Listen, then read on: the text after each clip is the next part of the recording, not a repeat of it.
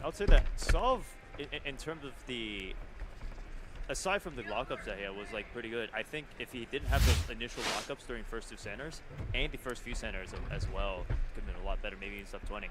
This is a big solve for Timon right now. He's on.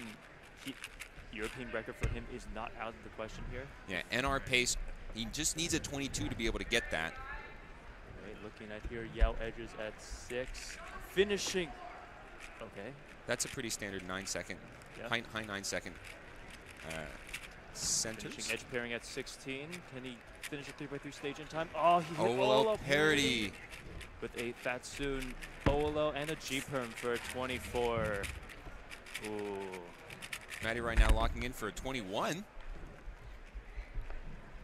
That's Maddie's last solve here. His average is 23.39. So not quite his PR, but within 1 second of it. Max with a 22.54 average.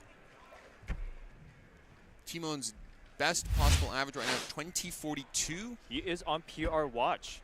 So his current PR, if we look at this, is 21.47. So not out of the question. I believe he needs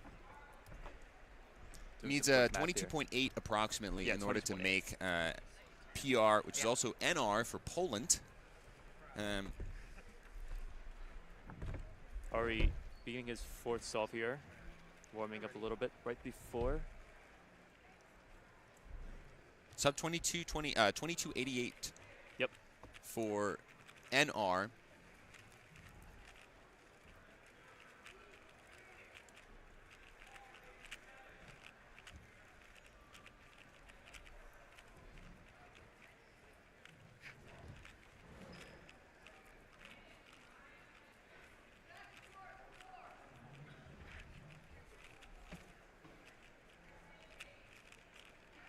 Ari right about to begin his first solve, sorry, his 4th solve here.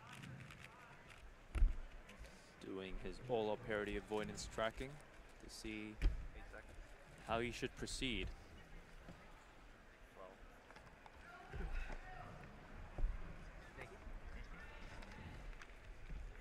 So usually during Olo parity avoidance, again, like Keaton said, you don't need to do any tracking. Oh, those are after. nice centers. Oh, that's pretty nice.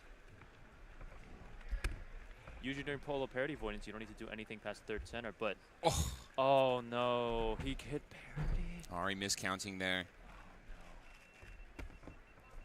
25.72. And that is another PLO parity for Ari. This is not a very lucky average for him, but he does still have a 25 average guaranteed at this point. That is going to comfortably make the finals. 28 is what you needed using first round statistics. And 26 is what the psych sheet says. Yep. What I was saying before is that you basically don't have to do any different moves in OLL parity avoidance until that 3rd center. You can do an extra slice then in order to not avoid, to be able to avoid OLL parity. But before that, you still need to be able to track the slice moves that you're doing in your first 2 centers and Yao edges. So here we got Timon. Of course, his best possible average would be PR here. So let's see what he can do. 22.88 or better would be PR and Polish NR for him.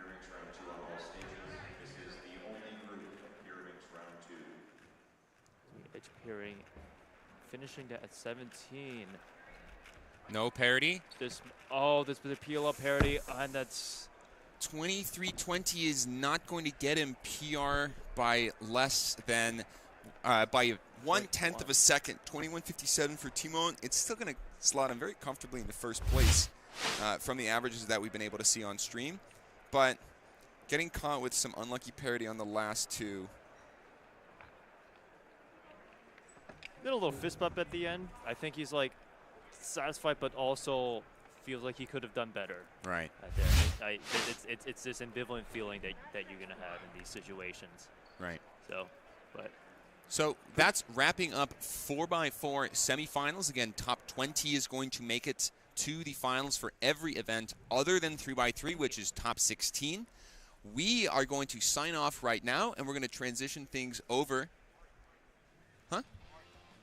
Oh, Ari actually has one more. I apologize. But to give you give you all a preview if you're just tuning in. We have pure semifinals coming up right after this, followed by scoop semifinals, 3x3 semifinals, and 2x2 semifinals as the last few non-final rounds of the day. We've got a great lineup for lunch as well. Previous days, we've been more or less having lunch be a hands-back affair, but today we've got 3 great interviews for you. We're going to have Kian Barry from Cubing USA talk to us about organizing these incredibly large and incredibly well-run competitions, if I may say so myself. We'll also have Stanley Chappell, who won 4x4 blindfolded and 5x5 blindfolded. And I've been told that he has a very special announcement that he wants to make during that interview as well. Oh. And then also we're going to have Phil Yu, CEO of thecubicle.com, my former boss from 8 years ago. He's going to come on and do a pretty chill chat. Phil's a pretty chill guy. Feels great. Does anyone know the new Ola parody alg? So I don't know the exact parody alg, but I believe it's somewhere on Robert Yao's YouTube channel. If I had to guess, it would probably be on Robert Yao's YouTube channel, but I could be wrong. We're doing solve number 5 right now. This is a very easy first 2 center case that he had right there. Yao edges at 6 seconds. Finishing at 10.5. Oh, 2 edges left. That's a little unlucky. Yeah, a little pause there as well, trying to figure out. Doing some pseudo slotting. He should have. Oh, he's going to have a diag case. Pretty lucky as well, unfortunately, with the 27.44 to finish this off. So Ari's average is 23, 24, 25, 26, 27.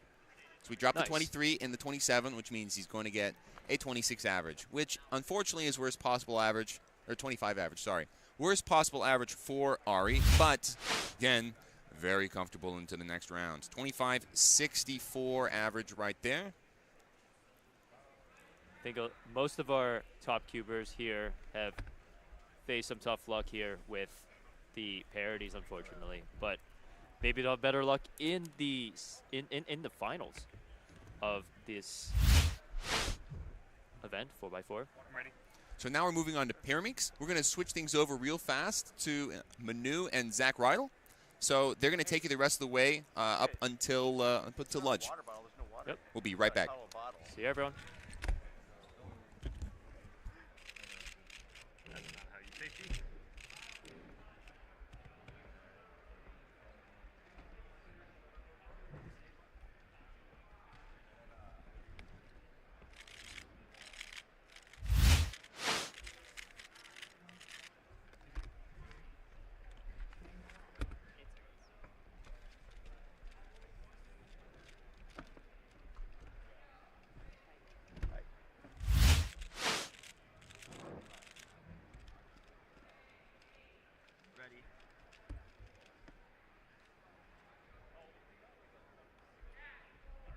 All right, everyone. I am Zach Rydell. Joining us is Manu Singhal, and we are doing Pyramix semifinals. As we've mentioned before, semifinals, it has to be one of the most stressful rounds for all the competitors here. Everyone is going to be trying to make finals.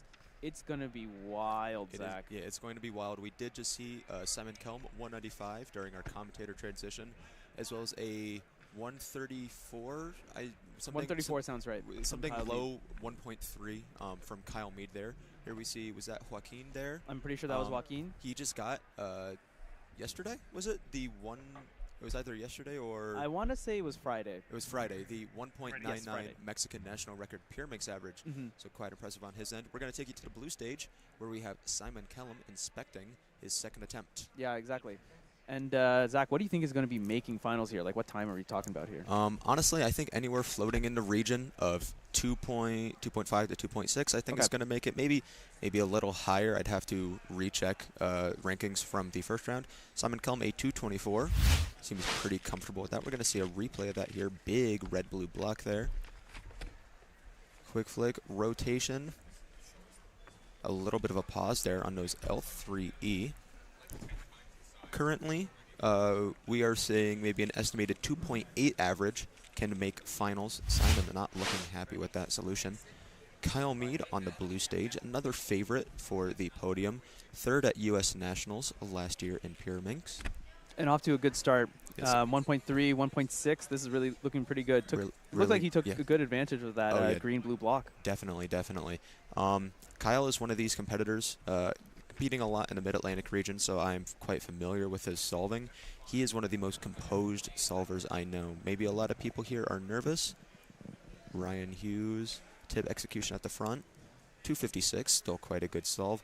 Nerves being a huge thing playing into these semi-final solves. Competitors would love to make the final round, especially get a good seed going into it, or at least feel confident in their turning. Pier makes in a very accurate style event where every turn, every angle matters. Competitors are really making sure that they're turning at their utmost confidence and without being as nervous. We're going to see Simon Kellum here on the blue stage, starting his inspection on his third attempt. I see a big yellow block there, but none of the edges are solved. Yeah, I think it's like one of those fake blocks. Well, there's that blue. There is still potential here. Simon Kellum, of course, our world record single holder of .73. 199. 199. He seems pleased with it, but still nerves might be hitting him here. A 153 PR average, currently ranked 5th in the world for Simon. One of the favorites going in. But speaking of favorites, we have showing on the red stage now, as soon as the replay is over. Here we go. Michael Nielsen, everyone. Your reigning North American champion. Michael, former world record holder average for Pyraminx, a 164 average. Quite the composed competitor. We did interview him yesterday, or I interviewed him yesterday. He has high expectations for himself going into this, but he's definitely looking to capitalize on it. Yeah, I mean, Pyraminx is such a stressful event. As you mentioned, Zach, every turn matters. Even these silly little tips, which are trivial to solve, they matter a lot, a whole lot. Pretty good turning there from Michael Nielsen. Kyle Mead a little displeased with that 286. Yeah, it's definitely above what he's going to be looking for here. I mean, he should, but with these three, he's given himself a really good foundation. He just needs to lock in on this fourth solve, get nothing absurd, and he's good. Here we see Michael's solve here. I liked the execution on the back tip here at the very end. Yeah, that was really hitting good. It with the middle finger. That was really, really clean. Like there was almost no way he was gonna mess that up. Yeah, we didn't get to see it, but he did pose for the camera, obviously. Yes. At least smiling, maybe trying to ease off his camera. nerves. Yeah. On the blue stage, we got Simon Kellum inspecting his fourth attempt, I believe. Yes. Yeah, so I forgot what he got on solve 1. It was a 1. See. That yellow blue. Possibly yellow blue. Oh no, it's kind of like a fake pairing. I see. A little bit slower turning, but 229 still quite fast. I think most of these competitors are trying to just safety sneak their way or comfortably sit into the final round, and then that's when they're going to go all out and hopefully get a great result. Simon there, smooth turning. Yeah. Pretty fast L4E execution, even though it was maybe just so smooth that it looked slow at a certain point. Yeah, kind of. I mean, but still on good pace for an average. Kyle Mead just took his seat on the blue stage. We're going to cut to him. And Kyle off to maybe a hot start, 134, 164, 286. Obviously not what he is hoping for. Trying to make that not count into his average. Yeah, he's definitely going to be looking for another sub-2 here. So analyzing this fourth scramble, there are... Yeah, that red, I mean, that means all the center sides are looking pretty good, so it's a good start. We're going to see a 3-tip scramble, quick execution of the tips first. Ended up a being 328, that 286 is now counting for Kyle Mead. Still, definitely not out of it. A 195 best possible average and a 2.59 worst possible. That should lock him a spot in finals no matter what here. He should be good, but for safety, he's definitely going to want to avoid getting WPA. I mean, so many top-tier competitors here that it's just best to lock in, treat it as if, like, you're not going to get in, and just show up. Exactly. We do have two competitors now. We have Michael Nielsen on the red stage, getting ready for his second attempt. We also have off-camera Simon Kellum starting his inspection. We're going to watch Simon solve, as I think he will finish his solve first. Yeah, this is really tight. Let's see what's going to happen. Actually, it looks like Michael's going at the same time. Going at the same time. Simon Kellum, 327. Michael Nielsen, 137. Shrug. Hopefully we can get a replay of Michael's solve here. Yeah, that was looking good. That was looking good. I mean, I was busy caught up watching Simon's, but let's see. That's the very tail end there. Caught the last bit, but definitely some fast turning on Michael's end. I mean, this is a great start, right? 1-5, 1-3. This is where you want to be going into the last 3 solves. I mean, there's still 2 left in order to lock in the BPA, which are always a little bit nervy. But if he can compose himself, then he's giving himself a good chance. Yeah. We see Krishna Nathwani getting ready to inspect his solve. Also on the blue stage, we have Kyle Mead inspecting. 8 seconds. Okay, here's Krish. Krish, 240. And Kyle, Mead, 170. 170. That's good. That's going to be a good average for Kyle Mead. We're going to see a 207. Pretty fast average. Definitely locks him a spot in finals. No, that's good. That's good. I mean, imagine like in the worst case scenario, he would have gotten WPA. That 3 would have counted. That's definitely not something he would have wanted.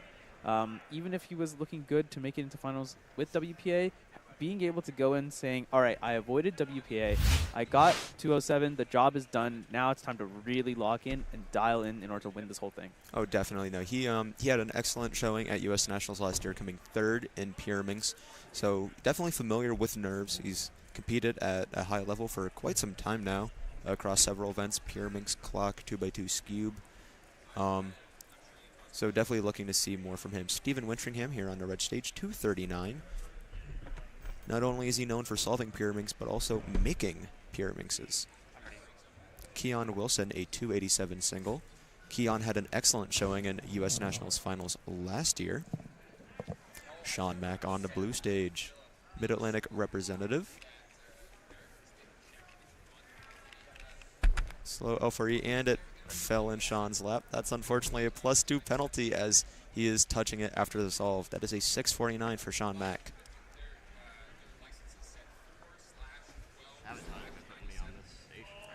Zeke Mackey on the blue stage.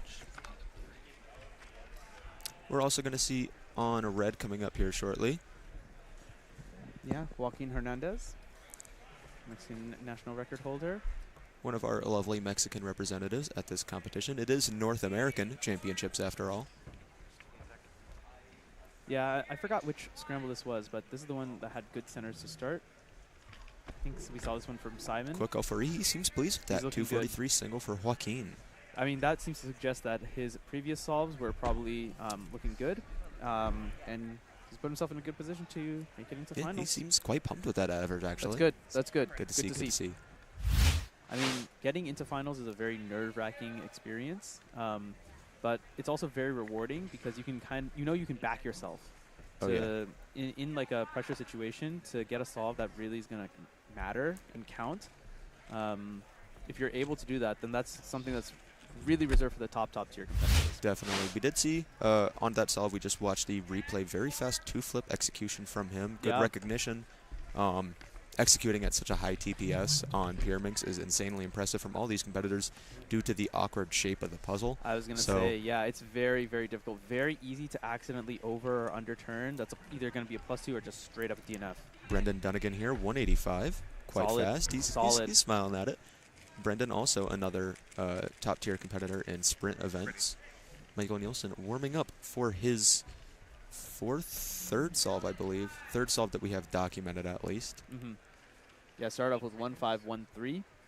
He's hoping you can back it up as we watch Zeke Mackey. 254. Pretty impressive. Cutting to the red stage, we have Michael Nielsen again, preparing for his next Pyraminx solve. This looks like solve 3. Oh yeah. Getting all those tips out of the way first. 148 for Michael. Quite impressive. That looked really, really good. I mean, the shrug, I think earned that. I think the shrug is more of just he knows he could have done a little bit better on that, but in an event like Pyraminx, every millisecond counts. Yeah, so I mean, that was fantastic. I mean, that is beautiful. I feel like he didn't waste a single move there. Definitely not, but still maybe just really, really clean. These solvers hold themselves to an insanely high expectation. Yeah, that's fair enough. So I can understand maybe nitpicking. Probably a tip execution could have been a little bit better. Something in the back of his mind. Joaquin preparing for his next solve on the red stage. See it overhead camera. He is spamming moves, hopefully getting locked in on his turning. Yeah, I mean all those moves looked really good. No big pauses. All right, what's he got here? Let's see what he's going to do. He's looking around a lot. I'm not sure if he hasn't decided exactly. I mean, 12 seconds is up now, so he has to go. Yeah, it ended up being a bit of a longer solution, unfortunately. 3:05 from Joaquin. Or judging, it doesn't look like a +2 from this angle, but we also don't have the best camera angle of that. Well, from the top here, what are you thinking, Zach? But you and I Top both here? delegates. Oh, This one's tough. top here. That looks. Ooh. I kind of want to say it's over if I'm looking at the bottom of that green center compared to the It's magnet. really difficult to see. You have yours? You want to do a countdown? Okay. 3, 2, 1, +2. Okay. All right, Okay. and they have There we rolled go. that a +2 for Joaquin. Yeah, so that's really unfortunate. What a small margin of error. Yeah, that's Pyramix for you. Every little bit counts. I know we were talking about it earlier. Any penalty you get, which is extremely easy to do on Pyramix, to be off by maybe just one move, could almost feel like you're doing 2 solves in one attempt. A 2-second penalty, 2 seconds being the average of some of these competitors. Yeah, exactly. So getting a 2-second penalty or a +2, basically you're slowing yourself down to half speed. Definitely, yeah. We are going to see Michael Nielsen preparing for his 4th solve on the red stage. I believe this is his 4th at least. Yeah, we can see if we see the 3 red centers already aligned, and the other centers being 1 move off, then we should be on solve 4. That's what everyone else has gotten. Yeah, Michael on pace for quite a fast average. I mean, he's quite a bit ahead of everyone else, because even though Kyle got started off with a decently hot start, I forgot what exactly it was. It was 1-1 to start. He ended up getting 2 and then a 3. So he's in a really good position to kind of put himself out there and take the #1 seed going into finals. Michael here preparing, making sure he is ready for his next attempt. Yeah, you can hear some of the chatter in the audience as well. It's people are trickling in. Yeah, people are finishing up the group, so people are leaving the stage, and crowd noise is definitely a factor in this. Yep, there's those solve the red center. So this is solve 4 from Michael Nielsen. A 3-tip scramble. Let's see how he chooses to approach this. Yeah, it seems like the solve centers have not really helped any of the other competitors. What will Michael get? 184 for Michael. There we go. Yep, he's. So I think that's three shrugs he's so like, far. He's like, I've showed up. Like, this is it. He does have a best possible average of 145, which ties the North American record currently held by Ezra Shear. His worst possible average being 161, which is still quite fast, but still a little bit slower than his PR. We might be on PR watch here, Manu. We're on NAR watch. NAR watch, PR watch for Michael, I think, is maybe what he's thinking of more so, really? definitely. Really interesting. But either way, a tied North American record would still be really cool to see here. Yeah. We're going to have to wait for Michael's 5th and final attempt. Right now, again, as I mentioned, we're kind of in a transition in between the events. So we're just going to have to wait it out and see what we got to have. How are you doing today, Manu? Oh, my goodness. It has been a wild day so far. And what's crazy, it's going to get crazier from here. Yeah, this is like the calm before the storm, and this is crazy. This now, is semifinal, yeah, high tension. I've been running around all day trying to keep track of all my friends' results. My results earlier this morning, my clock average was all right. I think I came top 50, which is cool. Cool. 2x2 was, I competed. He solved the puzzle. Yeah. Scube getting called here. Michael Nielsen getting ready on a red stage. Maybe having some thoughts. Well, I think he's more so saying, like, yeah, of course they're doing an announcement right as I'm about to solve here. Yeah. And there we see Narwatch 145 average, which would tie Ezra Shear. He just needs a single.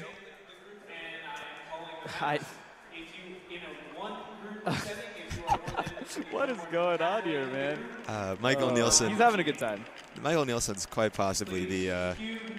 very emotive. Definitely, yeah. He's always ready for the camera, no matter what. Locking in is turning. And, you know, I saw a couple people asking in the chat, Ezra did not make it to North American Championships this year, so he has, unfortunately, no opportunity to take this time on from Michael Nielsen.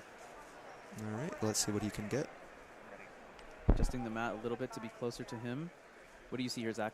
I see that blue. I thought I saw a blue-red pair on the center, but I see those blue centers kind of close to each other. Let's see what Michael can pull off.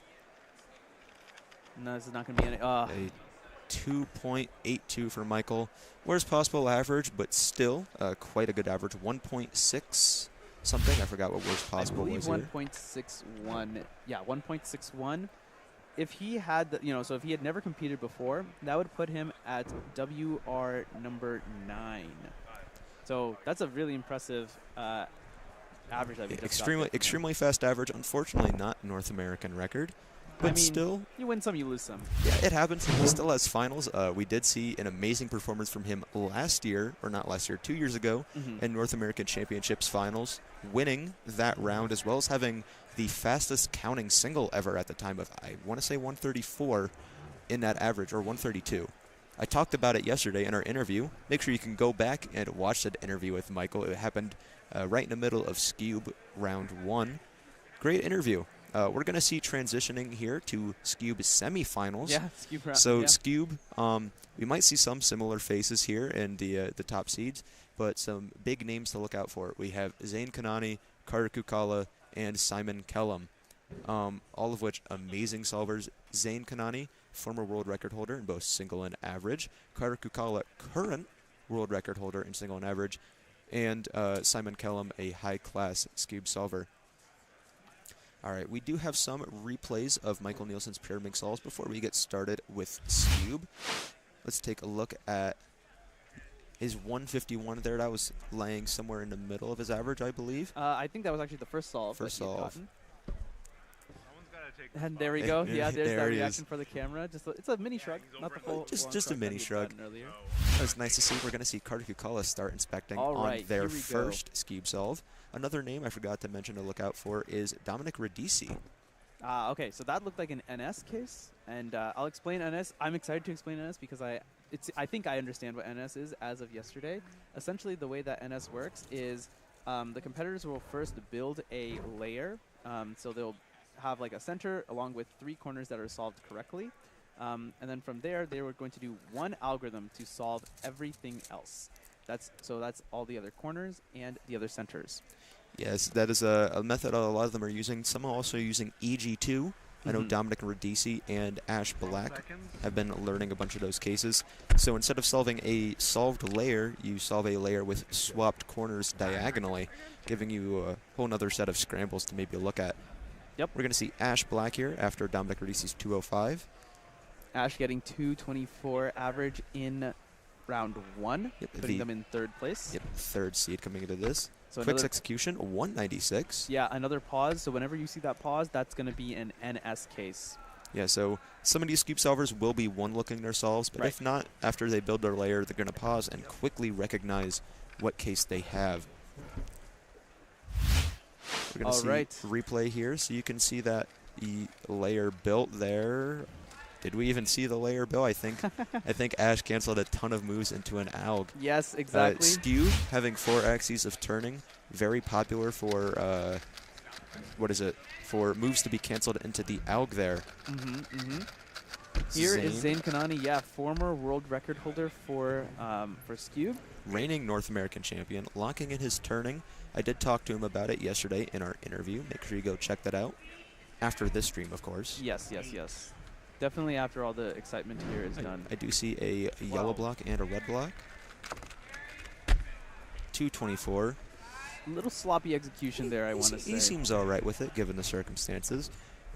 224, still quite fast for Zain. We're going to see Carter Kukala inspecting on the red stage. Let's watch this replay from Zain here. Going with that blue layer. And then, just going back and forth on the same move, same layer. Carter Kukala, double world record holder. Scube and single and average. Nice. 164, quite nice turning there from Carter. You started off at 205, 164 to back it up. That looked pretty good to me. Definitely. We're going to see on a blue stage Dominic Radici. He competed in our region's relay last night. That's right. I believe he was on southeast. I can't fully recall because I was just too mesmerized with this solve here. I mean, did you see that white side? Yeah, I did see that. That was quite impressive. 163. Dominic Radici and Carter Kukala neck and neck. Wait, they're actually 0.01 difference. Oh, yeah, that is beautiful. And, very quick NS execution from Dominic. Yeah, Dominic just with the 100th second advantage over Carter here. That's looking pretty good. See Ethan Zhuang here. Ethan got a PR 2x2 average yesterday. 1.2. I forget what it is, but it is currently 29th in the world. That's so impressive. Quite impressive from Ethan. A master, maybe, of the sprint events.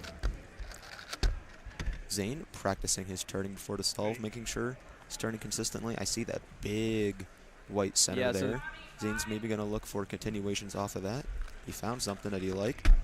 A 158. Currently the fastest solve we've seen on that scramble. As Ash gets 239, they are not very happy with that one.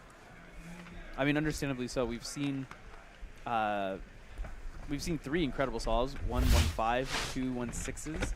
So understandable why Ash was not super impressed. They actually ended up Zane ended up making that layer there. Zane got a 158 on that, I believe, on his second attempt. Yep. All right, we're going to see that added into our live tracker here as we come up to Dominic Radici solve number 3. His third. See that yellow block, blue block, green block, a lot of possible layers here. Yeah, but none of them, each of those are only one piece solved. I do see maybe some corners solved relative ability. 143 for Dominic. He saw something awesome on that scramble. I mean, that was pauseless. I wonder if that was NS prediction or if that was... He may have canceled a bunch of moves that is very popular with NS Elgs. We see that orange layer into I believe, NS. a 7 or 8 move NS. Yeah, Seems no, that was quite that was pleased solid. with himself. Now, do you know what God's number is for Scube? I do not, unfortunately. I do know I that... want to say it's 10 or 11, but I wasn't sure. I know that the minimum, at least, is 7 moves, I believe, for Scube. So every solution is at least 7 moves.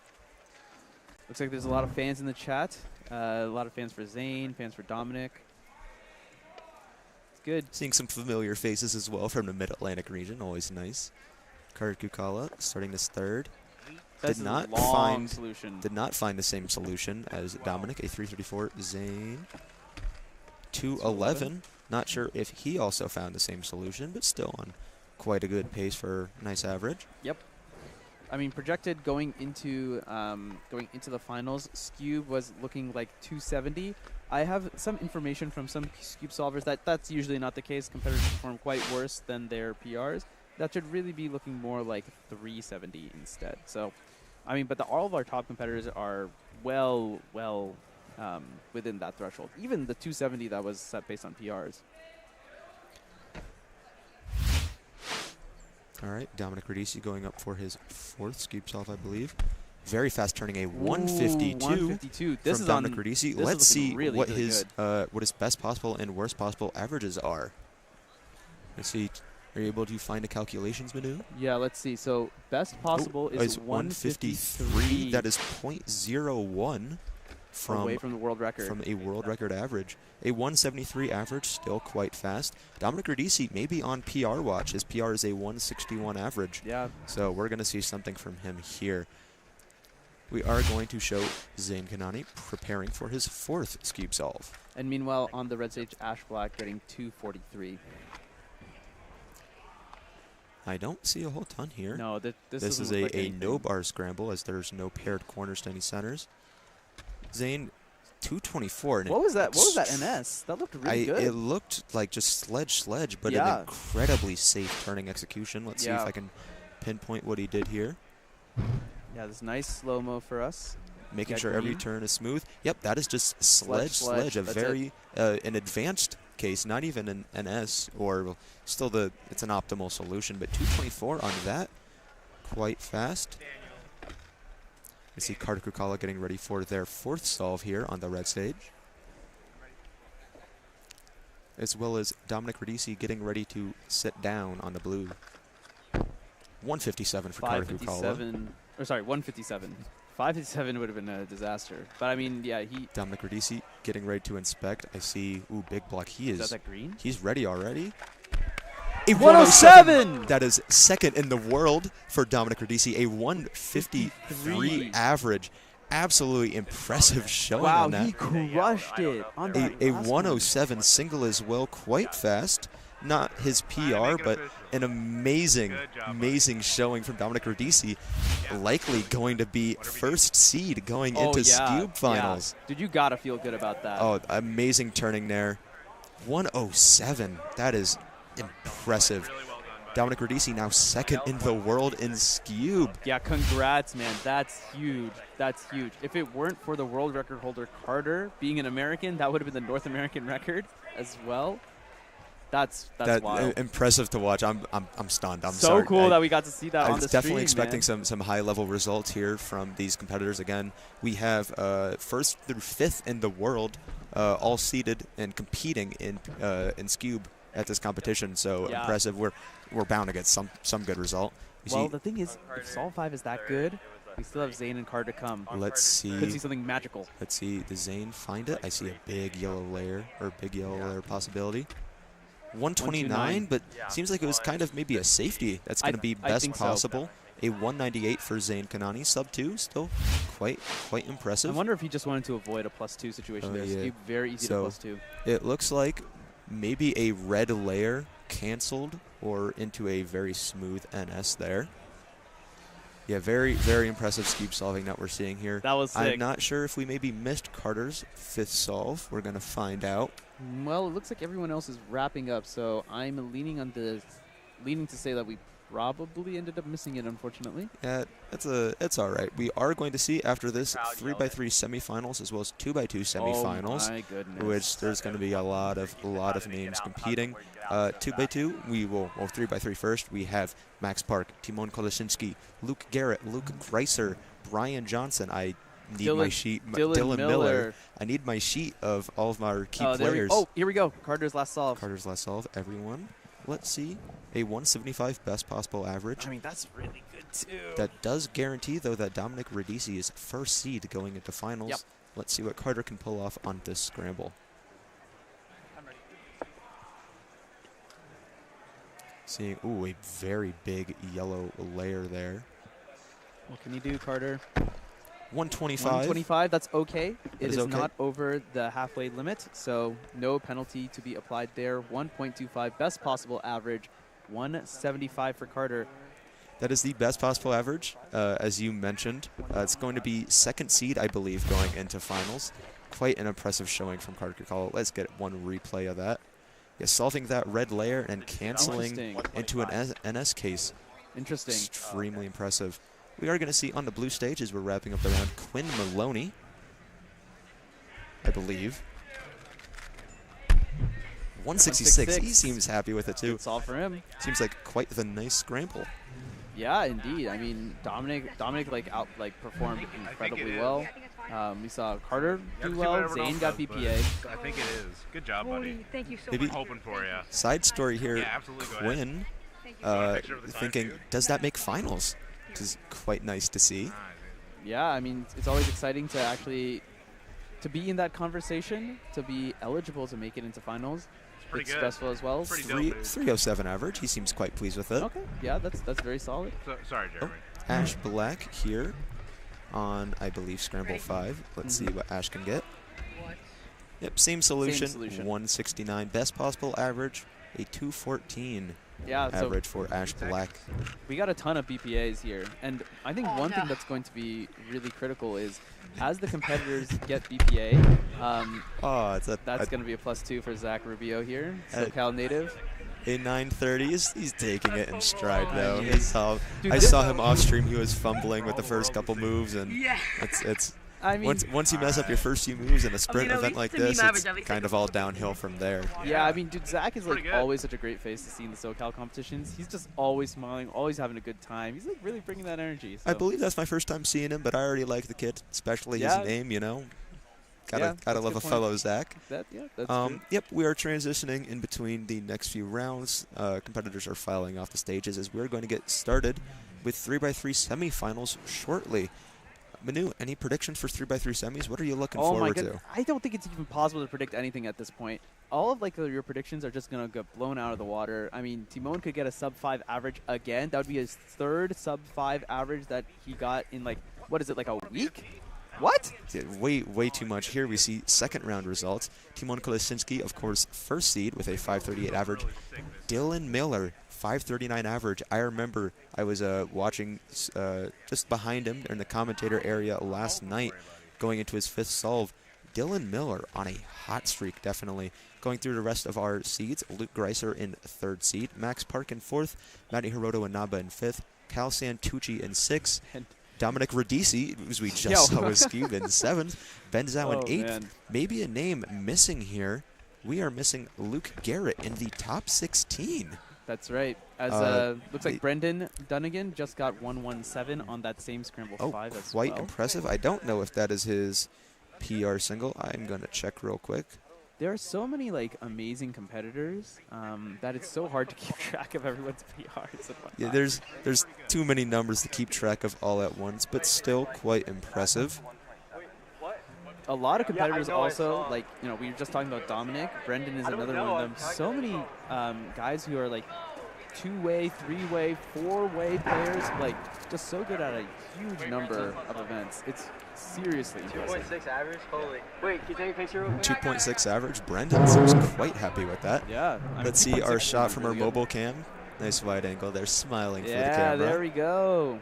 That's Bendy, formerly of California. Now I believe he lives, I want to say in the Southeast now? The Southeast region, but still awesome to see all of our competitors get great results here. Yeah. I believe we are going to be transitioning shortly into 3x3 semifinals. Yep. Going to be awesome to watch. I will not be commentating that, unfortunately, but I am going to be watching the entire thing. I'm going to be right here, right behind. I'm going to be watching every single result as I was doing with that 4x4 final. It's just going to be wild. I literally have no predictions. The only thing I need Luke Garrett to make semifinals. Luke Garrett, not top 16. Again, we only pushed the top 16 from the semifinals coming up. 2 head-to-head finals later on at the end of the day. Luke Garrett, definitely one of the favorites going to that final for a podium, but not even in the top 16. Is he going to be able to handle the nerves and make it in this final? I imagine. I'll make a prediction. I think that last average, it's a one-off. I think he's going to dial in, lock in. It's a new day. It was at the end of the day yesterday, right? After, tons and tons of events, lots of stuff going on. This is now the semifinal. He knows. He's been in these huge situations before. He got 4th place at Worlds. You don't just do that, right? It's not a fluke to get 4th place. Absolutely. He's shown himself up in competition after competition. I think he's going to lock in here. He's going to make himself into finals, even if he doesn't get the best average. Absolutely. Well, I'm looking forward to it. I'm going to go out there and watch now. We are going to hand it off to another set of commentators. We have Kevin Hayes and Alyssa Esperez. Great commentators. Zach Reidel signing off. It was wonderful talking to you all. All right, see you all soon.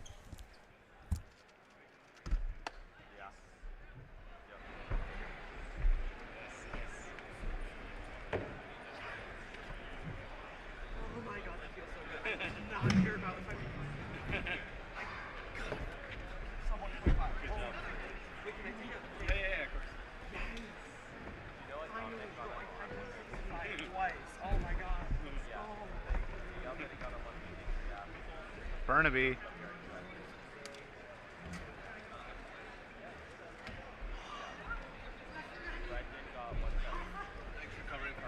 I'm about to say, you do know this is your station, right? I'm going to take over for you. Right now? Well, if you want to switch in between groups. Well, you can go finish your lunch. Follow the schedule.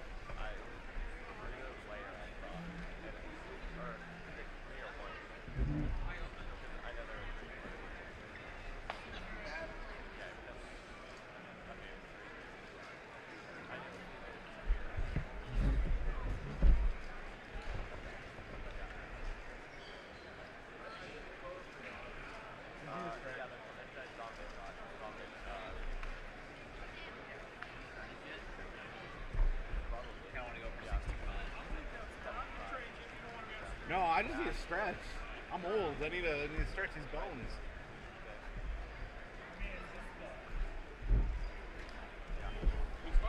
It's Vito's spot. I kind of want to watch the 3x3 though. Yeah, I messed up.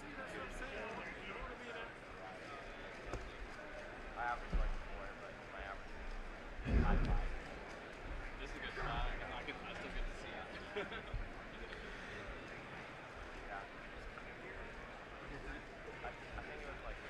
Honestly, Rich, I think your spot is slightly better because it's a lot less stressful, right? I was like, this is perfect. I'm happy where I am. Like you gotta be perfect here. Like they even care where the box is. Like I usually just put it on the floor. I don't want, just get the box out of here. There's not a lot of space. You got that thing here. Yeah, so if you put the box like here, your team gets mad at you.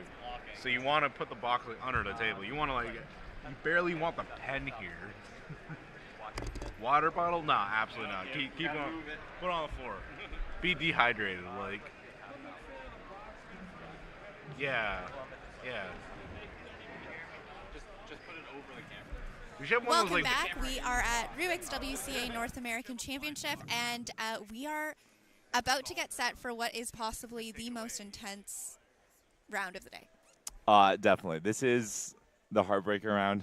3x3 semifinals. There's a lot of tension. A lot of people's main goal is to make the final. Even the people that their goal is to podium, there's no guarantees. Yeah. All right. We're getting right into it. This is Luke Greiser's first solve. Yeah, Greiser was third in the second round with a 5.74 average. The time we're going to be tracking here is top 16 final, and the projection is 671. All right, wow, great start. B-perm, smooth. Very nice. I think Greiser, like, he's a very fast turner. That V-perm looked a little more controlled. I think that's a great idea. He's already on an insane pace, and that's all. 5-2 is a great start. We got Dylan Miller next. Yeah, so first round was 6.9 for 16th. A little slower than we expected, but yeah, second round 6.7, which I think is right on. And then this one's, it's always a little hard to predict. I feel like people try to be a little safer in this round, but not too safe because it's like There's no margin for error. Yeah, there's no margin for error. But yeah, at the same time, there's no benefit of getting some insane. Yeah. There is like a little, like some of the guys, like it's like I'd like to go last, or maybe you don't want to sit in the green room for as long. But we got Dylan and then Max is on deck as well. It's going to be, we're going to try and get as many solves as possible, but everyone is going at exactly the same time. Ooh, rough. I think he tried 3 times to hit that F. Oh no. Okay. That's not a good start for Dylan. That's 8-4 is bad enough to where I don't think he can count it without. That's not countable. Max is doing. All right, mid-5, follow 5. Very nice from Max. Good start. You can see even Max, the favorite top seed, he's getting. I don't think he's fist pumping a 5-3 on round 1. It just there's the pressure. So Dylan Miller, a big story here. He missed finals at Nats last year. But and his goal is to never miss another finals. That has got to be weighing on his mind after that. I mean, that's a bad start. Yeah. He was second in the last round with a 5.39 PR. Absolutely elated last night, but he knows that this is it. If you can't do it right now, it doesn't make a difference. Your second round average does not help you in semifinals. Nice start. Very smooth. Oh, my God. Timon, he's just so casual. So casual. I mean, like, you can feel, like, I feel like, oh, that smirk at the end, too. He knows he's got it. Like, Timon just has that aura of just, he knows he's going to do it. He knows he's got it. And just so smooth. I mean, the other guy that was really smooth, Greiser, was extremely smooth in solve 1. We're cutting to him right now as he keeps that up because I was extremely impressed with how his first solve went. Wow, really nice. Wow. You could even see it in his face. He kind of like picked his head up when like he had that one lockup. Yeah. I think like it's one of those things. I don't think it's like you kind of got out of it a little bit, but then he immediately like snapped back in, smooth turning. Like one small lockup did not derail him. Yeah. It's a weird like kind of head movement there that it could have thrown the whole thing off, but yeah. he got back into it. Okay. This is a huge solve, I know. Like, it's like every single solve is now like it's at 8-4 to start. I mean, you're gonna get a 6. You'd have to count 2 5s, which I mean is totally doable for Dylan, but it's not what you're gonna be relying on. It's not how you want to start the average. We have seen crazy stuff. When the year Patrick won, he started with 2 8s, and they got 3 5s in the semifinals. The clutch, like insane clutch. So it's not out of the realm of Dylan's one of the cubers that has that capability, but it is an uphill battle. You get another bad solve. Dylan has quite a long routine. Max is actually going first. Okay, thank you. Awesome. Max is going. All right, Max has got the good confidence. 5-3 to start. We can cut to Dylan as soon as the solve ends. White looks easy here. 8. Oh, a pseudo slot there? 12. Dylan. Much better. Oh no. Yeah. That was OLL. This is a tricky spot for Dylan now. It is. He's looking at that time. They all know 6.7 was 16th in round 2. Yeah. It's like, okay, we had a bad solve, one solve that can count, and then the scenario actually hasn't changed like at all. Because you get a counting solve and it's exactly on goal. It's not negative, it's not positive. Max and Luke Reiser are in great spots. They're already counting a 5. I mean, you start counting a couple 5s, then you can actually count a 7 and be safe. Yeah. Timon's up next. Greiser's next. So Greiser can basically, it'd be clinch like a 99% finals chance with a good solve here. Oh no. Can't recover. Still want a 7 on this. 707, there we go. That's actually huge. Timon is so good. Luke Reiser, that Luke Reiser solve is exactly why you do not give up in the middle of a solve. Pilo, 6 move, or I think it was Anderson only last layer, that solve can count now, and it doesn't ruin the, you don't want to sit back like he just did. He realized that. I think he realized that and kept going. That's 2 solves in a row where he kind of had this moment in the middle and then still finished strong. Right. Yeah, it was box anti-fast tune, OLL. So just an 8-move OLL and then PLL skip. When the goal is to make finals and you're counting a 5 already, the difference between 7-0 and 7-5 is big. It's huge. Yeah. So yeah, PLL skip saves the day for Luke. All he needs is, actually, yeah, he's in a great spot. He just needs another 7 flat to be safe. Okay, Timon is in. Okay, Max Park is up. We have Max and Dylan on deck. We'll see who starts first. I don't know if production can try and get a PTZ to where Luke Garrett's going to be sitting. I don't think he's on stream setup, but we haven't seen him yet. We're also submitting Maddie. All right.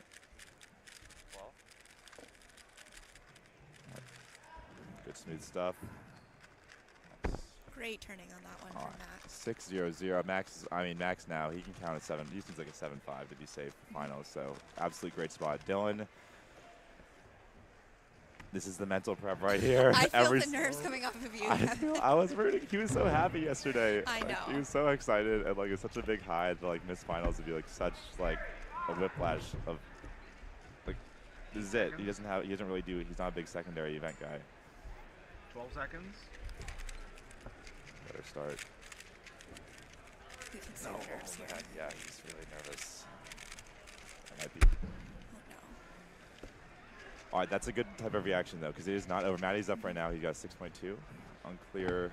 We unfortunately missing his solves, couple first solves, but Dylan knows it's the reaction of this is rough, but he still knows he has to stay in it. It's not over. He's capable of getting 2 5s and sneaking in. It is not over, for sure. But it is. Yeah, it's a rough spot. All right, Greiser can basically clinch here with a mid-6 for sure. Good start. X-Cross. Wow, really fast X-Cross. Holy, yeah. CBLO. I mean, it's worst possible. It's going to be good enough. Ooh, worst. Okay, worst possible. If he gets his worst off, it's a coin flip to make it. But yeah, this is the exact reason why every single 100 counts, even in your bad solves. Yeah. And this is why on that last solve, sitting back and still clutching it out was important for him. Yeah. What? Oh. So good.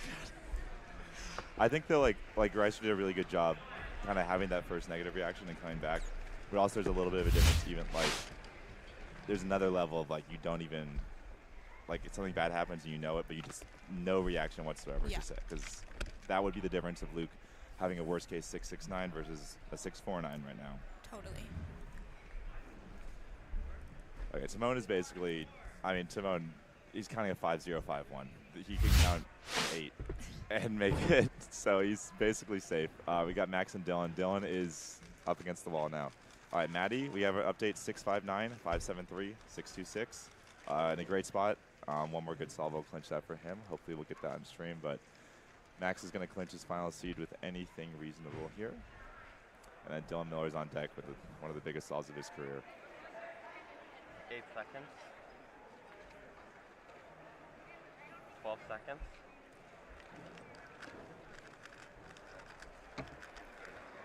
Oh, nice. Yeah. Good solve from Max. That clinches finals for Max. Yeah, sub 5 locked in. He is in. Dylan Miller is going to need 2 5s. 12. Good start. Wow, really good start. There we go. There's one. What's his best possible average once he goes in? Oh, never mind.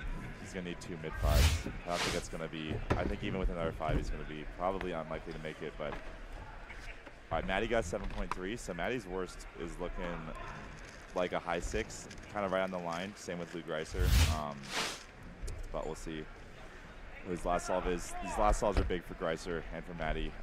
Garrett, we are missing data on, but we got him on screen now.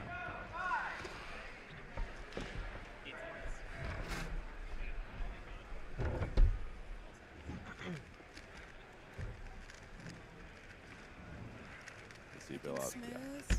Really long CBLO. And he executed it well, I think. It just looks like terrible It was just case. a lot of moves, yeah. All right. I don't know how much math Greiser has done to realize that, like, he doesn't need this solve, maybe, but. It is, I think, going to be slower going into final, like the 16 cutoff. All right, he should be safe here with a good execution. Great. There we go. I mean, he does the little, like, shrug. That's what I wanted. That's what I wanted. Oh Timon's so good. Is that his? Okay, Timon's worst case is 5.2, 5.19. And shaking his head at that. Yeah, once you're when you're 3 solves in and you have 2 counting 5 flats, the goal is now you're 99.9% chance to make finals. The goal is now shifted to like, let's get something really good. Yeah. Let's be top seed, which he's still on pace to do. All right, Luke Garrett is doing well, 5-7, 6-4, 6-4. So well on pace. One more solve for him. We'll clinch it.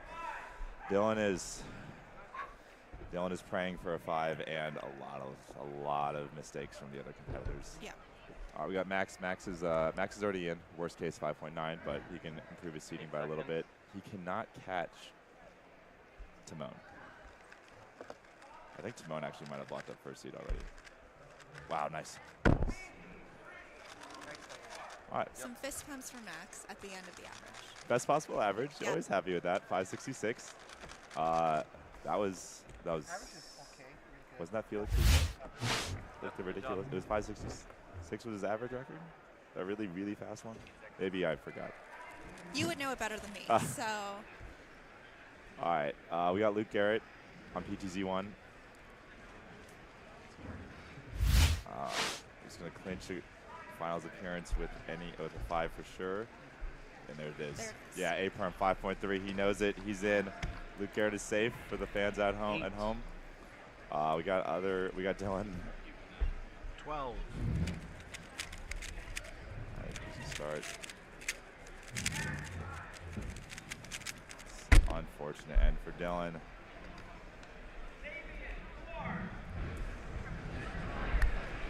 That's such a rough. It is. It's so tough. It's the nature of the sport. There's only 16 spots, so there's almost no room for error. And after the first 8, the pressure just builds.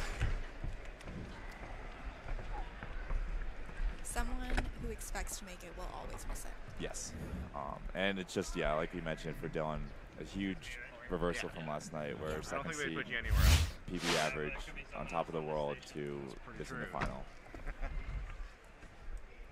All right, Timon in the reverse case locked in. We were still missing some data, but I think he's locked into a low 5 average, best possible 487. If he gets a 4 average here, he's gonna be really psyched. 8 seconds.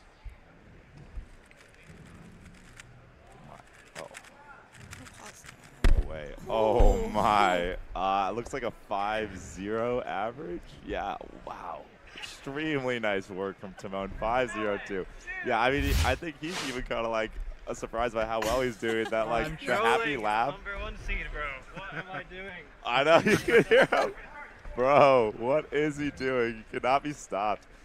I think his last 4 averages have been 4-9 at All-Stars, 4-7 round 1, 5-3 second round, and 5.02. Almost another sub-5 here. We have been talking about like how rare that sub-5 average is.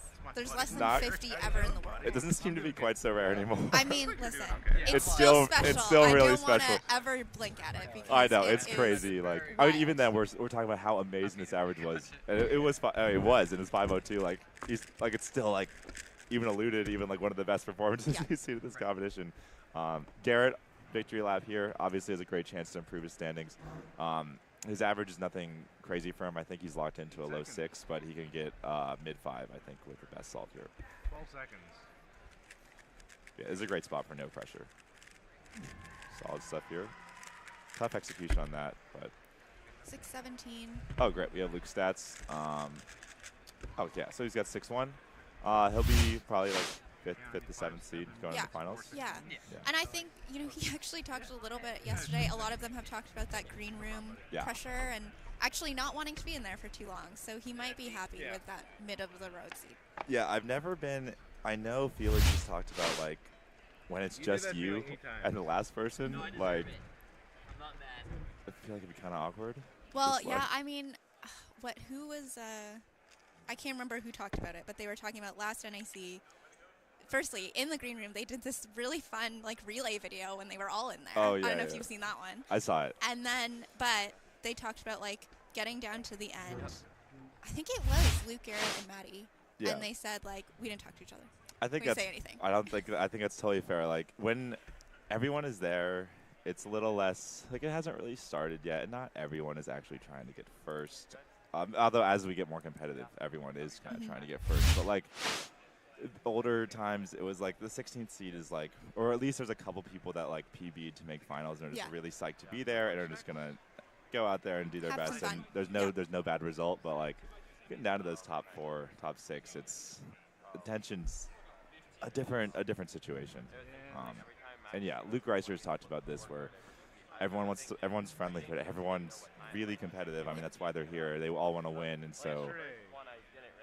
Like what you're saying, I think it makes sense that they're just kind of like, hey, it's like you're like in like the room before like your gladiator match, and like you're like, oh, we're going out to like duke it out, and like. And no phones either. Like no phones, no like nothing. So you bring your timer. Are just your timer, your cube, warming up, because obviously we don't want them watching the stream or seeing results. No, seeing results. Yeah. Yeah, listen, we're gonna have a fun one today because we'll get their live reactions like right after. Like, we'll tell them you're this place. I mean, sometimes like usually you have a spotter like you have a friend in the crowd. Like as soon as you finish your average, they'll tell you they'll mouth to you like what spot you're in. But sometimes it's hard and like they won't know for like a few seconds after they finish the live standings. So, all right, we will await the final results for. I'm sure. This semifinal that will lock in our finals. I know the data team is hard at work. Shout out to our data team. They will get that in for us, and we will get you updated as soon as we know those final standings from the semifinals. And we're going straight into another 2x2 fast-paced semifinal. Very fast-paced. I think to summarize what we know from 3x3, Timon first seed, 5.02 for sure. Maddie, Max, Greiser, and Garrett are all safely in probably seeds 2 through 10 around there. Dylan Miller, unfortunately, will be out, and we're gonna fill in the rest from there. Yeah, people we didn't see on the stream that could be looking to hit the finals. Some Canadian bias. Brennan Lynn and Kyle Santucci would have been looking for that finals appearance. Caleb Chen, an up-and-coming 13-year-old. Yeah, I looked at his profile. He started cubing like 3 years ago. Yeah, I was like, what is going on? 2022? Yeah, 2022 okay, ID. First competition 2 years ago is wild. Yeah, and first competition, like, at the last NAC, he either would have just started competing or wasn't competing yet. Yeah. And now here we are in North American Championship. 2 years later, he's looking for a finals Looking appearance. for a final spot.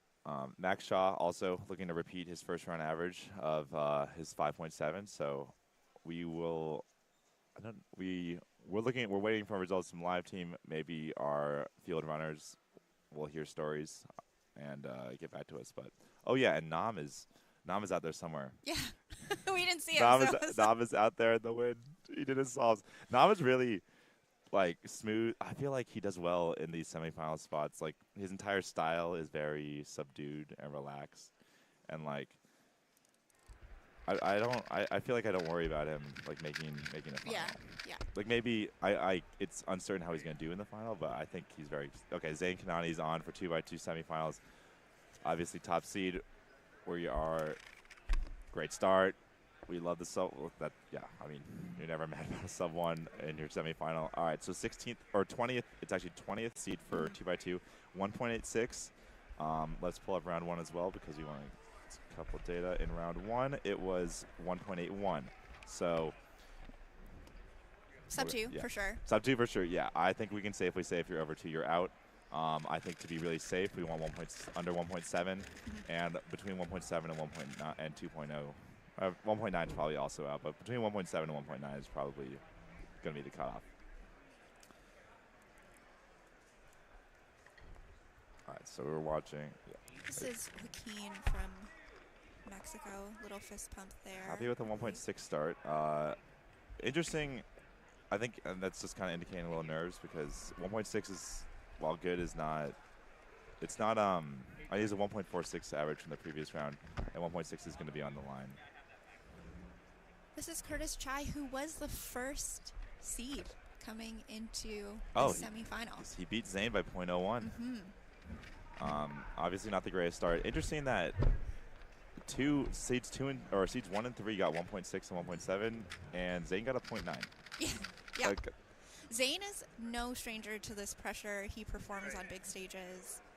We saw him at the last NAC break world records on this stage. Yes. 8 seconds. I'm sure right now, though, the first priority is just get 4 stalls that are under 1.5. That was not that one. I think he, based on what I saw, he did like a full T perm, which indicates I think he missed he didn't have the one look. Yeah, he planned it incorrectly. Yeah. But like you see right there, 2.2, he can actually count that. Yeah.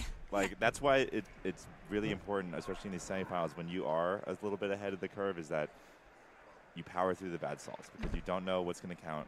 I mean, he can get 0.9, 0.9, 0.9, and 2.2, and he'll be safe. Yeah.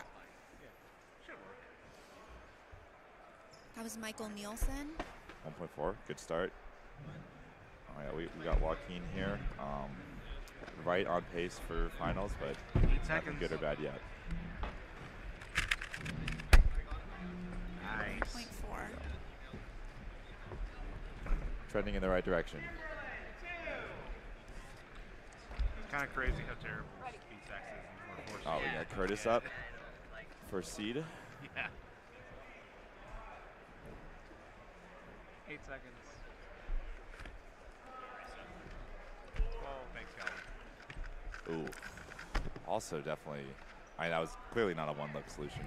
Seems like maybe the second scramble is a little bit tougher to find that one look. We've seen two twos on the second scramble. Yeah, both some people who we expect to be able to do this blindfolded just as fast as they could do it with their eyes open. Yeah. All right, Zayn's still in a spot where he doesn't have, like, theoretically he could get a DNF and still make it, but that 2.2 is not, this is a long inspection too. Wow. Over inspection penalty. It was over inspection? Really? Okay, we can probably also check the video later or something. But yeah, you can try it. Yeah, over inspection penalty for Zayn is called in the field for a +2. I don't know exactly how video review works for a situation like that, but 3.53 for now. I'm sure he will be appealing that for the video later, but we'll move on for now. The inspection time in 2x2 is so critical because they're looking for that one look solution, so it can take longer. Yeah, especially someone like Zayn who's looking not just for the one look solution, the best optimal one look solution.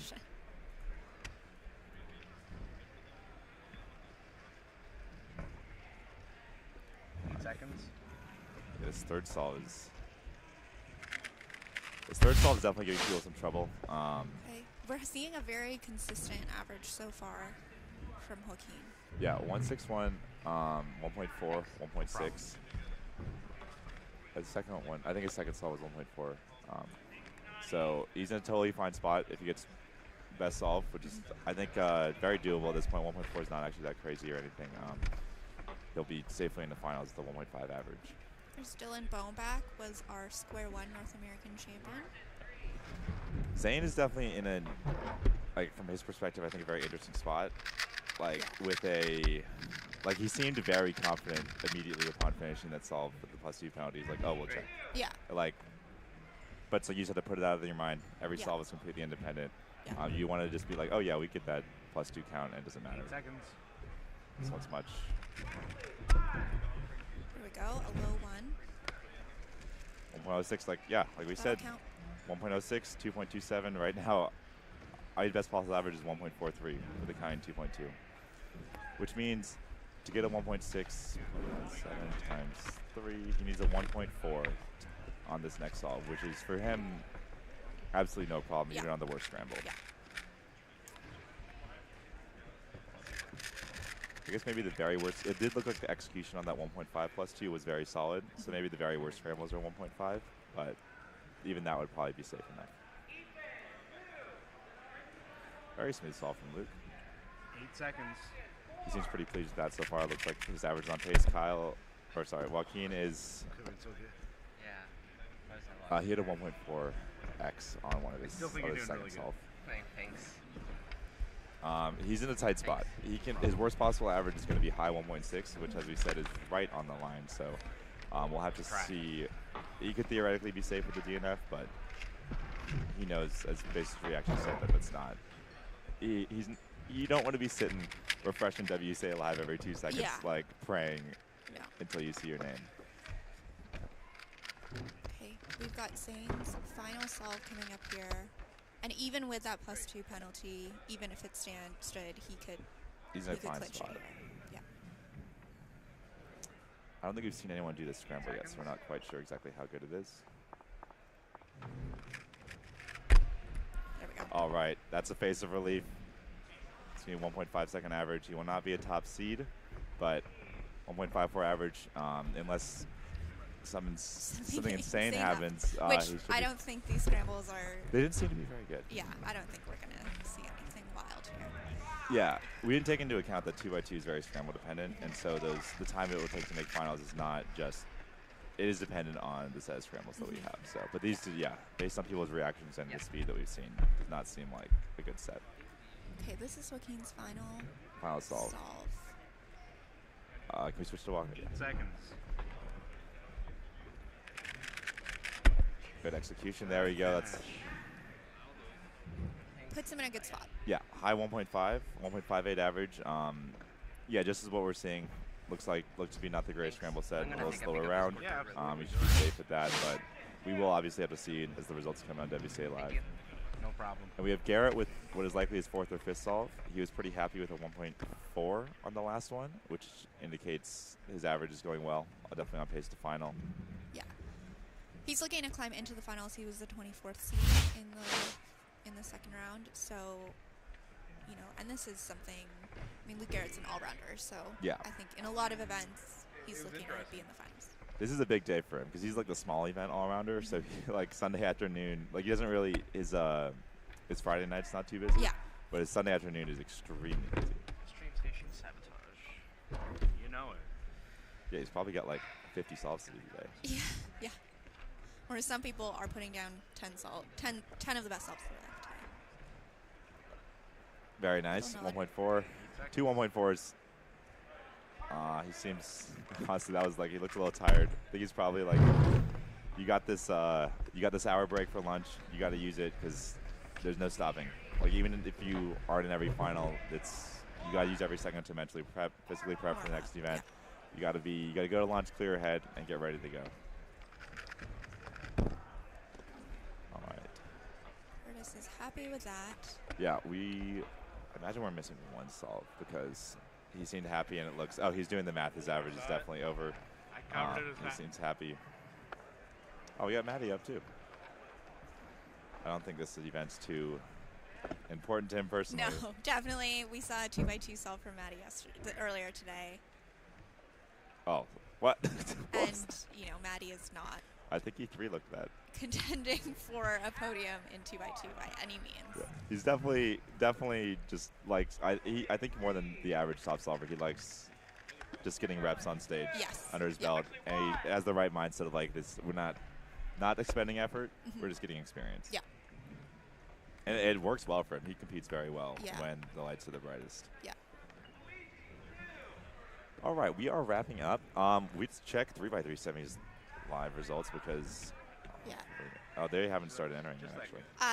They're using something called batch mode in WCA Live, so it'll all come up at the same time. They're putting it all in, and then they'll send it to the internet all at once. Oh, so you don't have the, you don't just refresh, and then you just stare and you wait and you hunt down the one person. It's like, what did they get? What did they get? This, I believe, is Kimberlyn Calderon giving us her final, what I assume is her final 2x2 solve. A couple people are behind. Garrett's got another one, too. So this could be 4 or 5, but everyone should be on solve 4 or 5 right now for sure. 12 seconds. Looks like a tough one. I've already seen a over-inspection penalty, but safe there. All right, Luke Garrett on his final solve. We are almost certain. 2 1.4s, which he was pleased with. 8 seconds. Doesn't really look too stressed. We'll get a reaction here to see if it's definitely his finals berth. Yeah. Oh, yeah. You said, okay, we're good. So. Shout out to the mic that we have on the station. They Yeah. give us a lot of information. It is really nice, like, because sometimes even just a few seconds after, a lot of these pro cubers, you know, they have their professional sheen on, but like that instant reaction is a little more authentic. Yeah. Just they're not just like 2 seconds out of the solve, being like, what do I say to the microphone sitting above my head? Yeah, we love the live emotional reactions, especially when it's like the relief or the excitement of getting a good average and clinching a final spot.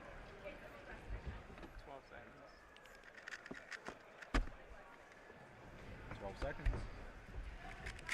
Everyone is. I guess it is the nature of 2x2. It's very one-look event, scramble dependent, like a lot of inspection. It's the solve is almost decided in inspection time. Oh. Like, execution obviously matters, but by the end of that 12, 15 seconds, it's Felix, decided. that's all you want. Yeah. The time is Felix?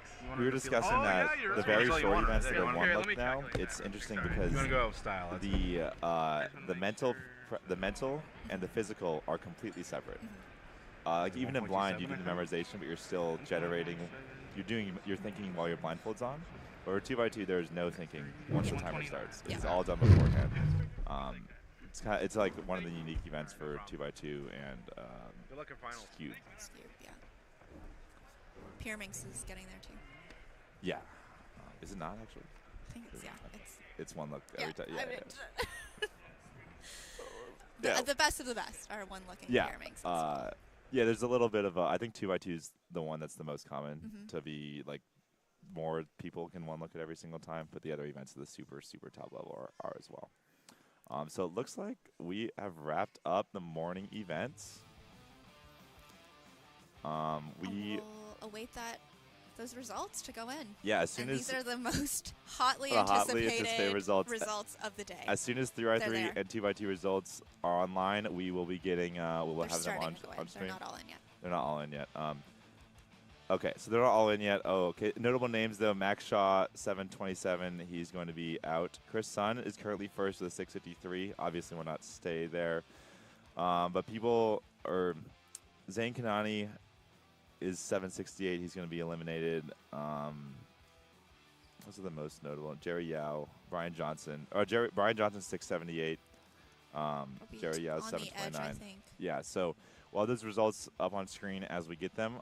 For now, we are going to take a short break, and we've got some interviews over the lunch break, so stay tuned. You don't want to go anywhere.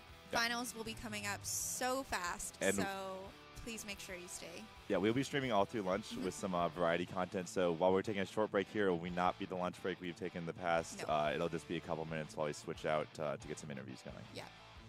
Do not go anywhere.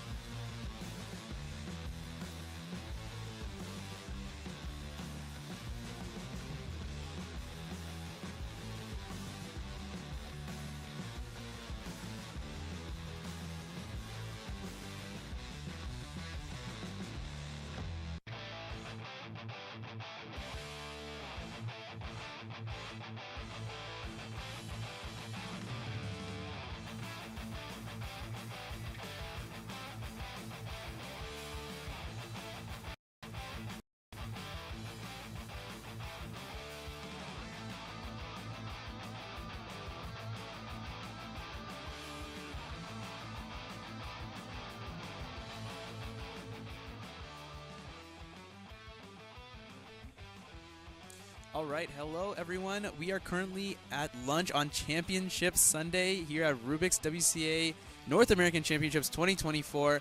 I'm joined with Chairman of Cubing USA, Kian Berry. It's an honor to have you on. I don't know about that, but thanks for having me.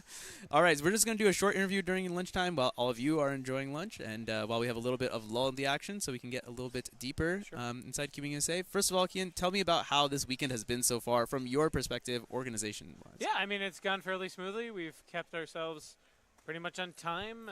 Very few serious problems. I mean, I would say, all in all, I mean, we expect a smooth event because we've done it so many times, but very smooth. We have a extremely high show rate. I think it was like 7% of people didn't show up. That's really good. Fantastic.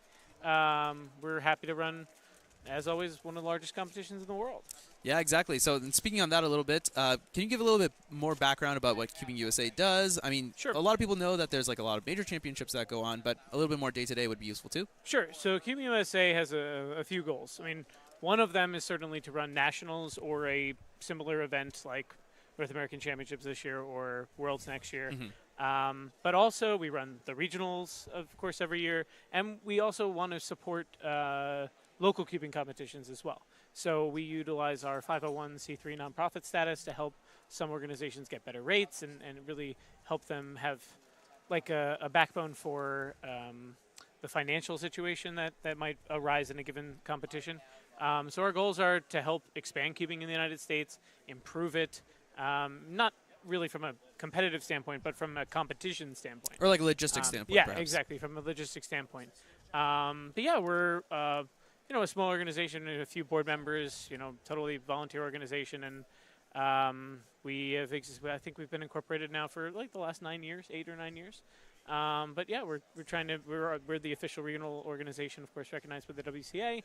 And yeah, those are, I guess, some of our goals. Yeah, I mean, for sure. I mean, the U.S. is like a huge region in terms of cubing. Yeah. I mean, it's probably the largest region. I think the second one is probably China.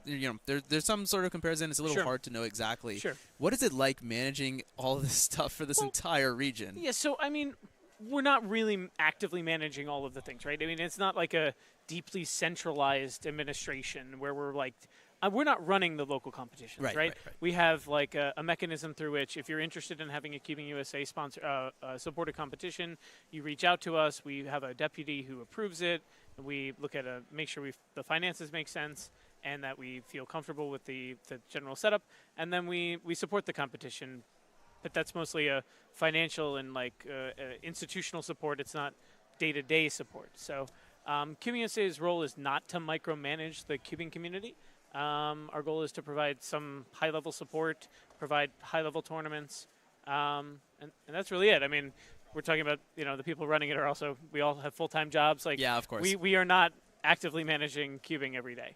But yeah. I mean, it would be impossible, I think, for like a small group of people to manage like, I don't even know. Do you know the exact number of how many competitions were in the States last year? I have no idea. Just something absurd, probably, right? It is an absurd number. Okay. One thing I do want to mention, we saw earlier today, we saw Tim do his 10,000th solve on stream. We had a great reaction from you as well. We have a little replay that we'd like to play for that. Yeah, sure. You want to talk a little bit about Tim's? Yeah, so we realized when Tim got to this competition, he knew that if he got every single solve without advancing, he would get exactly to 10,000.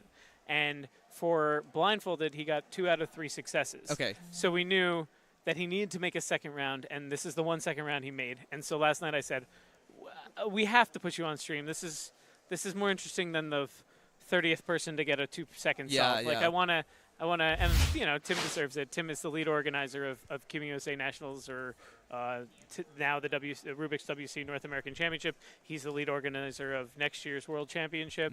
And I want to celebrate some people as well who have contributed an enormous amount to cubing, especially in the United States, but really around the world. And it's kind of a fun little moment. Especially since a lot of the stuff that Tim and Cubing USA in general do is really a lot of behind-the-scenes stuff. Most of the time, you're not really interacting with like the organizers or members of Cubing USA anyway, so it's good to see a little recognition. Yeah, I mean, I don't really expect or need people to know who I am or who other people are. We just want to do a good job. I mean, I'm not. A lot of us are less involved in like local competitions than we used to be, and we're trying to provide high-level support. And so, yeah, I mean, this was just like a fun little thing, and we wanted to celebrate, in quotes, Tim's 10,000 solve. Hey, I mean, Tim got a good solve, too. Yeah, it was his best solve of the round, He had too, layer yeah. into CLL, Yeah, right? yeah, and yeah. soon CLL, not too tricky. Yeah, so yeah. Unfortunately, I don't think he saw it ahead of time, but yeah, it worked. We'll Yeah. just say he did. Yeah. You know, he knew it. He knew it the Yeah, whole way. yeah. In inspection, right? Yeah. Can you talk a little bit about the regional championships? Because, you know, a lot of people know, like, the majors, like, you know, Worlds, Nats, the Continental Championships, but the regionals ones are a little bit, well, I think a decent amount of people know about them, but it'd be good to get a little bit more on it. Yeah, it's an opportunity for people who maybe can't make it to nationals or simply another opportunity to do a lot of events. So I think we have 9 regions. I could be off by one. 9 or 11 regions. Yeah, something like that. And trying to host a regionals once a year so that everyone has access to a large competition where we host every event is really important to us. We want to open up access in general to cubing. It's why last year we had our first competitions in Puerto Rico and like really trying to expand. I mean, fortunately, we've been in every state now, and that's really important to us. That nationals or North American Championships or Worlds, whatever it may be in a given year, is not an event that is like exclusive to people who have the financial means to fly to Minneapolis or Seattle. If you live in Arkansas or Ohio or whatever, that's not necessarily accessible, but you might be able to go to New England Championships, the Great Lakes Championships, the Heartland Championships. And they're huge, a lot of these. Some of them, I think New England in a couple weeks is a competitor limit of 400. Like, these are, in many other places, would be the size of a national championship or bigger. So we're happy to support that. I think that was a really good measure we took a couple of years ago. And it's been really successful. Yeah, as a delegate out west who is also involved in the organization of Western Championships, that's going to happen in 2 weeks' time. I know there's loads of competitors in the West who were not able to make it out to Minnesota. They're like, well, at least I have this to look forward to because, you know, we're going to provide a live stream for that. We're going to have head-to-head finals. It is going to be quite a bit of a showcase there. And I think it's a great opportunity for the local community to kind of be able to showcase themselves, even if it isn't necessarily at, like, this grand stage. Yeah, absolutely. And it certainly is a lot easier than trying to organize something like massive like this. Can you tell me a little bit about like what that organization process looks like at a high level, just to give the viewers some idea? Sure. So, I mean, the process really starts for us, whether it be nationals or whatever, about 2 years out. We file RFPs, requests for proposals, from convention centers. I mean, now we're in convention centers. Used to be hotels. The expansion of cubing has made it such that that's not an option anymore. But, you know, like we've already attempted to reach out to some places for 2026. Okay. So it begins with that process, and then we kind of evaluate, okay, which ones are financially within our budget, something that might be reasonable. We've already eliminated cities that we feel like are too inaccessible to make it reasonable for, you know, people to fly into. I mean, it should be within an hour or so of like a major airport or a major city. And we have, to some extent, we like the idea of moving it around the country. It is not a firm rule. Like, if we don't have another option, obviously, we will be where we have to be. But, yeah, and then once we really get through that, we sign contracts, then, I mean, we have meetings every 2 weeks for about a year. We have every meetings about just for North American Championships, for example. We had meetings for every 2 weeks for the last year. And in between, you know, we're delegating tasks. Tim is generally in charge of, you know, scheduling and the staff assignments that are so complex. Extreme. You know, he's fortunately, I think he's automated some of it or some amount of it. You know, different people will be working with a venue. I tend to work with sponsors. But, you know, you kind of break it up in a given year. Hopefully we gain a new person that's like local every year. Generally, we would like to do that. That's at least reasonably local that can contribute something like that. But yeah, I mean, it's a lot of making calls and asking the price of stanchions, or, you know, there's a tedium to it as well. Yeah, of course. One thing you mentioned is sponsors. I'm not sure if there's something you want to expand a little bit more about. It is known that, like, there are more sponsors in cubing now than there have been before, and some companies are even getting in outside of cubing. So I'm wondering if you have any thoughts on that. Yeah, so, I mean, obviously we're very happy that we have our sponsors, this tournament, Rubik's, the WCA, and the Cubicle, who have continued to support cubing, and is certainly we hope to have good sponsors for next year's event. Obviously, we have the WCA. Yep. Hopefully, we have other sponsors as well for next year, which we certainly expect to. The idea of going outside of cubing is a really interesting endeavor. We have been unsuccessful in really being able to connect in a meaningful way with someone else. I mean, I've sent emails into a void, but the unsolicited emails from people asking for money tend not to go super well. There are, if an opportunity presents itself, I mean, we are actively seeking out opportunities like that.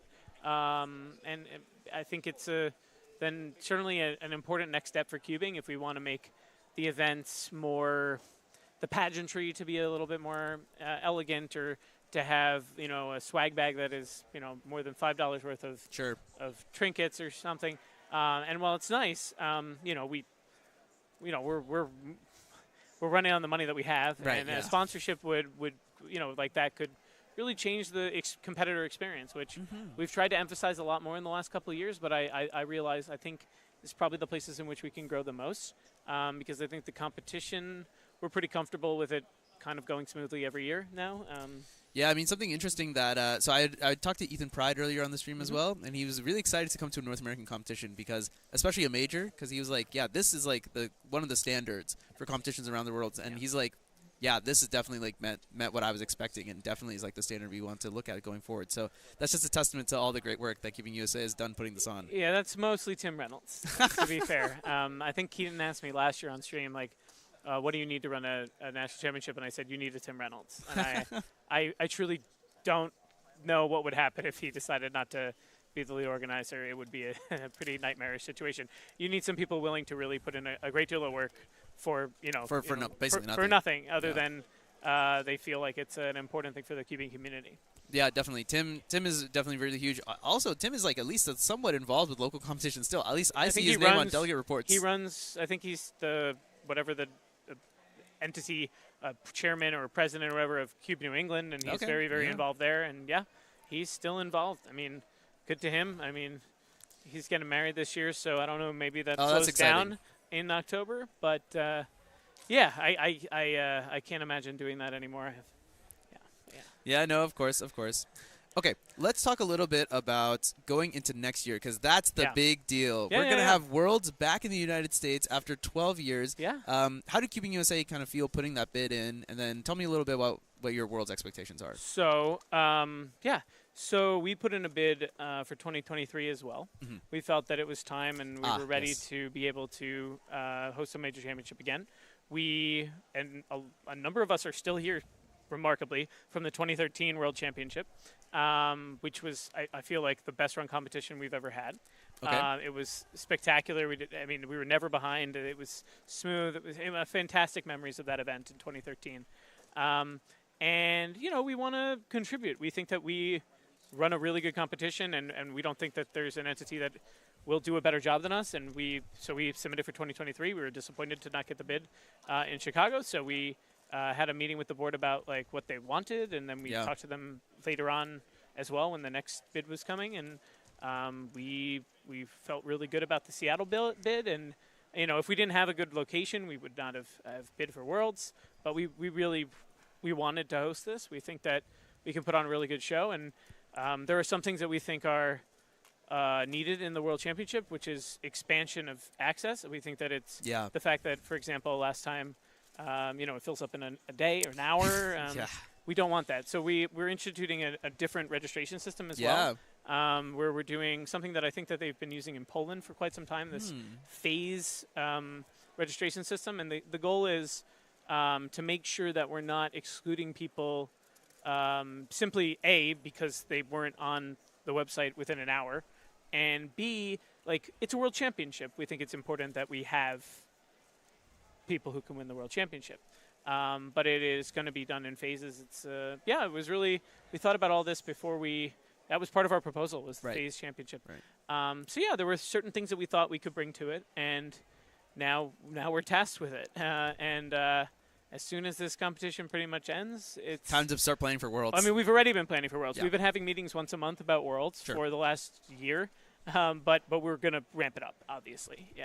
Yeah, we're excited. It's July. I think it's July 4th weekend. Yeah, which is going to be really, really exciting. Yeah. And I know that there's already conversations about, like trying to get like other things involved as well, like maybe. Well, I'm not going to leak it anyway. Okay. There are other exciting things in the works as well. It seems. One thing I did want to ask you're actually the perfect interviewee because I was going to talk about the qualification system next.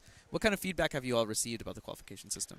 So I think people are not super aware of it yet, to be honest. Okay, yeah, this is a good place to explain it. Yeah, so basically the way it's going to work is there are 4 phases listed on the website. So if you qualify for anything in phase 1, you can register during the first phase. So we'll have, I think we're going to do something like, I'm not certain that the time is exactly, but say 2 weeks on for the first phase, you register. And if you're registered for anything, you register for that one event, but that doesn't end there. And then we'll open up phase 2 we'll take a week off, then we'll open up phase 2, and then if you're registrable, you meet a qualification standard for any of those, you'll go into that. Same, so on and so forth for 3 and 4. However, once competition registration closes, we fully expect we will fill up, even at 2,000 competitors. Once that closes, then if you are in, you can register for anything through which you are qualified through phase 4. Right. So it's a little bit complicated to explain in words, but essentially look at your phases. If you want to try and qualify for a particular phase, find a couple events that is a reasonable option for you. There is this balance between access for everyone and access for top competitors, and we want to try and provide both of them, which is why also there's 2,000 competitors. Yeah. We are not. I would be absolutely floored if we were not getting to phase 2, and I think we'll probably go beyond that as well. Oh yeah, I think it's very, very unlikely. It's basically impossible for us to fill in phase 1. Yeah, so. and I'm sure you all did the numbers on this as well. So, and yeah, that based on like projections that other people have run as well, that also seems to be the case. I think we'll be in 3 or 4 for sure. Yeah, so there are 2 threads. One of the threads I want to pull on here is I think it's really interesting actually doing this because now like there are like clear marks. It's like it sets a goal for everyone. Yep. Like because I'm a phase 2 competitor. And I'm like, okay, well, I think I can probably get in, but if I really want to get a good chance of making it into Worlds, because everyone and their mother wants to go to Worlds, right? Sure. So, if I really want to guarantee that I have a chance, okay, well, here's a couple of things I need to try and qualify for. And now I have a clear-cut goal. I'm like, okay, I'm going to go for this.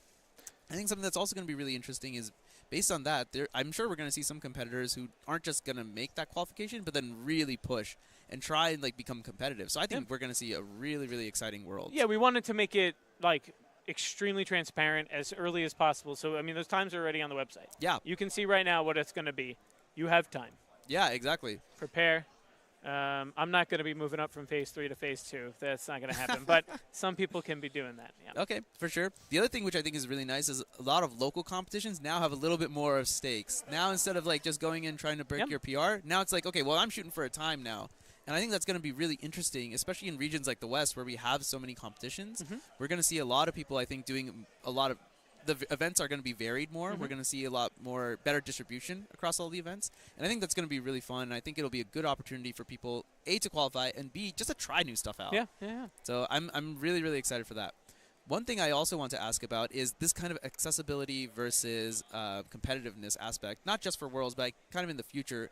Where do you think that is going to go for cubing? It's a really open and interesting question. I mean, we have the means to have a lot of competitors. I mean, and for like a nationals, I think we can be reasonably non-restrictive about events.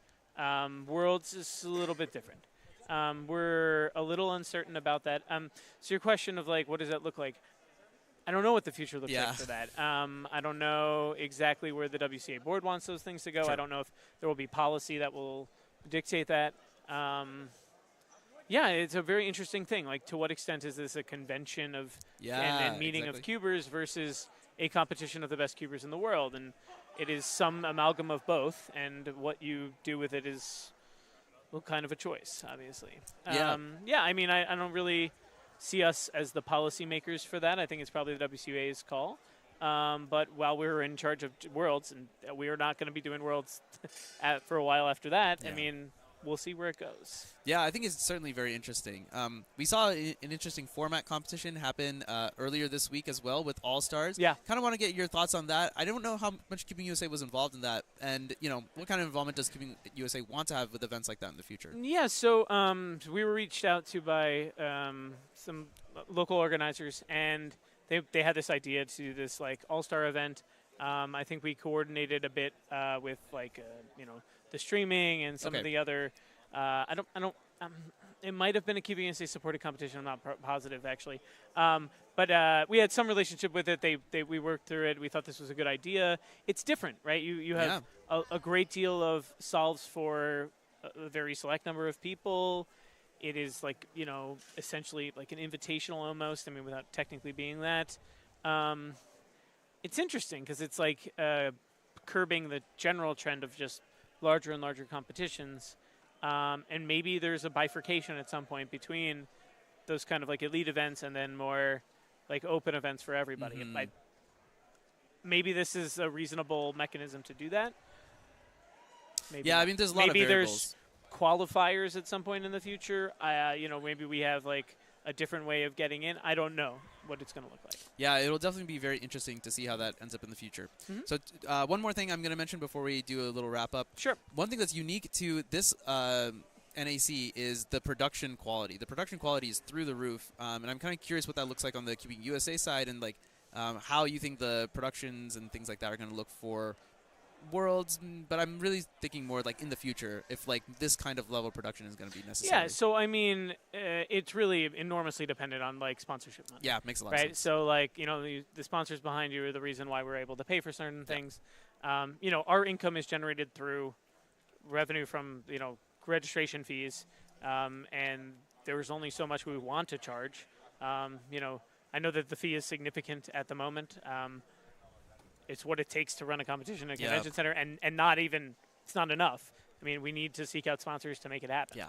So, it looks like we're trending in a good way towards greater and greater sponsorship deals and maybe access to more non-cube sponsors as well. Yeah. Which will provide more production value. I think we're gonna maybe kind of outsource some of the decoration and things like that next year in a way that is a little bit more professional. Because Tim and I should not be decorating anything. So it feels like, we can, loosen up and let other people play a role. Once we have the money to do so, that sounds great. I think that's the future that we have to think about, because I was talking to Carrie, who's on the board, WCA board, just before, and I was mentioning to her, like, the idea of running the competition is not remotely stressful to us at all. Like, we feel very comfortable we'll plan it out, we'll figure out the schedule, and it'll be done, and it'll be on time. That's impressive. Everything else is what we're like, the bells and whistles, perhaps. We've just done it so many times. I mean, we've never done 2000, but it's a pretty modular thing. I don't really... Like, it scales reasonably. Yeah, I think, and we will know beforehand. Once we know how many are in each event. That's true. We'll pretty much know how long it'll take. Yeah, makes a lot of sense. We have a great staff where we really have we get good delegates and people who are recommended by delegates, and we can people show up for their assignments. And we stay on top of things. Yeah. So that's the least of our worries. All very, very exciting. Yeah. So it's great to hear from you, Keon. Yeah. I think we do have to wrap up. But it's wonderful hearing about Worlds next year, and I'm excited to see the rest of this competition and Worlds next year. Thanks for having me. I'll see you next year. All right, thanks everyone. We're gonna have one more interview, so stay tight.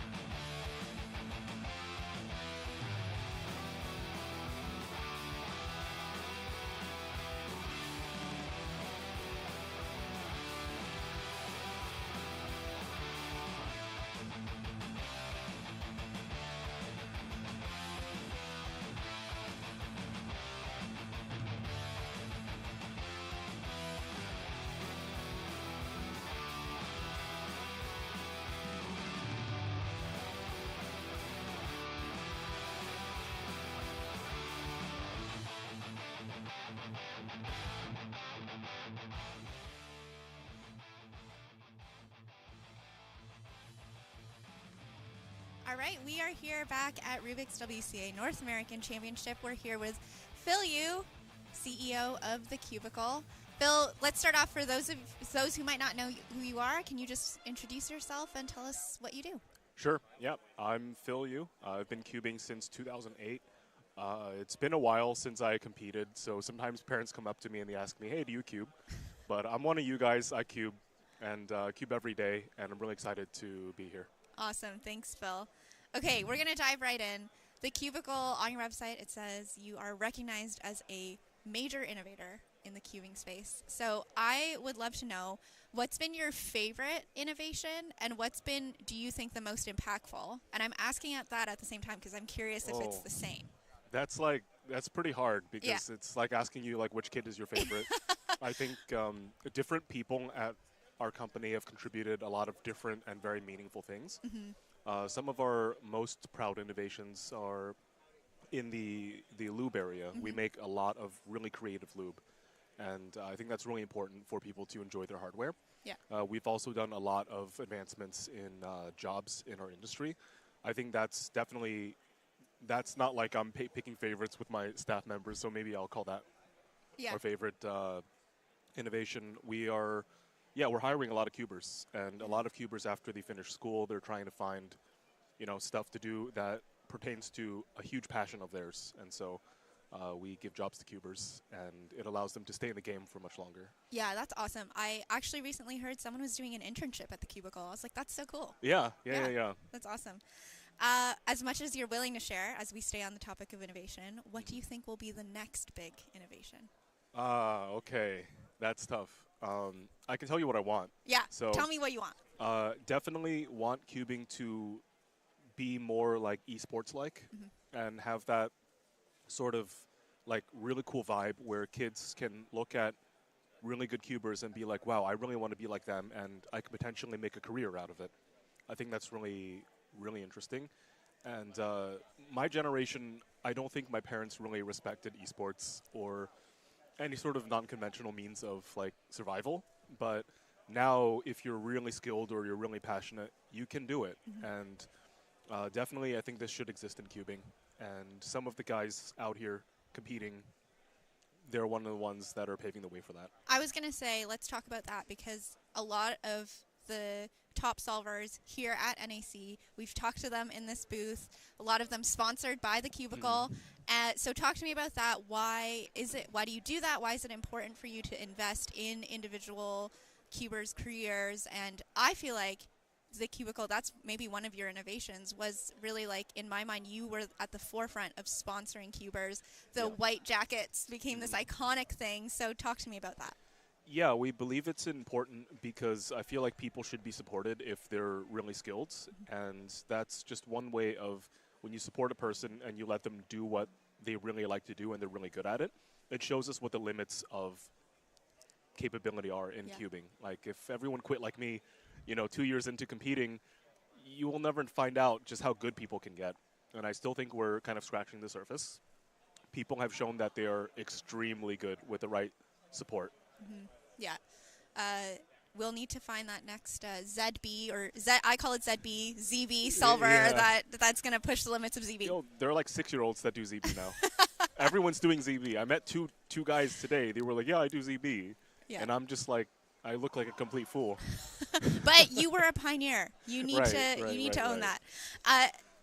On the topic of sponsorship, you guys are a sponsor here at NAC. You have been a sponsor of U.S. Nationals forever. Why is that important to you as a company? So it's really important for multiple reasons. I think competitions like this are just overall a really amazing experience for just about anyone. You don't have to be competitive for, after a specific thing, but it's just really good to provide a really wholesome, well-rounded experience for people. And as a business, it's great to connect with customers and, oh, hey, vending booth. There they are, yeah. Shout outs to Ro and Jeff, two great individuals that work at the Cubicle. But Yeah, it's just great to give people a wonderful experience and really good to support genuine talent. And I mean, we're an American company. This is North American Championships and U.S. Nationals, so we're really proud to be here. Yeah.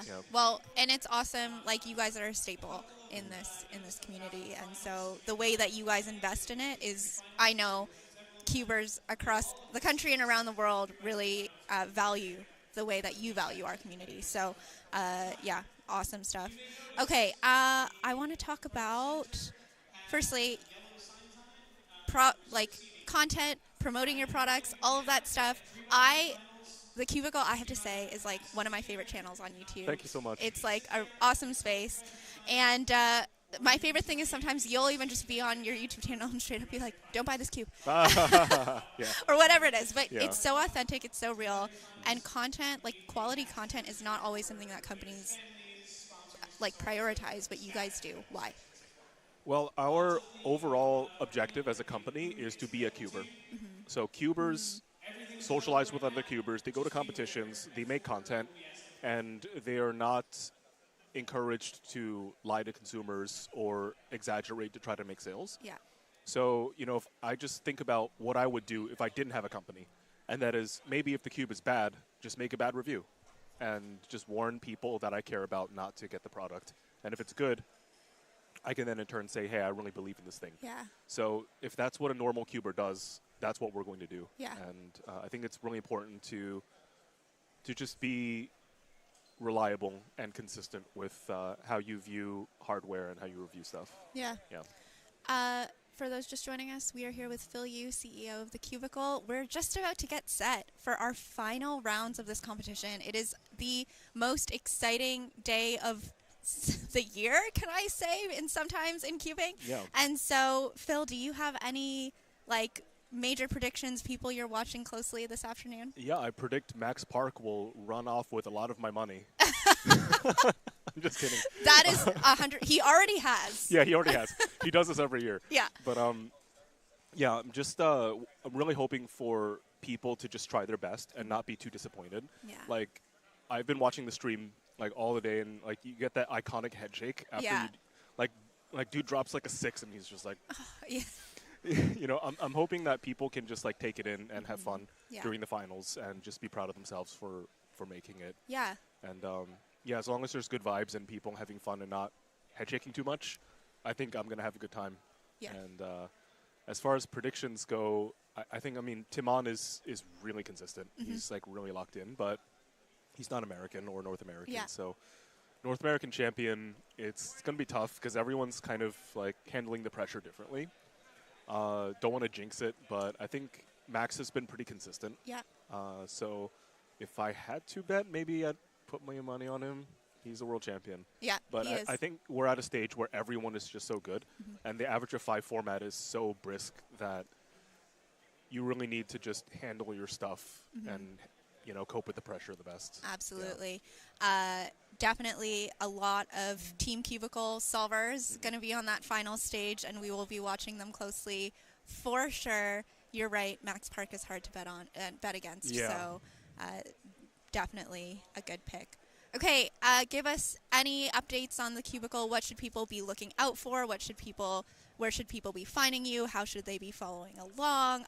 We've got, by the way, we got like a little teaser from Thompson already. That was like, oh yeah, you know, keep your eyes peeled. So now I'm like, what is it? I'm locked in, as the kids say, to what's coming next from the Cubicle. Right. So we're always doing a lot of stuff. And the product Thompson was talking about is a Cubicle exclusive that I think we'll release in the fall. And it'll be kind of familiar. It'll feature some characters that you guys probably know really well. Cool. And we did make a new lube. It's called FC Glide. It's still in testing, so we have it at our vending booth here. It's the first time we're offering it commercially, but I'm sure it will be available online at some point once we get back. It's this very interesting gel. So no silicone, and it feels, yeah, kind of viscous when you touch it, but it's really, really fast and slippery. So really interesting there. And yeah, outside of that, we're just, you know, entering the holiday sales section Awesome. of the year. So we need to just get our stuff together and make sure we're stable. And free international shipping now in a lot of places, Yeah, which is we do. really awesome stuff. We do. So yeah, if you're in like parts of Europe, Canada, Australia. Cool. Awesome. Some good Phil, thank you so much. Thecubicle.us, that's where people find you. Yep. And we are so glad to have you on. Thanks so much for your time, Phil. And do not go anywhere. It is Championship Sunday. Yep. Thanks.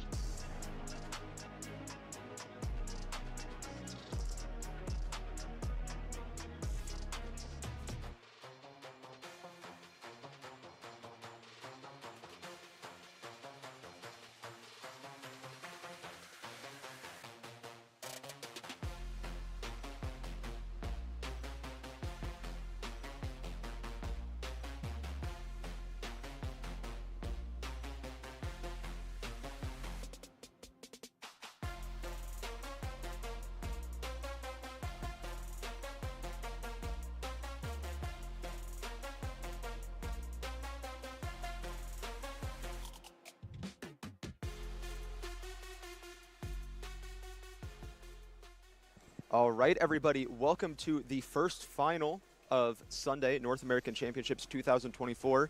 We have clock finals. I am Zach Reidel here, joined with Stanley Chappell. Hello, hello.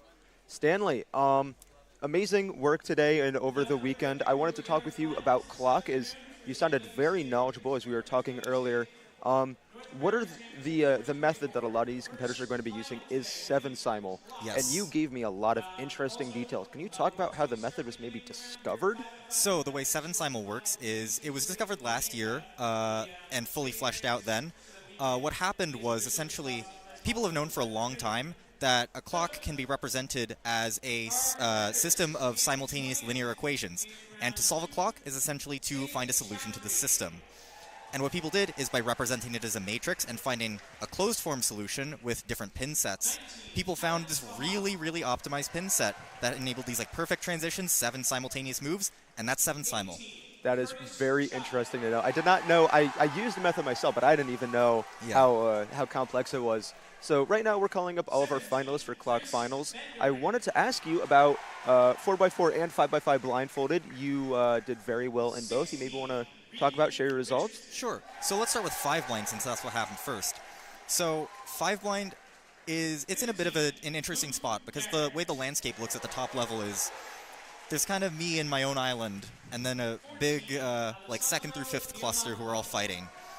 And so what I did was I went at a pace where I knew I could guarantee a success essentially on first solve. Got a 252, which is better than the PR of every other competitor, although it's close to 50 seconds slower than mine, but it gets the job done, and then I just go fast on the next 2 and hope I can do something better.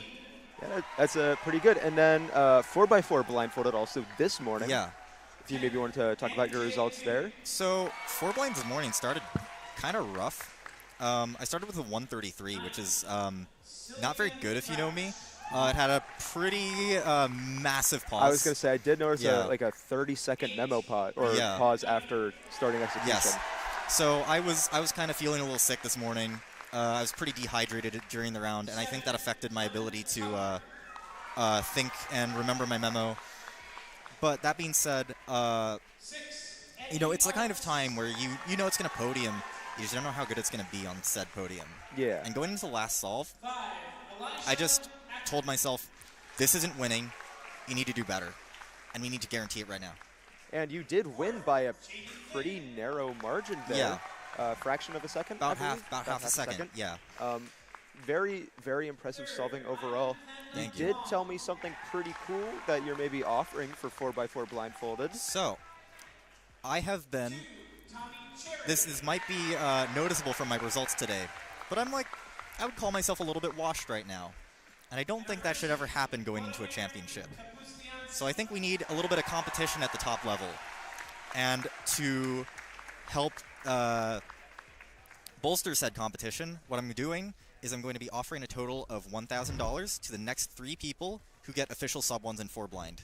Let's get some people who are at my level and can motivate me to be in top shape for championships once again. That's pretty confident on your end, but the competitive nature there, that's pretty commendable.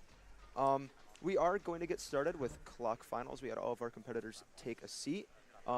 Going over the list of some of the big names that we see here. We see Volodymyr inspecting now. Let's see. So a very nice scramble to start. Oh, looks like he... I did see a big cluster of edges there on the back. Yes. We're going to see Tommy Cherry quick cut here. Let's see what he can get. Oh, that's a good start. 294. It is solved for Tommy Cherry. Very quick start. Yeah, so that big cluster of edges on the back that you saw, 2 adjacent edges as well as a solved center adjacent to the edges, means that solve only has 1 D move at most, which D moves being the slowest part of clock solving. Very nice to get to avoid those. Indeed. Going through other competitors, another 294 there. Oh, wow. Let me see. I can pull up WCA live on this side here, just so that way we can see a bunch of our results. Some pretty quick times. 372. You unfortunately did not make clock finals. I did not. But how have you been doing? Did you have any good clock results at this competition? I was solving pretty consistently for the most part. It wasn't anything extraordinary nowadays because I'm still a dinosaur who flips. However, I was counting 5.0s and that's pretty solid. Good to hear. I know you did have the North American record at one point. So yes. And now that record has dropped drastically. Tremendously, yes. All right, so, yep, we're just waiting for some more solvers to receive their puzzle. We're going to see Tommy inspecting now. I believe that's a practice solve, though. Yes. So big names to watch out for. Tommy Cherry receiving his cube now. Current U.S. national champion in clock. Very high skill. World champion as well. Let's see anything on the scramble. We don't see any of those center edge pairings, so this is going to be a 2D move scramble, but... Ooh, little locky on some of those intuitive moves. A safety flip, timer still going. Ooh. Fixed 625 for Tommy Cherry. Nice little Mitchell Lane reference. Volodymyr on the blue stage here. I know he's an up-and-coming star. Indeed. I'd like to see what all he can get in his final. Safety flip on a 381.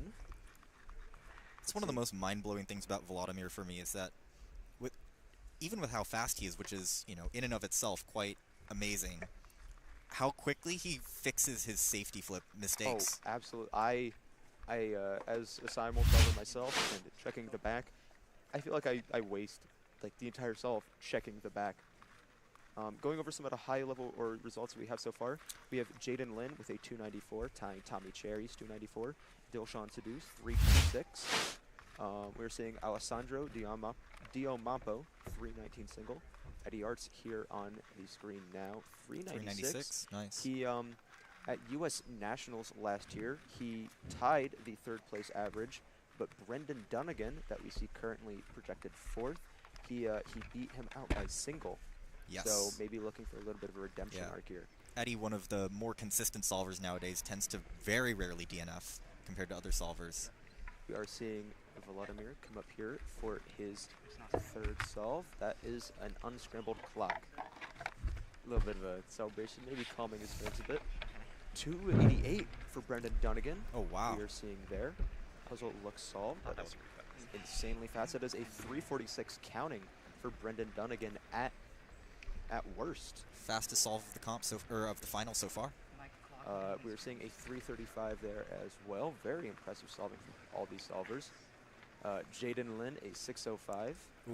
Maybe a little slower than what he was hoping for. Jaden Lin, a 7 simul flip user. Yes. So 7 simul being popularized or popular as a no flip method, where you don't have to do that step of flipping the clock. Some have decided to flip anyways in avoidance of D moves. Yes. The like a big regrip, unless you were using pinky turning, stuff like that on clock. Let's see what we have here on this scramble. 7 simul flip also notable for having some very beautiful symmetry to it. Oh yes. No center edge skip there, so it's a 2 D move scramble. Tommy with a 436. It is a DNF by 1 tick, it looks. Is quite unfortunate. So Tommy is now counting that 625. That might put him out of the running for podium already, knowing the high speed of some of these solvers. Sylvia Crouch with a 297 single as well. Very impressive. Volodymyr inspecting his 3rd solve now. Insane TP. Wow. 256 with a safety flip? That is insane. Someone... I'm sorry, I'm like blown away by that. Someone made the comparison, I think, in this past week. Showing any of this 7 simul, these solves anything to us in 2019, be like showing a spicy Dorito to a medieval peasant. I 1000% believe you. I know how the method works, and as you explained, I use the method, and this still is like mind-blowing that any of this works. Brendan Dunnigan projected first currently. We are seeing no center edge skip there on the back, so 2 D moves. Oh, 298. Okay. Which is counting for Brendan Dunnigan. Brendan's counting cooking. A sub-3 single. That is amazing. Currently projected first in the round. We are seeing some more solves. Dilshan Sadhu, 326, 347, quite impressive. Brendan also notably does not have a bad solve hanging over him as collateral at the moment. So he is going into his 4th solve, current favorite, 298 projected average. That is insane. Jaden Lin, 7 simul flip user here, 376. Very solid. It appears to be solved. So Jaden is going to now be counting at 376. A 294 single, maybe giving him some opportunities to count some fast times. We're going to see Volodymyr here go up for his 4th solve. No center edge skip, but I do see 2 adjacent edges, so that'll be a nice little skip there. A little bit of a lockup on the intuitive move. Fixing quickly. 538. 538, which is not counting at the moment. We are seeing Tommy Cherry a 290 on the 4th scramble. Oh wow! That we did not capture. So but that he does gives him a counting 2. So that is a counting 2, but also a counting 6. Yeah. So a little unfortunate, but maybe you can still squeeze out a good average. 456 there. We are seeing Eddie Artsy.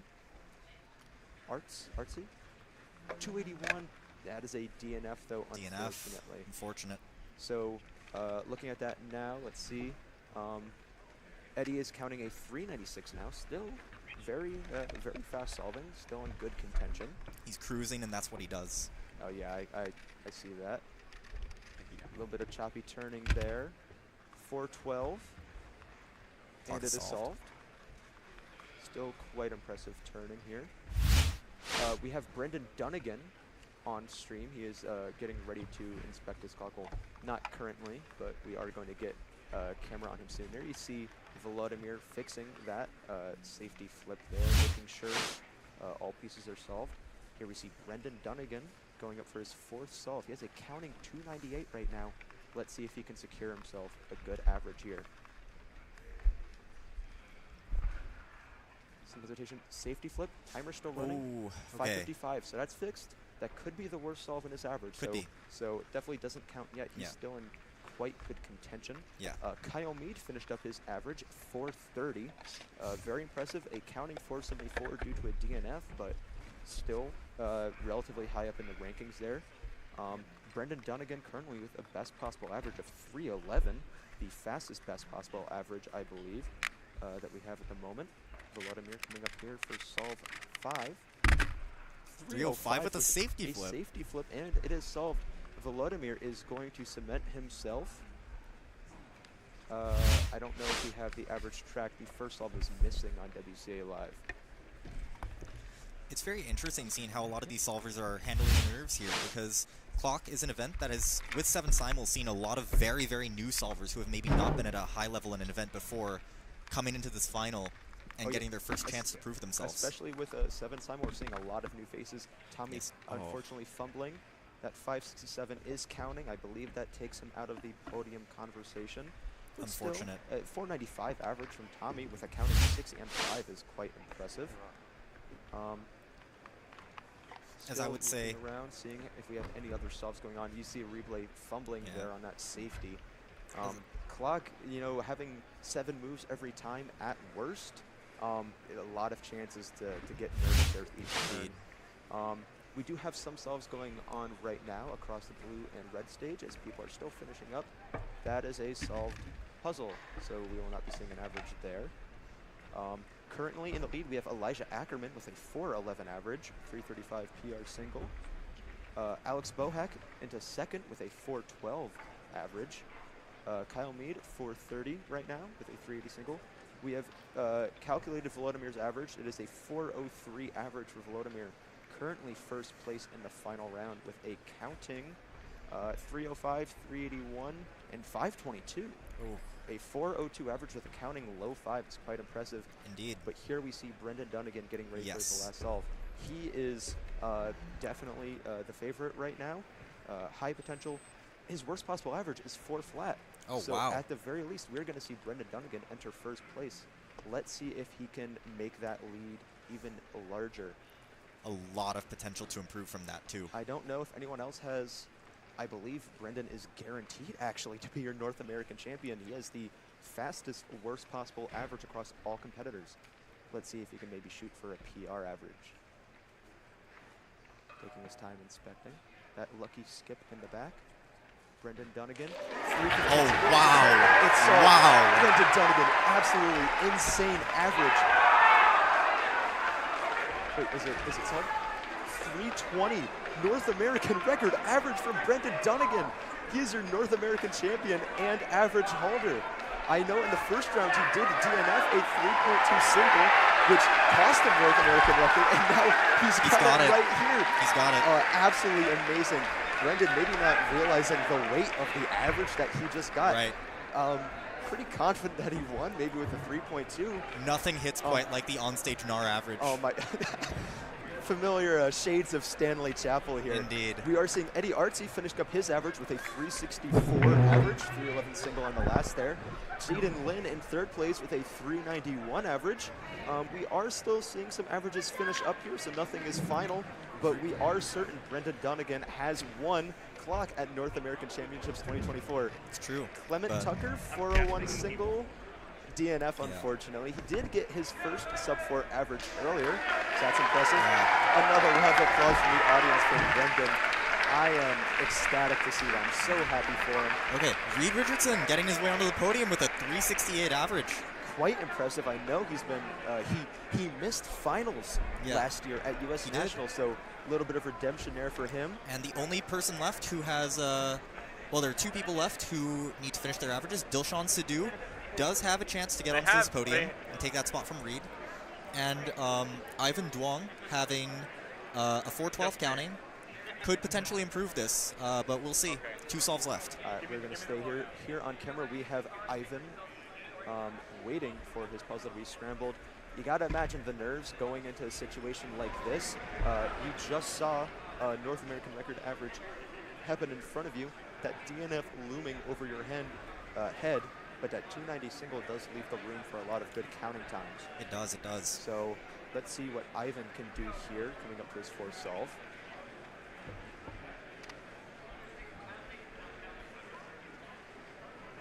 All right, Ivan inspecting here.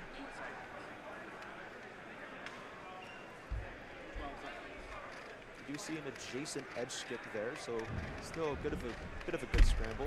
478 for Ivan. That is going to be counting. Let's see what his worst possible average is now. He at least got that 290 PR single, which is nice to see. Very nice. Breaking a second barrier, I assume. So always feels good. His best possible average right now is a 393. Still looking to see Dilshan's last solve. I'm not sure if he is competing. But at the very least, we have your projected podium of Brendan Dunnigan, the winner of North American Champs, with a 320 NAR average. Dilshan Sadhu with a 358. Oh, Dilshan got it. Dilshan got best possible. Dilshan in second place with a 358 average, and Eddie Artsy with a 364 average. We're now going to pass it off to Alyssa with Brendan Dunnigan, the champion and North American record holder. Alyssa, off to you. I'm here with Brendan Dunnigan, just became North American champion in clock, setting a North American record. Brendan, we see the emotion. How are you feeling? I can't believe it, honestly. I switched to 7th cymbal in October, and I didn't get to compete with it until January, and I've been failing all my rounds until semis where I almost got NAR average in the semifinal, and then in finals I just clutched up with the 320 NAR average. I can't believe it, honestly. It's insane. I know it just happened, but walk me through, what did you see in those solves? What did the scrambles look like? Okay, the scrambles did not look all that great, but I mean, I think my turning carried me, and I just had a good mindset going into the final. I was just, trying to relax a little bit and, look in the crowd, see my friends, have a good time. That's all I really want to do is have a good time. And I think I've achieved that already, just by day one at least. You have such a cool support system around you, people high-fiving you, hugging you, big reaction after. What message do you have for those people? I love you guys. Thank you so much. Brendan, congratulations. Sending it back to the booth. All right. We just witnessed an insane clock finals with Brendan Dunnigan securing North American champion with a 320 North American record clock average. How insane is that, Keaton? Extremely impressive, especially coming from the number 8 seed, knowing that you need to essentially come back a little bit in order to make it to that podium is it's an incredible feat, and congratulations to Brendan Dunnigan. For sure. We're going to be moving on to 5x5 finals here. So this is also, this is going to be also an incredibly insane finals to watch. We have still some of the top players. Looking at some of the results from the previous rounds, we've already seen some insane results. We already have a world record average from Max Park, 34.76. Thank you, Keaton, for that world record average. We also had a European record from Timo Koleshinsky, 32.98, all in the second round. So already some insane results for 5x5. Let's see if they can keep it up. Yeah, it's also been 3 days since these guys have last competed in 5x5. 5x5 round 2 was Thursday evening. So a lot of these guys have been staying pretty warm with 6x6 and 7x7, which was also on Thursday, and then their finals were Friday. But it's been a couple days since these guys have done 5x5 at this point. For sure. In terms of the favorites for this event, obviously at the top of the charts, we've got Max Park with that world record. Max is going to be an incredibly tough target to beat. Behind him, though, in second, we've got Sung-hyuk Nam, who is also with a sub-40 average in that second round. Timon behind them, but do not count out Matty Hiroto and Naba. He's been getting some sub-40s. He has 238s in that round. And additionally, he is only a couple seconds behind Timon. So it should be a very tight race for the podium. But currently, Max is the odds-on favorite for the win in this case. For sure, and even looking at some of the contenders for North American podium, obviously we have Max Park and Matty Hiroto Inaba on North American podium watch, but vying for that third place spot is going to be, there's going to be several contenders. We have Christopher Sun with a wonderful 44.94 average in that second round. Some of the other names that we have highest seeded here, Jacob Noakes, Henry Lickner, Ben Wei, who's going to be taking this third place North American podium spot here. Yeah, there are also a couple people that are a little further down the list in terms of rankings for the second round, but have historically been relatively high in the rankings. Varun Mohanraj is a 45.11 official average. Max Xiao, 45.49 average. Both these guys from the West and Max from the Northwest. So these guys you should also be paying attention to. They're going to be the 12 and the 13 seed here for 5x5. And this is just a great start to a final Sunday here. Yeah, let's see if this excitement can top clock finals. I mean, that was already some legendary excitement we witnessed in that previous round. So let's see what kind of action we can see here. Yeah, we're looking at the bottom, the next 8 here. From that second round of 5x5. Some of the names that we've mentioned, Max Xiao, Varun Mohanraj, you should be paying attention to. Kevin Hayes, of course, one of our casters here today, would be casting 5x5, except he's in it. He's still got it. Kevin's always got it. Kevin, of course, is your 7x7 second place in that North American podium, so still definitely got it. And I think we are just bringing the competitors up to the stage. Our 20th seed, Paul Mavi. Going back to Kevin real fast, he is our reigning North American champion from 2022. An unexpected victory for him there. So he had mentioned that as soon as he learned that Max was not going to be attending the event, that he instantly got very nervous for the big cubes. Oh, because then he was instantly the favorite to win. To clarify, this is for 7x7 yes, from yes. 2022. Yes, no, for sure. Yeah, no, Kevin is definitely still up there. Once again, we don't want to count out Matty Rodinaba, who had a stellar showing in the last North American Championships and has been really on fire these past few rounds that we've had at this competition. Matty, of course, our reigning North American champion for 5x5 here as well, and fourth seed going into this final. So there's a good question that was put down in chat about Yao 5 Redux. Most of these competitors on the field today are going to be using Yao, not Yao 5.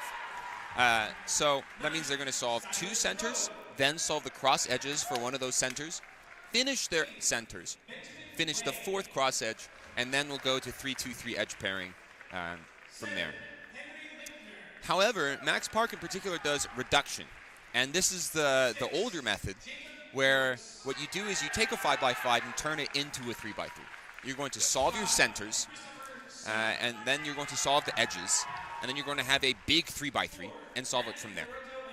Max is the notable person in this top cut to use reduction.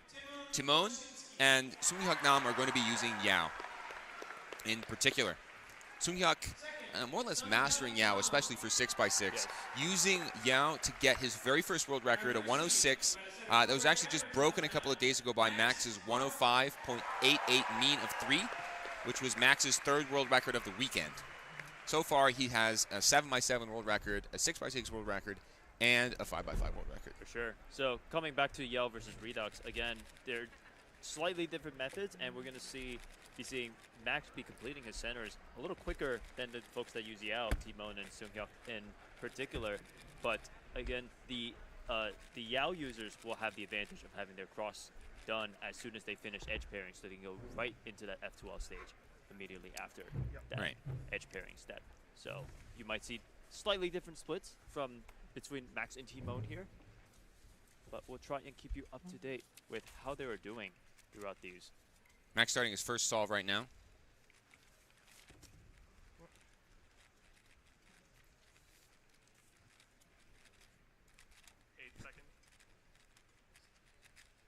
Max just finishing centers at 15 seconds. Off screen we have Sunghyuk Nam also starting his first solve, as well as Matty and Timon.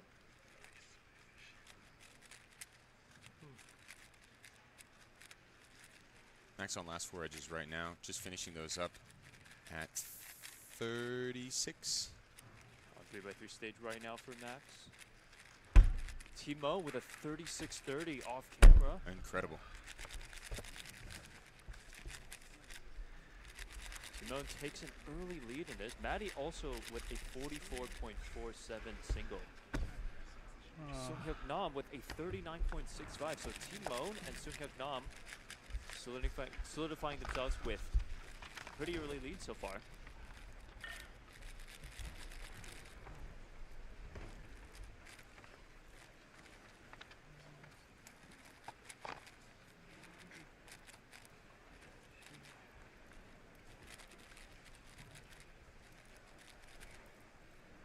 And we'll probably need to take a second for them to scramble up the cubes since they all went at the same time.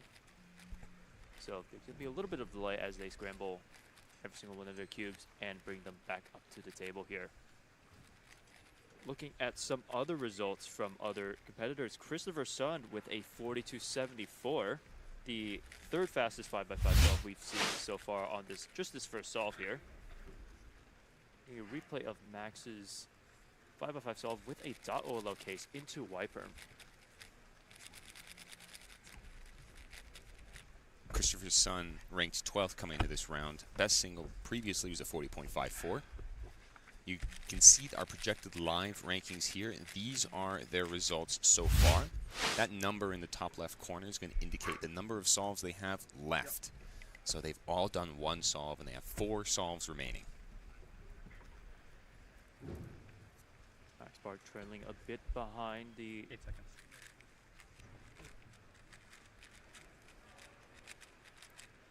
Other 3. That's 10-second centers this time. That is 5 seconds faster than his previous solve. Timon starting off his solve. Maddie starting off as well.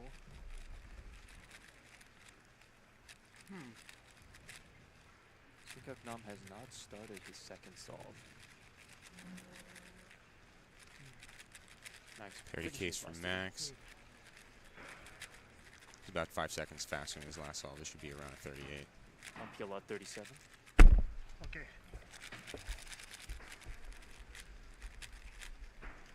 Timon finishing up here. Timon with Oh. Nice job. Wow. Timon next to Max on that blue stage. Counting 36, his PR average is 37.38, which is the European record. Sunghyuk starting his second solve. Yeah, If Timon counts these times, currently his the mean of his 2 solves is sub-world record average.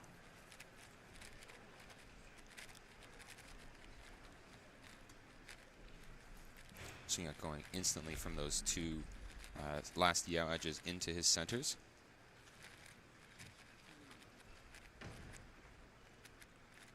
It's a decent case for that last 4th edge.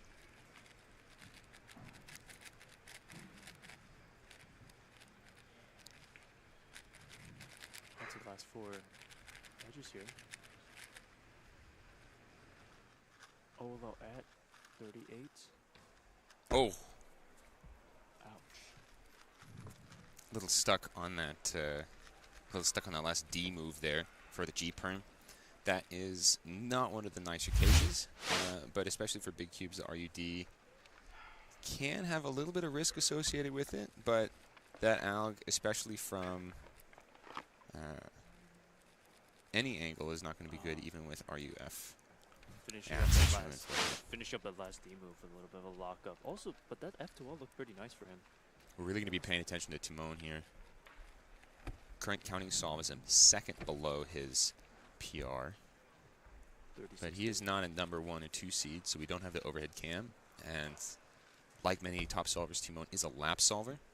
So we're going to only be able to see the top of the cube until he brings it up during POL. Maddie also starting his next 3rd solve off screen. Max Park also starting his 3rd solve. Timon coming up right now. Timon finishing OLO into PLO with a 39.69. It's not quite as fast, but that means worst case scenario, he's almost certainly going to get a sub 40 average, which sets the bar extremely high, because Max started with a 43 and only has a 39 as his best solve after 2. Max had last 4 edges at 27. Yeah. 3x3 stage at 30 seconds. He does have that. A bit of a lockup there. Onto OLO. J Perm. 37.67. Maddie off screen with a 41.01.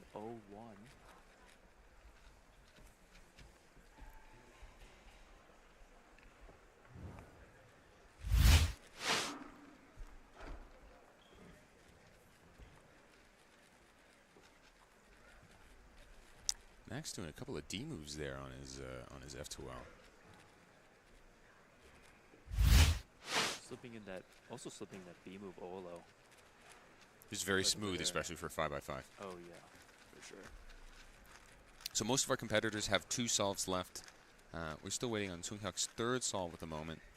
It seems like people are mostly going in waves at this point, so we'll have live updates on all of them more or less at exactly the same time. Still waiting his cube over here. Interesting to pay attention to Christopher Sun right now, his second best time, showing to be 43.75. He's still a couple seconds out from Sunghak, but there's still some variation left in the last 3 solves.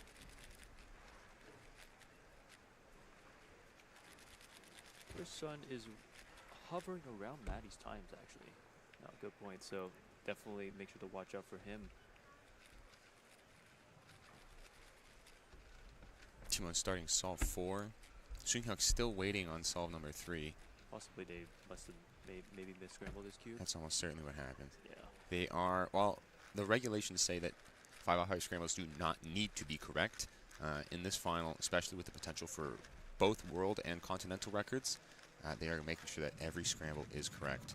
Timon solving under the table, as we've mentioned before. Unfortunately, we will not be able to have a good camera angle of what he is doing, but we'll be able to see when he starts bringing his hands up. He's counting a 36. He's hoping to not count a 39. Timon looking like he's finishing. Yes. 35. This is extremely good. 34. So for Timon, this is on PR pace. Yes, he's got 2 counting 36s. Best possible average for him, 35.79. Worst possible, 37.64. So best possible average is world record. So we are on world record pace. And at the worst case scenario, we're looking at an extremely good average for Timon.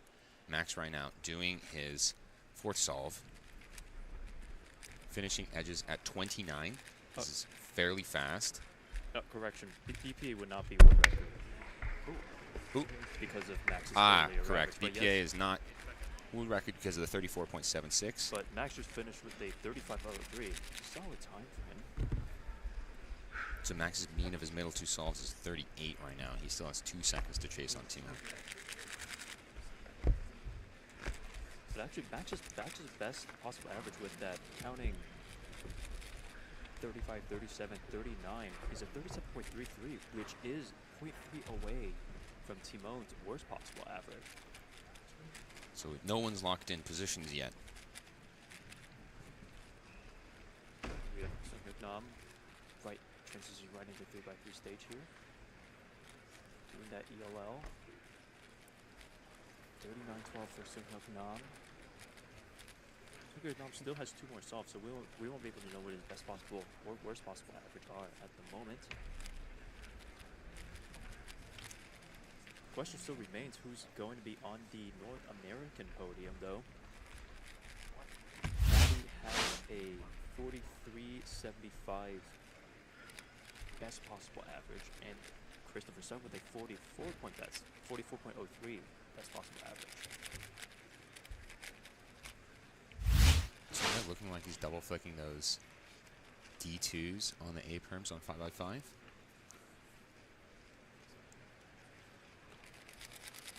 Some other names, Ari Randers-Bearson with a 47, 40, and 43.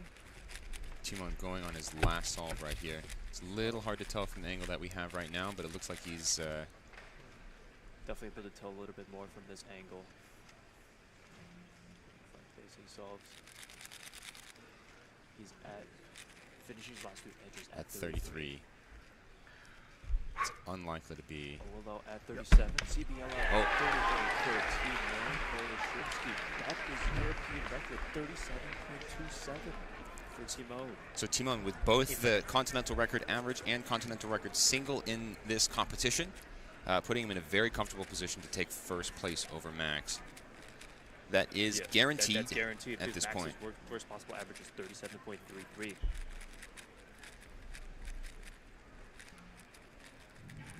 Max is still locked in something good. His worst possible average is 40.01, which should put him comfortably in the podium at least. He's definitely guaranteed podium at this point. Yeah. The only question is whether or not Sunghak's 43 is going to count, or whether or not he's going to be able to make that his worst possible time. Maddie is also going right now. 5. Max locks in the 36 with a 37.76 lead. That's only 0.5 behind Timon's 37.29 European record. So Max Park is definitely your North American champion here. Who's going to take third place? Would be something to come. And who's going to be the North American podium here? Maddie finishing with a 44.95 on screen.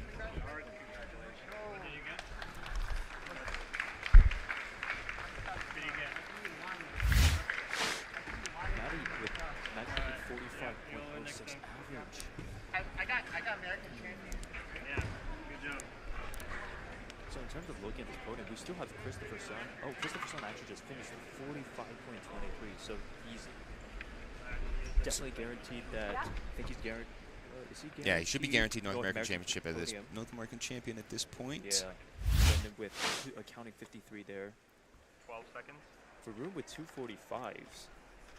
So that might be tight. That's still leaving the door open for Varun, but he's going to need a good fourth and a good fifth solve. Yeah, let's see what Sungkyuk Nam pulls off on this last.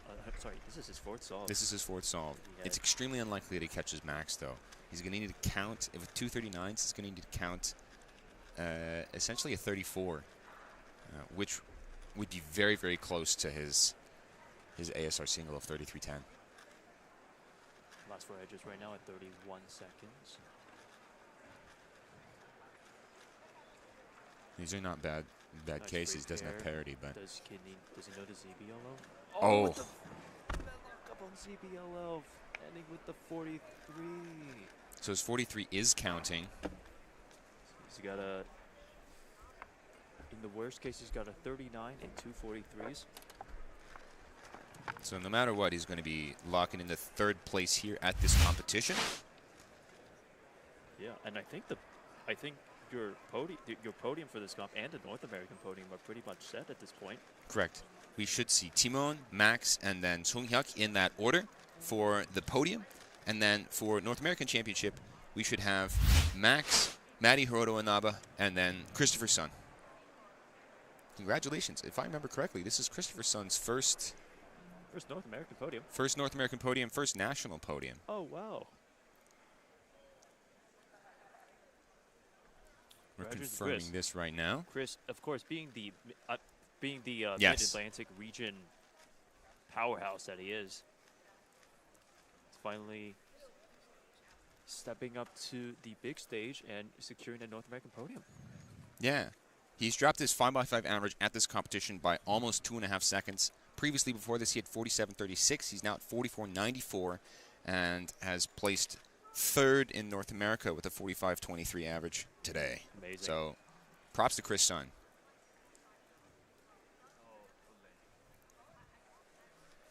On screen, we got Jacob Dokes solving under the table.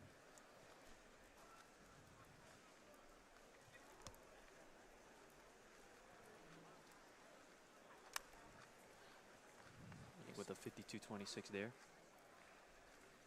We still got a couple of folks still waiting on their last 5x5 solves. In particular, Sungkyuk Nam is still waiting on that last solve. But if anything, none of these times will be changing the podiums here. It's really just a formality. And also we gotta, everyone still has to compete.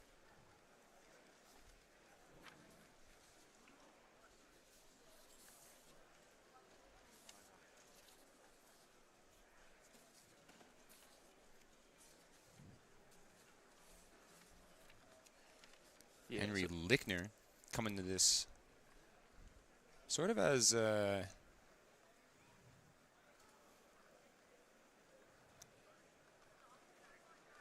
underdog.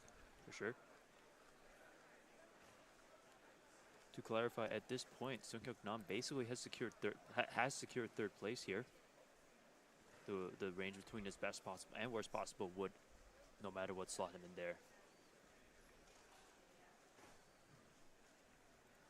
45.05. Not a bad solve from him. With Varun Mohanraj. He's going to slot him in 7th right now with the 47.74. Not bad. Sungkyuk Nam has just got his cube. in the front over there. So that should be the only remain. This should be the last solve needed for this round to complete. 8 seconds.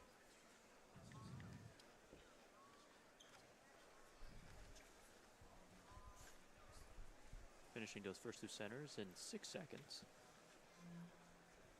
Moving on to those 3 yell edges at 12 seconds.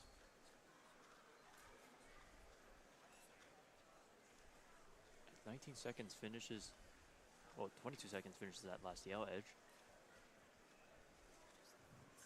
I don't know about you, this looks pretty decent from him if he can, and he's on 3x3 stage at 32. So this should be a sub 40 for sure. ZBLO and a really easy CBL too. 37.30 from Sung Hyuk Nam. That is his best time actually, so he'll achieve that best possible average of 40.69 and secure that 3rd place. And as you see Timon congratulating Sung Hyuk right there.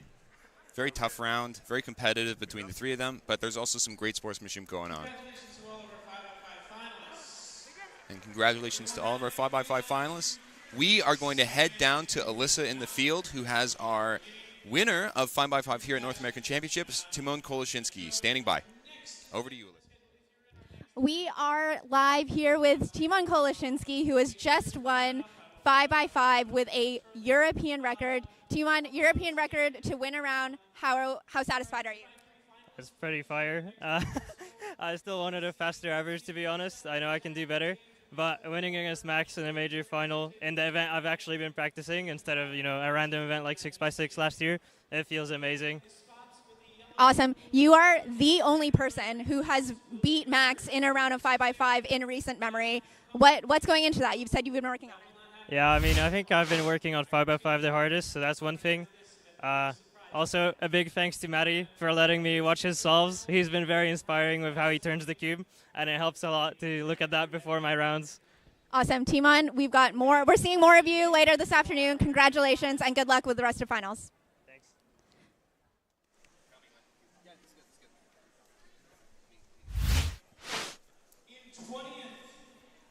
All right, everyone. All right. Hi, I'm Zach Rido. I'm going to be joined by Brandon Lin. And we just witnessed a fantastic 5x5 final. We just saw a European record from Timon to take the first place position in North American. Absolutely electric to watch just from the seats back here. But we are going to be getting started with Pyraminx finals. Going into this group, we're going to read off our top seeds. We have Michael Nielsen, Kerry Creech, Kyle Mead, Alex Bohack, Andrew Mao, Maxence LeBoeuf, I believe. Carl Overby, Luke Garrett, Stephen Winteringham, Elijah Brown, just to name off our top 10. This is going to be an amazing final to watch. But the top 2, or top 3 in our eyes, Michael Nielsen, Kerry Creech, Kyle Mead. Michael, our reigning North American champion. Kerry Creech, amazing Pyraminx solver. Kyle Mead, 3rd place at U.S. Nationals. I think any competitor that we see on this stage is going to be able to pull off something amazing. Yes. Harsha Paladugu being one of them, representing Ohio with some flair there.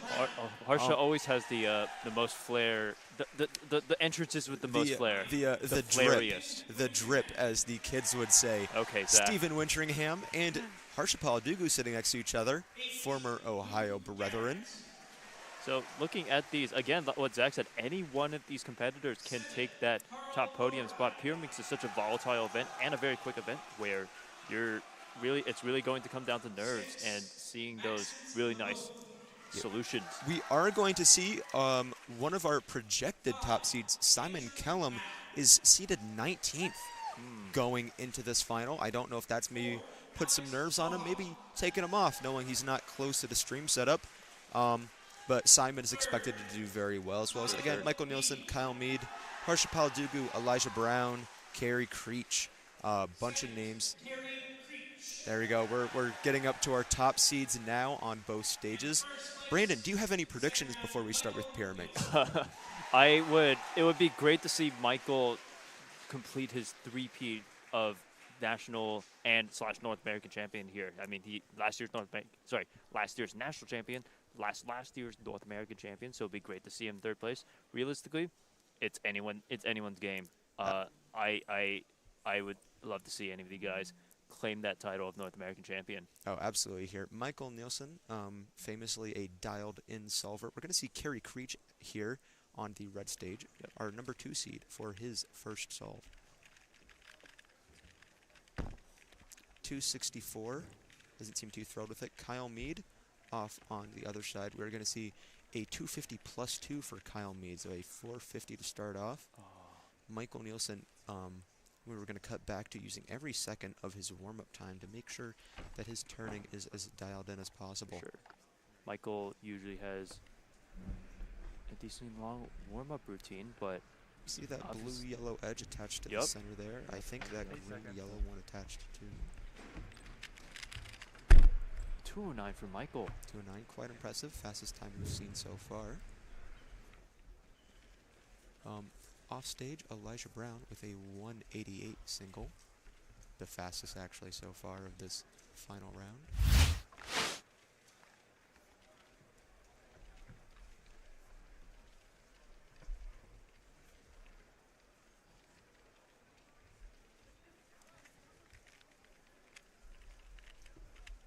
Luke ending with a 405. Here. Seeing a smile on Michael Nielsen. Obviously a lot of nerves going into such a major championship final. Kerry Creech inspecting this solve here. Ooh, Keon Wilson with a 170 single. Elijah Brown with a 188. And Harsha with a 201. Kerry 221. Big loud timer stop there from Kerry. Terry with 8. So off stream. Oh, here we go. We have Elijah hello. Brown, 188 single to start. 208 seems all right with it. 154 from Kyle Mead there. Look, we're gonna be bouncing back and forth between competitors here. Yeah, the second solve seems like seems pretty good in terms of whatever the V that they're making. So we're gonna see here from Kerry solving that first tip. Then what a rotation, or almost like a wide move on Pyramix. Maybe skip a rotation there. I think for me, the finger trick that impresses me the most is the B move. The B move, and especially all the tip finger tricks. Seeing these solvers solve 3, maybe 4 tips at once is insane. It's just wizardry. Michael Nielsen starting his second solve. Does he see this? 8 seconds. Does he see this comparatively easy solution? Oh, he does. 152 from Michael Nielsen. Keeping on good pace here. Going over some of the top solves so far. Andrew Mao with a 148, fastest solve of the finals we've seen so far. Luke Garrett here on stream. Luke Garrett locking up a bit there. 389, rough timer stop there. Michael Nielsen 209, 152 to start off. Elijah Brown 188, 208. We see Kerry Creech up here for his third solve. Kyle Mead's also starting his third solve as well. Let's see what Kerry can. Oh, no! Kerry 192. That looked like a very low move count scramble. That looked pretty easy. We're going to see that Kyle Mead with a 260 there. We may see some really fast times on this next scramble. Can we get a replay on Kerry Creech's if we can third count solve? that, maybe see what we have going on there. Because that looked pretty good aside from the cube drop or Pyramix drop. Here we have that replay for you, so let's see. 2 tips. 4, 5, 6. 6. So we are maybe a little awkward of a solution, but we might see some really fast times here. Michael Nielsen warming up for his next solve. This is the third scramble, as I mentioned earlier. Off stream, Andrew Mao with a 178 on that third scramble. Let's see what Michael can pull off here.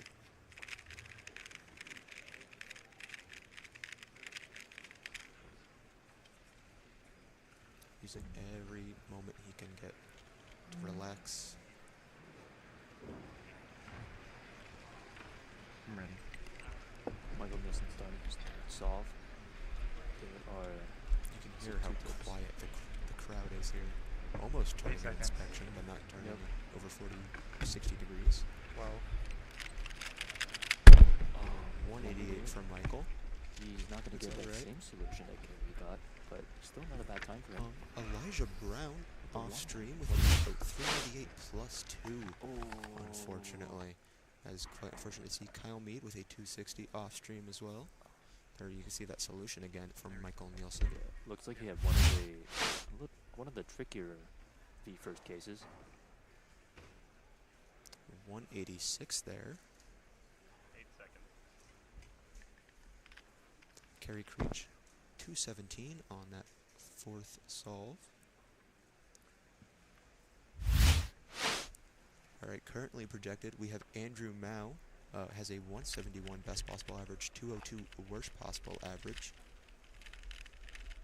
Going through, Kerry Creech and Carl Overby both have a 210 best possible average. Kyle Mead with a 208 best possible.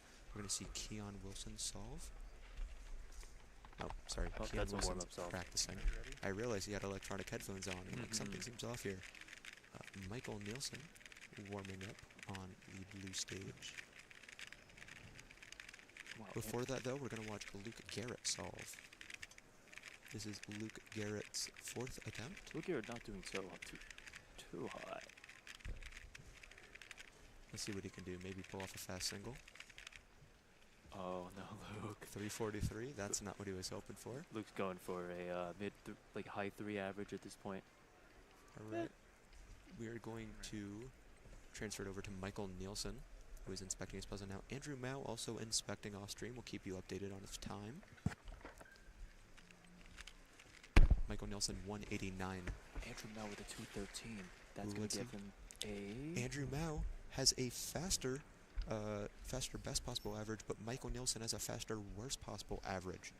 So if Andrew... Nope, Andrew Mao got NR. Oh, my apologies. Andrew Mao, Canadian national record, 192. Wow. Michael's going to have to pull something out here. Carry with a 461. Currently, the only people who can pull out a faster average, according to Best Possibles, are Michael Nielsen and Marcus Kamen.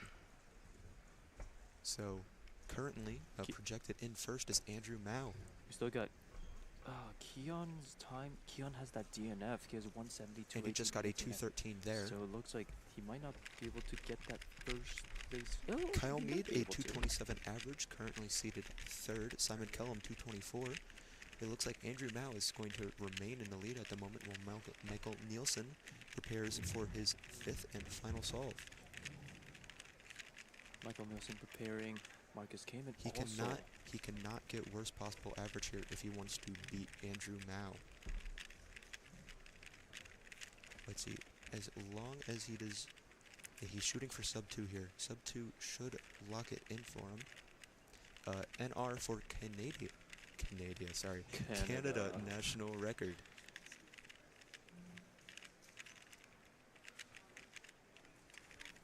So, could we get? Hopefully, get Marcus on off screen as well. Also preparing for his last solve. So Marcus and Michael are going good at the same time. Some more lucky turning on there. Michael Nielsen is inspecting now. So is as Marcus. Well as Marcus. So is Marcus. Can we see Michael's last solve? Let's watch Michael solve first as he's in contention, or grand contention. Oh no. Oh, 220 for Michael. I think that is worse. Is that his worst? 230 for Marcus. Michael Nielsen, 195 average. Oh. Andrew Mao still in first. Marcus Kamen. Marcus Kamen with the 230. That's gonna not. That's trying to update as live results. Marcus come in Kamen here. has a 2 flat average. That's gonna. I believe that our podium is finalized there, or at the. If Keon gets best possible, he can share that third. Oh, he will not, as Marcus has a faster average. That's true, yeah. I believe that locks in your podium. Andrew Mao in first place, your North American champion. Michael Nielsen in second, and Marcus Kamen here with the amazing reaction at third place. Wow. Amazing solving as always. 3 finals in a row. We have seen a major record being broken. Yes. First North American record, European record, and now Canada national record. Yes, a Canadian also taking a North American champion spot. That is amazing. We will be. Yes. I'm not sure if we will see something like that in any of the other finals, but some amazing solving overall. Going through the rest of the psych sheet, or the final results, Keon Wilson in 4th place with a 214 average. Simon Kellum, 224. Kyle Mead, 227. All right. Alyssa Esperaz is on the field there with Andrew Mao to give an inspection to her fellow Canadian. Alyssa, off to you.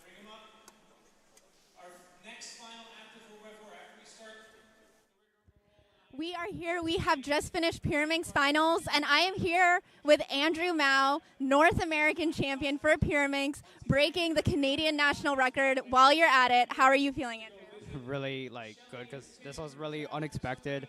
I didn't think that I would win or even podium, and then it's just really happy right now. So glad you. I know this. You're coming off of a bit of an injury, so how are you even feeling on that? Well, I didn't practice too much coming up because, I didn't want to hurt my thumb. And it feels really good because, all the practice I've done before I got injured really is, feeling like it paid off, yeah.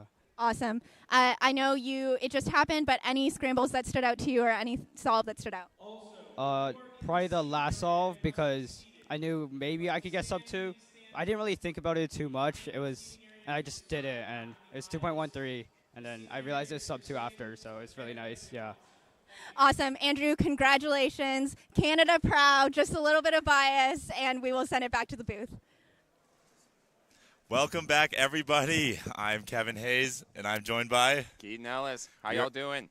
We are here for 4x4 finals. Yeah, it should be a very exciting final. We have no world records for 4x4 this weekend. Not yet. Not yet. But we have an incredible cast for you today. I think four's a little harder than the other big cues, I think, for Max's records right now. A 15 single? 15 single, 19 mid-average. Certainly not something, especially with 4x4. Even for Max, I don't think his world record's achievable without at least getting a solid parity count, which isn't a guarantee every time. So we'll see how the results shake up today. Obviously, mostly concerned with the placing. Less concerned about the time, although the time does determine the placing. Right. Time's very important. We saw, this is the second round results for 4x4. We saw an incredible average from Timon Koloshinsky, starting with a 21, a 19, and a 20, but unfortunately unable to clutch that European record average, getting double parity on the 24 and getting PLL parity on that 23. European record, ER average is actually 1990. I apologize. Yeah. This is personal record and also Polish national record that he's just barely missed out on. Yeah, we've had most of the top big cube players for 5, 6, and 7, but Sebastian is ageless. The man has been ranked 2 in the world for seemingly ever right now, and we basically have the 3 big cube guys facing off once again. It's going to be Max, Nam, and Timon show, we think. However, there's certainly a lot of room for upsets. If you recall, at Worlds in Korea, Maddie Hiroto and Naba started with a 29 and got 3 21s. And was straight up had an opportunity to win the whole competition. Unfortunately, ended with a 29, but that shows you his potential. Right, and he did get third in this round ahead of Sunghyuk by just over half of a second.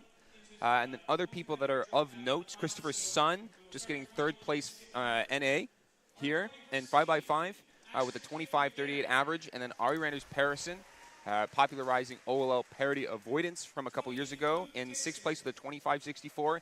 He had a PR average in the first round of 23.37, and that 25.64 average had 5 out of 5 PLL parity. That is wildly unlucky. I mean, that's every single parity he can possibly get. Well, he did get one OLL parity from his racing, but 25.6 with 5 out of 5 PL is actually quite good. That's almost a similar quality to his 23 PR right, in the second round. Unlucky. Yeah, so obviously heavily skilled, 99% skills-based event. We will be looking on that parity count for luck. Yep. Usually evens out pretty well by the end of the round, but something to keep in mind. Yeah, we're getting in. The compares are being called up right now, and so we're going to get kick off in a couple minutes. We do have a notable person who is not going to be in 4x4 finals. 18th ranked Kevin Hayes here in the booth with us today, deciding to drop out in favor of giving Ashrika McGarrick an opportunity to compete. And also the cast. Mostly the cast. Quite honestly, we're talking about parity count. My first 4 solves, 0 out of 8. And I did not capitalize on that opportunity. I don't think I deserved the final spot anyway. I'm more than happy to be here with you all today right now. And great to let another PNW guy get the spot. Yeah, Asher, extremely fast, part of that trio of Asher, Max, Max Xiao, and Samir Agarwal. Yeah, I saw that Max posted a photo on his Instagram last night. Yeah. 6 years ago, him, Felix, and Samir, and it was so funny. He was still 11 years old. I remember that competition. To me, they're still always the 12-year-olds that come to Nationals 2019 and absolutely wreck house. Oh yeah, you could tell even from day one that they were going to be legit. And it's great to see the three of them growing up together. Samir now at UW. Yep. Max going to Johns Hopkins. Yes. And Asher. I'm not. I forget. He's also the same age. I think he's starting in the fall, but I forget right now. I see. We are getting into it though. Interestingly enough, Max Park not #1 seed today. Right. We have Timon Kolosinski on the blue stage. I think he's been. Oh, he was on. Wait, he was first seed for 5. No, he was third seed for 5. He was third seed for 5. He was on the blue stage, right next to Max. This is his first seed though. Correct. He's also first seed in 3x3 layer today. All right, looks like we're going to start off with Max, likely going first. All right, Max Park definitely the favorite here. Even though Timon has been extremely competitive in the 5x5, as we just saw, he beat Max. I think it would be a bigger upset if he beat Max in 4x4. However, as we saw, he did win the last round, and he is the current world champion.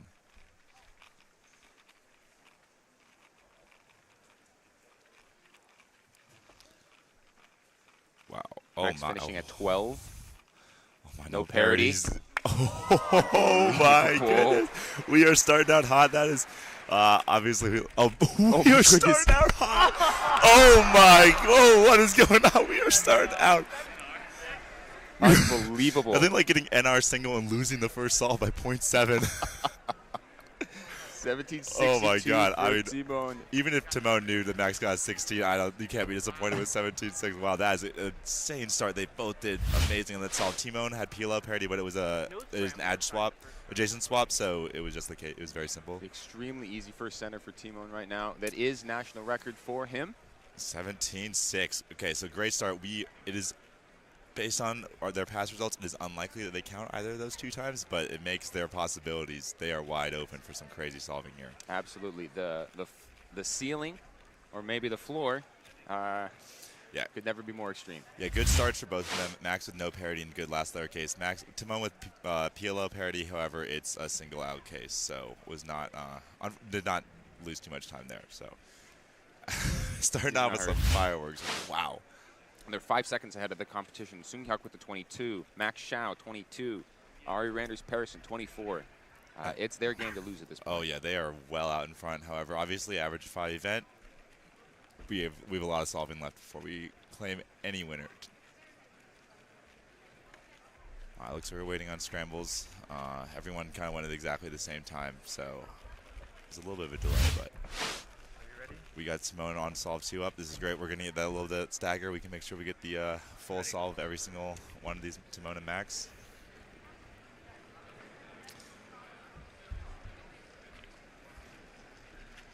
Seconds.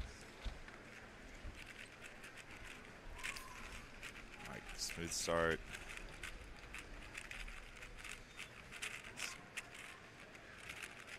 Open at 10. Yeah. This one's more in line with what we're kind of expecting, although they should have 3 or these. No parity? Low parity, unfortunate. So in case 22.5. He's happy with that. His average is 21.4 for his national record, so he's counting 22.5, and he is not even required to count that. So he's in a great spot. Matty with a 22. Was that his second 22? That was his second 22. All right, so just an update for the people at home on the scoreboard here. The projected live rankings is a projection. If there's a little number next to the average, that's the number of solves that they have left. We'll be comparing completed averages to incomplete averages as the results go on. It is all projected based on the solves they've done so far during this round only. So when you see Timon with 20.07 and 3 solves left, it means the average of his first 2 is 20. When the little number disappears completely, their average is done. And that's then when all the numbers are gone, we have our final standings. Absolutely. Max here on his second solve. Max, partial color neutral on Yao. Will primarily do white and yellow, but can do blue and green depending on what the centers look like. Is going to do more white-yellow here. This is a much smoother start than Timon's was. He's flying. 9 seconds. Oh, a little bit of a pause, a big pause. 2. He had a really good start, however, really rough continuation into his edges. And does get parity as well. Oh, nice ZBL there, 21-8. So if we're tracking at home, they both had the same amount of luck for their last layer cases. Always nice to not have annoying discrepancies. Nam with a 20 flat, 20.5. Yeah, so right now Max is about a second on Timon in both of the solves. And then they have just a little bit on Maddie. And so yeah. This one's a little sloppy from Timon. That means that 2 and 22 is likely to count. Unless he gets, ooh, a lot of locking up on this solve. Absolutely. Okay, PLL parity. Yeah, I was going to say, if he didn't have parity in that solve, it would kind of been a waste of just a lucky solve. But it's like when you don't get parity, but then you have a bad solve, it seems very wasteful because you canceled it out. It still averages things out, though. Yo, Maddie's at 22-8. He's got 3 solves in. He's got 2 22s and a 24. Yeah, so right now, if there's 2 solves left, it shows their median. So Timon and Maddie, are counting solves, are only 0.3 off. Oh, did we miss Max's night? Oh, he's got 3 solves left, sorry. Max has 3 solves. Yeah. Nam and Max are going on 2 each. Yeah, Max has got his warm-up cube going. Doing the R prime F R U prime. I think he's done that over 1 million times at this point. Times 6.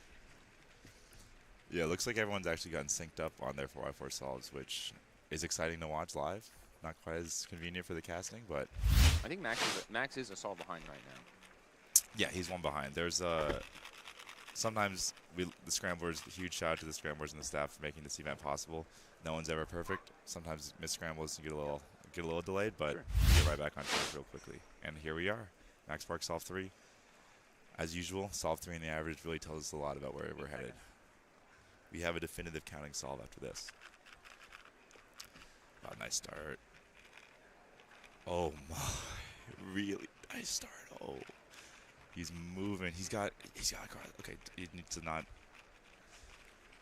We got actually on at 13. If there's no okay, we got parity at 16. Last layer at 16. Great continuation. Oh, low parity 20.5. Great solve right there. That's excellent. That counting solve is going to be 2 seconds ahead of Timon's. And another more than 2 seconds. Timon has got a 17.2. Oh, yeah, again? and we are in it. Yeah, Timon's counting that 22, but you know what else he's counting? 17.6. Yeah, he's got world record potential. He's got ER potential. He's world record potential? 1914 is his best average, and Max's is 1938. Oh my goodness, he could get. He needs another 17. I mean, he needs another 17, which is definitely obviously doable. We just saw it happen twice. Oh my God. I can't even imagine what's going through Timon's mind right now. He's like he wanted the NR, now he wants to win, and then he's somehow in this position where he literally has a world record chance. Yeah, he's guaranteed national record. 21:20 is the worst possible time, and that's counting both the 22 and the 23. He's in a great spot. I mean, 17 is probably one of the best counting solves. It might be the best counting solve ever. I believe that. It could be. It's got to be. There cannot be more than 1 or 2 averages that have ever counted the 17. That is wild. Everyone that's a Timon fan, do your little prayer to the parity gods that he goes 0-2 on this last solve, because we could see some fireworks. That was wild. He essentially only needs a sub 20 solve will be a sub 20 average for him. Because he's counting 17.6 and 22.3, 22.5. Yeah, almost. Yeah, oh my God, yeah, like a 19.8 for sub 20. There's just so much potential in this last solve. It's wild. Yeah, essentially 18 flat will get him world record in this case. That's fast time. That's difficult. You're going to need some luck. No matter who you are, that is difficult. I don't think it's even possible with bad parity count. But anything can happen here. And he's on solve 5 now. All right, here we go. Let's definitely stay on Timon here. This is a huge moment. Max still has 2 solves left as well. Very short inspection period for Timon. Good start. 2 seconds for first 2 centers. Already he's a little lucky. Obviously, the nerves are huge. He's in a great spot right now. Finish those edges. He's at 13 on 3x3 stage. I think the world record. No parity. No parity. No parity again, Field. Oh my God, he had something right. He gets European record. He is second best average. He's the second rank in the world. Europeans Sebastian Fires brand new European record, and his first ever sub 20 average is immediately destroyed by Timon less than 1 week later. And you know what's next weekend? European Championship. That's gonna be wild. Let's get back. Max Park is in a hole. 1983 average for Timon. Max That Park beats has got Sebastian's. 22.7. Wait, what's Max Park's best in possible? Max Park's best is Max can win, 1963. but he needs a 16 to win. Needs a 17. He's going to need a 17.2 to win. The odds that Timon loses here are almost zero, but it is Max, and if there's one person in the entire world who can pull this, I mean, Max Park. the odds that Max Park won 5x5 at Worlds last year with 2 solves to go was very low, and we all know what happened there. Max Park is clutch. Timon is, oh my goodness, 2 European records in back-to-back finals. Absolutely incredible stuff from Timon This right now. is wild. Oh. 1983. Seb's 1990 first European sub-20 average, broken less than 1 week later. I know. Wow. Europe. All of a sudden, I feel like 4x4 has been more of a stagnant event in the last. While big cubes were like going crazy, 4x4 has seemed a little more stagnant. Instantly became a competitive event right there. The 3 last people with sub-20 averages. is wild. There was 0 for years. It was just Max for years, and now there's 3 in a week. I mean, I wouldn't be surprised if we saw another handful of sub-20s next weekend. Like, it's actually insane. Lots of barriers being broken. We have sub-20 on 4x4. We have the third sub-1 2x2 average. Okay, Anthony Max Park Paradakis here. last week. Max Park is the only person that has the chance to win. He needs low 17. This is gonna be a solve of his life. If he pulls this out, this would be one of the most insane solve 5 wins I've ever seen. Timon did have a really good start. This start is easy on the easy side, but we'll see. There's obviously way more to the solve than just the first couple of seconds. Max doing a different cross color than Timon. Whoa, here. very interesting. Very bold. We must have seen an incredibly easy blue-green. All right, he's at 14. He's on 3x3 stage. You guys parody. Timon is the North American. No, Timon won North American champ. Double parody for Max. Still, nothing to shake your head at. 21.7 average in the final. Very respectable stuff. Timon is just the story of the night. Oh my goodness, 19.8. Timon 2 for 2 in our N/N finals this afternoon with 2 continental records. We have Nam. His median of his counting solve is 23.1 though, so he's really just battling against Maddie. Maddie 22.5 final average. Yeah, BPA for Sungtug is going to be 22.26 with the worst possible, well below Maddie's. He's going to need that. He's going to need this. He's going to need to. He's got parity. Unfortunate. 23.93. It looks like we'll get that updated in 1 second, but it looks like Maddie's going to get 3rd place. Very impressive for him, especially after last year at Worlds where he was in a great spot and didn't really execute on that last solve. I mean, I think Maddie's probably very happy with the 22.5 in the final tonight. Yeah, 3rd place, 2nd in North America, 22.56 average, less than a second behind Max Park. That's great. You cannot be disappointed with a result like that. Obviously, Maddie is in that level of cuber where he's gonna every time he enters an event he wants to win. But I think for this competition, it's probably more the 3x3, and he's going to be happy with podium finishes in the big cubes. And we'll see him again later today during that 3x3 finals, of course. Do you want to jump it down to Alyssa with Timon standing by? Yes. He's already laughing at how good his results were. He can't even believe it himself. We're going to bring things over to Alyssa. That was 4x4 finals. We're back here with Timon Koloshinsky. Once again, European record, a rare national record from you. Most of your records are European records. Give me some reaction to how that felt. Well, I was expecting another national record for average in the first round as well and second round. I got close in second round. And then this round I was like, well, I just won 5x5. I'm probably going to be like way too hyped from 5x5 to do anything good in 4x4. And then I got NR twice for single, and then ER average. I didn't even realize it was ER average, as I don't even know what's happening anymore. I believe you actually had WR BPA going into that last solve. So you are days away from European Championship, and you are just coming off an absolute high. I just heard you say, I need a break after that. You don't have much of a break. So where are we headed for the rest of this afternoon? And then 4 days from now, European Continental Championships. Yeah, well, 1 round left today, 3x3. Just going to try to do my best. Unfortunately, I'm seed 1, so I have to be stuck in prison for an hour and a half. We'll see if I can still solve after that.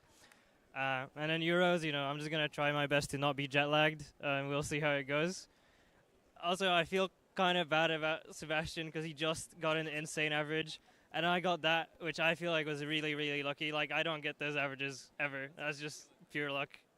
Well, I remember a good saying, it's never a crime to get lucky. So, Timon, congratulations. One more round for you today, sending it back to the booth. Thank you very much, Alyssa. I'm kind of bored. Yeah, we haven't had that eventful of a finals Yeah, so I don't far know. at this This is- competition. it's okay. I mean, we've only seen continental record, national record, continental record, another continental record. I mean, it's like, Yeah, it's like whatever. all right, It's whatever, you know. honestly. It's not like there was a Okay, world record okay, chance or anything. Jokes aside, this has been an insane afternoon here in Minneapolis. I'm sorry, I'm speechless. I'm hella speechless. Where everyone else is running around here when Timon got that double 17, had a chance for the world record. Absolutely something special you're seeing, ladies and gentlemen. And I think that's going to translate through into the next finals. The next one we have for you is Scube. We did see Dominic Radisi completely dominate in round 2. Dominic dominate. He is now second in the world in Scube for the average ranking. First seed going into this final with a 153 average, as you see here. Card Kukala, our current world record holder, seated second with a 175 average. And Zain Kanani, now third in the world for average with a 198 coming into this final. The top 3 to watch. It's going to be a combination of these 3, but still some top names here. Definitely don't count them out. Ash Black, William Clowers, Zeke Mackey. We are ready for an amazing Oh my final goodness, here. we are so ready. Every final we have had in the afternoon today has had a major record broken in it. I don't think the streak's going to end. I don't want to make any predictions because every single prediction I make is going to be 100% wrong, except for this, ladies and gentlemen. You need to tune in. There is fireworks about to happen all over Minneapolis, and it's not the 4th of July anymore, that's for sure. No, it is not. We are months, just a month past that. We are currently welcoming up our competitors onto the stage. Reading through, do you got any predictions on some names here? I do see Brendan Dunnigan here just got a North American record average and clock maybe about an hour ago.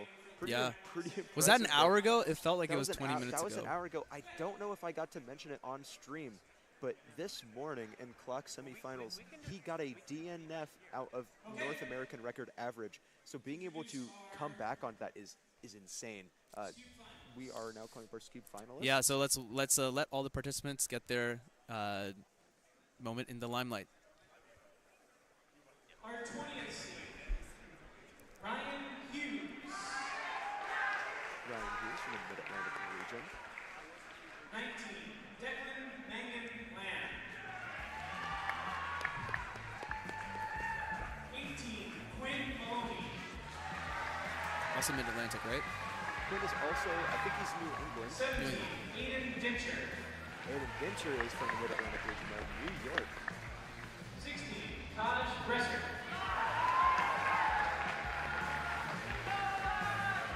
15, Brayden Broken. 14, Jack Pfeiffer. 13, Ethan Zwan.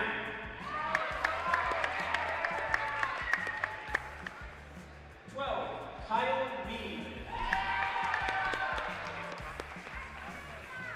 11, Simon Pelham. That's 5 minutes. 10, Titus Sutterfield. 9, Christopher Chee.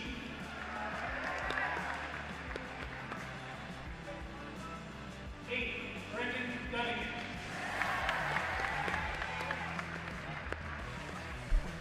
7, Tyler Robinson. 6, Zeke McKay.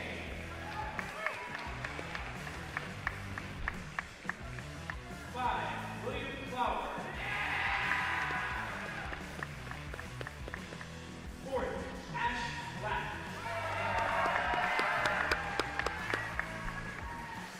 3rd, Zane Kanani.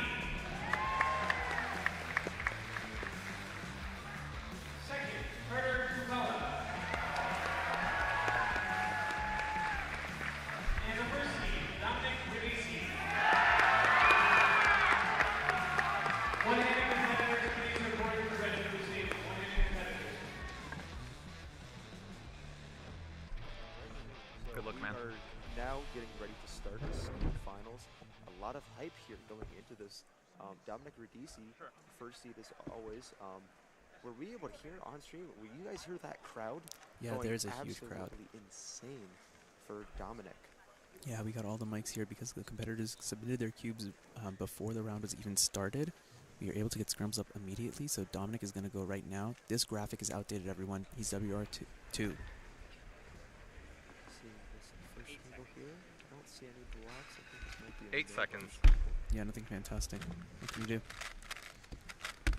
Long solution, and 460. That's rough to start off. We are going to see Ryan Hughes with a 180 single off stream. Titus Satterfield with a 214. Will Clower with a 198. Nice, good job, Will. Seeing some awesome solves here. Carter Kukala getting ready to start there. And Zane also got a 4. Rough start for our 1 and a 3 seeds. Wow. Let's see if that continues here for Carter. Maybe just a tough scramble. Like we said, no blocks. Nice. Great solution. Great solution. That's the best single we've seen so far. Ash Black, 163, also off stream. Taj Bresser, 180. Oh, they're all coming in now. There we go. People are finding it. Braden Roden, 177 off stream. Yeah, so some really, it feels like there's like 2 almost different packs. There's some people who found a really nice solution, sub 2 solution, and then there's everyone else. They already said, yeah, I'm not too sure on that solution. The overhead camera maybe phone a little bit back for the big cubes that we just had. But we're going to see Dominic Radici here on the blue stage. Again, another scramble that doesn't really look like much. I don't see any major blocks. He saw something good there, 174. Good comeback. Good comeback. Puts him back in there. We're going to see Zane Kanani here. Currently a projected rankings card Kukala, Ash Black, Simon Kellum. That number you see next to their average is how many solves they have left to do in said average. Yeah, Kevin explained it really well in the last one, so there's not much else to really wrap up there. Zane 175, another good comeback, 2 bounce backs. High move count, but smooth turning was good there. Well done from the 2 of them. They are the first 2 to get their results in right now. Everyone else is still waiting to get their stuff in. Titus 266, Tyler 311. I don't know if there's anyone else on the blue stage currently solving. I imagine that there's got to be plenty. Yeah, they must all be literally solving right now.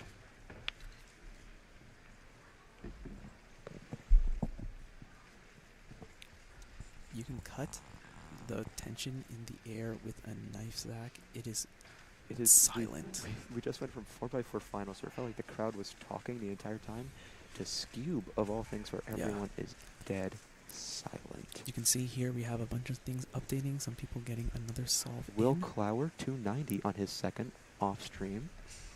Simon Kellum 168 now. Ash Black getting ready for their next solve. But we also have Dominic Radici and Carter Kukala preparing for their solves.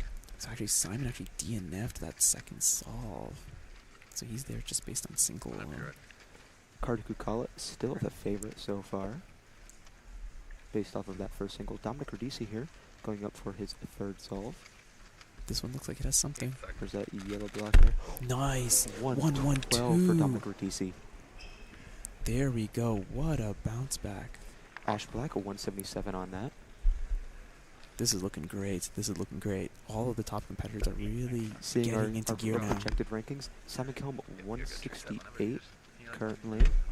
No, he has that DNF there. He does have that DNF, yeah. Carter inspecting the scramble.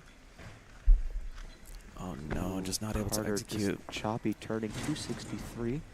So that's scramble 2 for Carter. So he's a solve behind everyone else right now, it looks like. We see right here Will Clower inspecting on the blue stage. Will currently having a 198 and 290 single.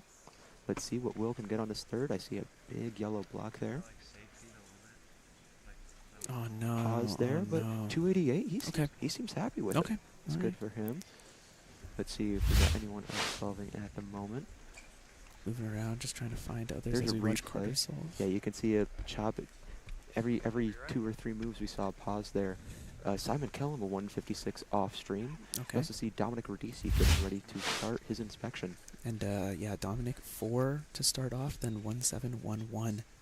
He's in the driver's seat. Ash Black, though, still quite ahead, a 170 projected average. Let's see what Dominic can get on this next solve.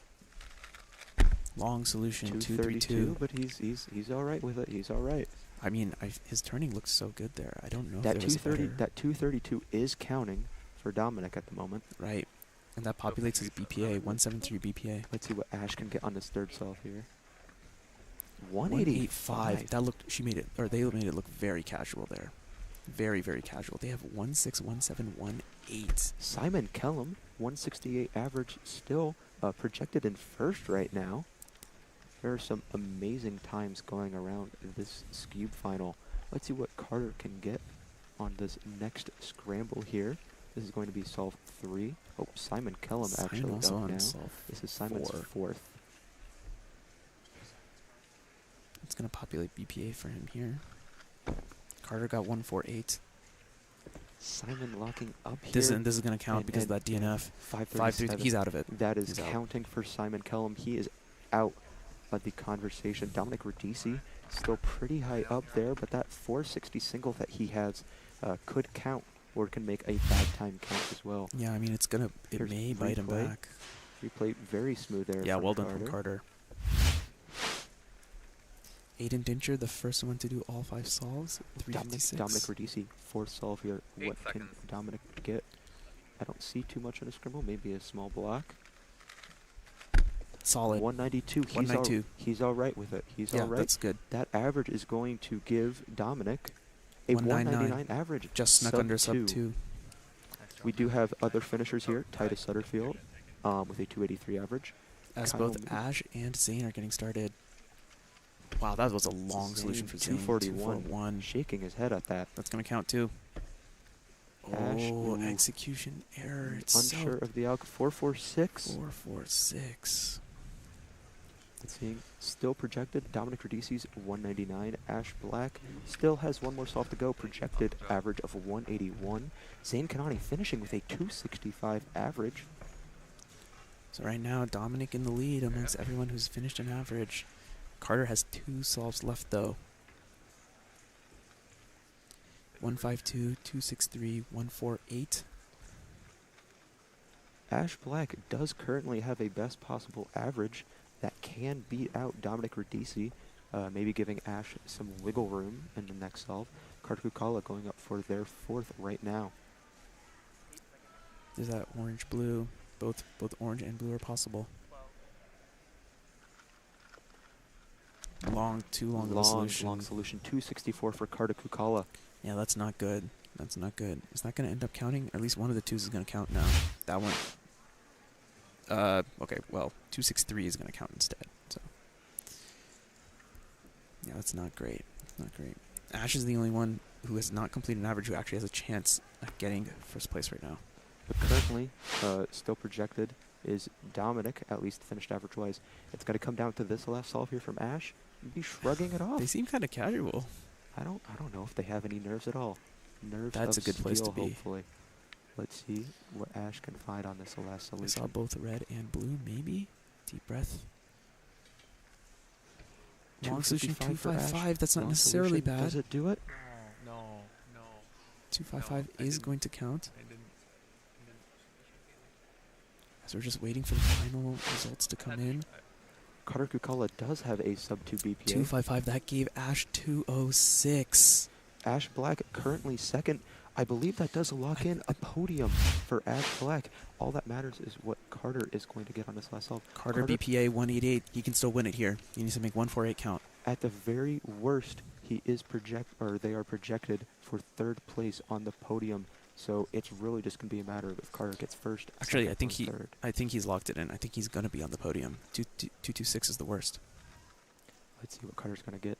The last solve of this final comes down to this. We see that red bar there. Maybe an AG2 solution possible, Yeah, based on that that's what I'm position. seeing. Blue bar as well. Let's see what we're going to get here, guys. Lengthy solution pad turning 269. That is worst possible average. Carter Kukala is 3rd with a 226 average.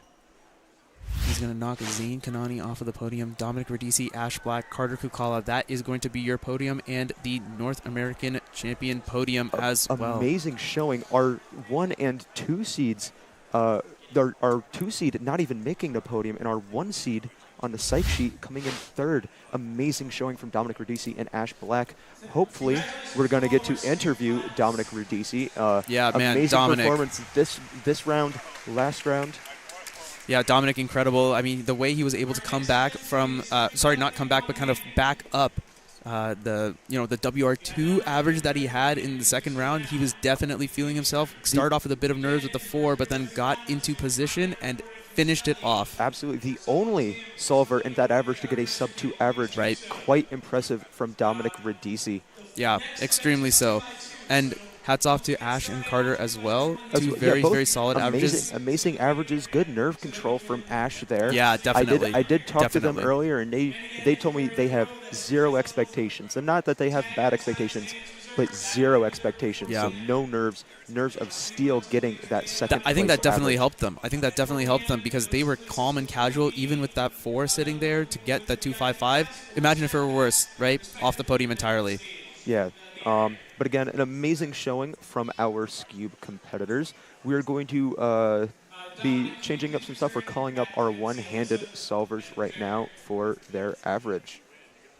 Yeah, so as they're coming up, man, Zach, let's just talk about I'm sorry, this post-lunch. I was going to say, we are rushing through things here because of how exciting everything's been. We apologize for that, but everything that has happened since lunch 30 has been amazing to watch. What is going on, man? This is why you need to tune into these major championships because anything can happen. It's just absolutely insane. Like, anything can happen, truly. Yeah, no, this is just amazing to watch. I believe we are maybe trying to get an interview going, but we are calling up our competitors now for one-handed finals. Yeah, indeed. Right, it looks like he has a bloody nose, actually. We will unfortunately not be able to interview Dom. But, dude, I don't blame him. I don't blame him. Like, he's the North American champion. Maybe showing how hype he got winning that. We are going to transfer commentators. It's been wonderful casting this Scube final with you all. We are going to pass it off for one-handed finals. Yep.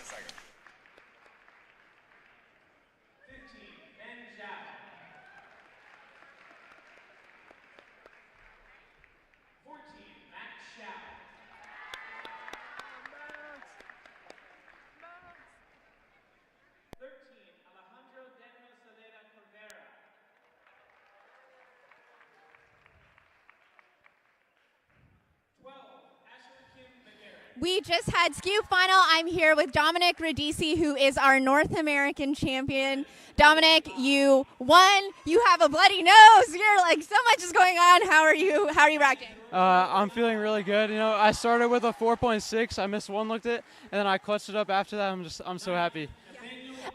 We had Luke Garrett on the stream yesterday. He said, don't sleep on Dominic Radici. There are a ton of people cheering for you. So happy for you. What message do you have for all those people? Just thank you to everyone supporting me. You know, I don't think I'd be able to do it without everyone helping me out. Awesome. Thank you, Dominic. Congratulations, North American champion. Soak it all in, sending it back to the booth. Thank you. Thanks, Alyssa. That was Dominic. We're moving on to 3x3 one-handed. This is going to be a lead horse and a lot of people trying to catch up to him. Absolutely. Not to say those people trying to catch up can't catch up, but I think Max is a dominating favorite in this event. Not only is he the first seed coming in by almost 2 seconds with an 8.87 average going in, we also have one of the most consistent one-handed solvers of all time. It's actually, one-handed, even though it seems like a shorter event, is a bit inconsistent, especially even at the top level, except for it seems Max. You have a much, much higher variance, especially because you have a limited ability to turn fast and only specific subsets of the cube. Right. So with 2-gen, you can solve extremely quickly, and you're rivaling two-hand times, your standard 3x3. But anything that involves lots of RUF, it becomes instantly awkward. Right. Those algs, the worst, for example, the last step up in 3x3 with 2 hands, the variance is best algs 0.5, the worst algs 0.9. Yeah. For one-handed, that's a much bigger difference. All right, we're gonna have. It looks like Max is gonna be our first solve. Max and Luke Garrett are going to be our top 2 competitors here. They came into the competition both with personal bests of 8-second averages.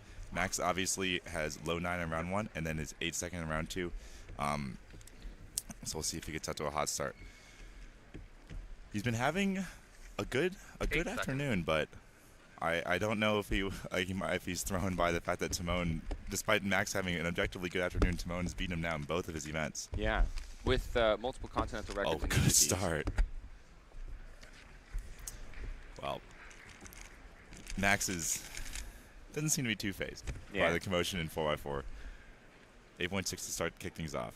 Both of these guys are very heavy table abuse solvers, which means they're going to be using that table essentially as a 1.5 hand. Luke Garrett should be getting rough peel, really rough peel execution. That's one of those cases right there. Yeah, it's a V-perm right there. There's not much that you can do about that. Well, you could execute that one a little faster. Sure, but at the same time, it's going to be a rough one. Once you get the case, you know you're in for a rough one. Both of our top 2 solvers, by the way, both CFOP solvers. We don't have a Ru solver in contention, at least from the second round seeds. Yeah, so we're gonna be seeing a lot of the same. It is nice when we have a little bit of variety. I think internationally the Ru has been getting a lot more popular. We've seen previous North American champion Kian Manser is not here. Yep. Unfortunately, he was a Ru solver, or he is a Ru solver. Unfortunately, he was a Ru solver. He is a Ru. Unfortunately, he's still a Ru solver. But yeah, we'll be focusing on the more popular solving method of just CFOP. Yeah. Third seed Luke Tixon leading off with an 8.2. Not going to be something you can count if you want to win. Something you could count though if you're just shooting for third. And I think based on my interview with Luke earlier this week, he's going to be more than happy with a third place finish. Yeah, absolutely. We also have quite a few other prominent Ru solvers, not here today, but Patrick Villanueva, of course, with that world record average. Way out in front. Yeah, by more than half a second. Sung Hyuk in this in this round as well. Nam has been having a fine weekend, but I don't think any of his results have really stood out, or he's been extremely pleased with anything. But he's been top 5 in every single event he's done so far. Yeah. Top 3 and almost top 4 in every single one, actually. Max with another 8.67. So that's 2 in a row. His consistency is just ridiculous. 8.6, 8.6, 8.6. Unless Luke Garrett starts getting some really good solving here, Max is, like you said, they're going to jump out to a big lead. Luke with an 11.01. Nam with a 14. That's going to has to be his worst solve for sure if he wants to do anything here. Yeah. Asher Kim McGarrick coming out strong with a 10.8 and a 9.2. You see that mean of 2 solves, that 10.05 on your screen in the bottom left. Luke here on the blue stage. Is that you? Don't look at the timer. You see that? Well, it's sort of J-Perm sort of automatic, so. Yeah, it's automatic until you look at the timer and you lock up. You never look at the timer in the middle of the solve. Always make sure you keep focused 100% until you get those hands down. You see the timer stop. But a good second solve for Tixon. He's already has 3 solves. Max with a nice last layer case right there. Especially you can do that B move by just holding the cube on the table and essentially doing a D prime. All right, Asher, who would be a big upset to make a top 3 here, is in a great spot. We'll see what he can get here. He's moving. Very nice. F12 done at 6 with not the terrible low into U or to H-perm. That's H-perm. Yeah. A lot of moves, but it is much safer, as you said. Those 2-gen just R and U moves. A lot of them, but unlikely to be making large mistakes. Yeah, the problem with that H-perm is that there's a ton of R2s and U2s, and double turns are extremely tough on one-handed, especially if you got 2 different axes doing double turns. Max with 3 sub-10s. Yeah. Right now. Max only needs a 11 flat to secure a sub-10 average, which based on Luke solving right here. All right. Well. Nothing is over. Luke Garrett counting a 10, 10-3, but he has an 8-8. Max counting an 8-6 and a 9-7 at worst, so Max would need to get 2 pretty rough solves, and Luke Garrett needs to really bring it home if he wants to pull off the upset, but Luke is in a good position to be taking second or third. Max is still definitely in PR range as well. It's not world record. It's North American record of 8.62. He's 0.05 behind on 2 of his solves. Yeah, so he will need both, because it's so close, he will need both of his last solves to be 8.47 about or better. But he can essentially lock up the win here with another 9. Yeah, Asher with another 9, he would probably be close to his PR average, depending on that 5th solve. He has a 10.2. Oh, and as well. Yeah, really rough end firm. Yeah, kind of the shrug. Like, I feel like he executed pretty well. It's a terrible one-handed out, but it's just bad luck. Yeah, you just get what you get. He's still in a good spot. I mean, best possible is 10.27, which is just off his PR, and Luke Tixon is now best possible is 9.98. He's capable of getting these sub-10 averages. He's got absolutely. multiple at this point. Tixon's actually in a great spot. Worst possible is 10.54. And he's now, as we see on our live updating, our rankings, he is in 2nd place, just in front of Benzao.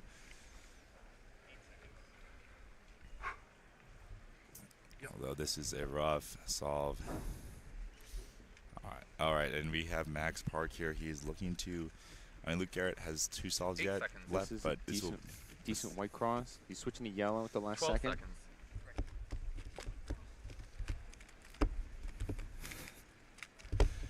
As you can see here. Level.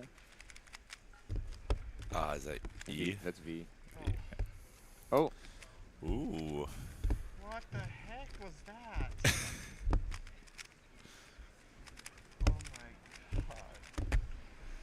I think Max said an accurate statement there. Oh. Both of our top 2 seeds having rough 4th solves. Luke was actually, as we cut away from Max and getting his 20, Luke, I think if he'd finished executing that properly, would have been, it made things a little more interesting here. Would have been in a good spot. Luke Tixon on the side stage, finishing up on one of the side stations with a 13.31. That's worst possible average of 10.54. So that leaves things open for Max, open for Luke, and then also open for Asher Kim-McGarrick. Yeah, based on what we're seeing, though, I have a feeling that Luke Tixon might be slotted into 3rd place. At the very least. Oh, yeah.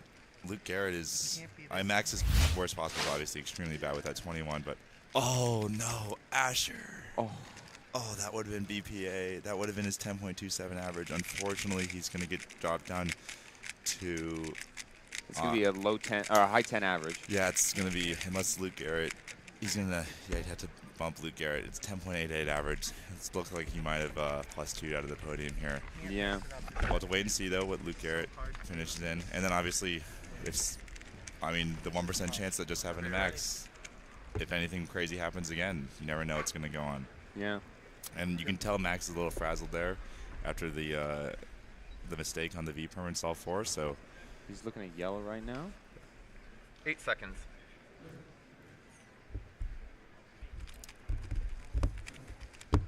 Does the yellow again. Looking pretty smooth. Oh my god. Not the best solve here. 1274. Wow. What is that final average for Max? That is going to slot him at 1038. 1038. Did he? Luke Garrett can win. Luke Tixon. Okay, he's still. What's Luke Garrett's best possible? 1010 against the 1123 worst possible average. He's going Luke right Garrett now. Here. I'm not sure if he's aware that the win is on the table, and yeah, that's not going to be it. Oh, it's already in. Said it's going to be worst possible average for Luke Garrett, which means Asher Kim-McGarrick does stay on the podium. Wow, what a that. It's a bit of an unfortunate round in this. Yeah, very unfortunate round for a lot of the competitors. Even I think Luke Tixon's probably the only one who had a clean average. Yeah. Like Asher, I'm sure will be happy to get 3rd, but you know when you have that +2, that completely. Oh my God, he would have won. No, he wouldn't have. No, I don't. It would have been. Oh, I think he might have. It would have been 1027. So Asher did +2 out of North American Championship. Oh my, that's gonna be the most bittersweet 3rd place because he's obviously if you told him before the round you're gonna get 3rd place with the 10.8 average. Yeah, he'd be elated, but the way it happened, that's something that eats at you for a bit. That when you think about tomorrow morning when you wake up on the flight home. You think about that one in 6 months when you wake up. Asher, of course, a Pacific Northwest native. He's going to be there for Worlds next year. I'm absolutely certain. Yeah, I'd be shocked if any of these B&W guys are not going to make it to Seattle Worlds just down the street. Wow, that was a unique final. Yeah.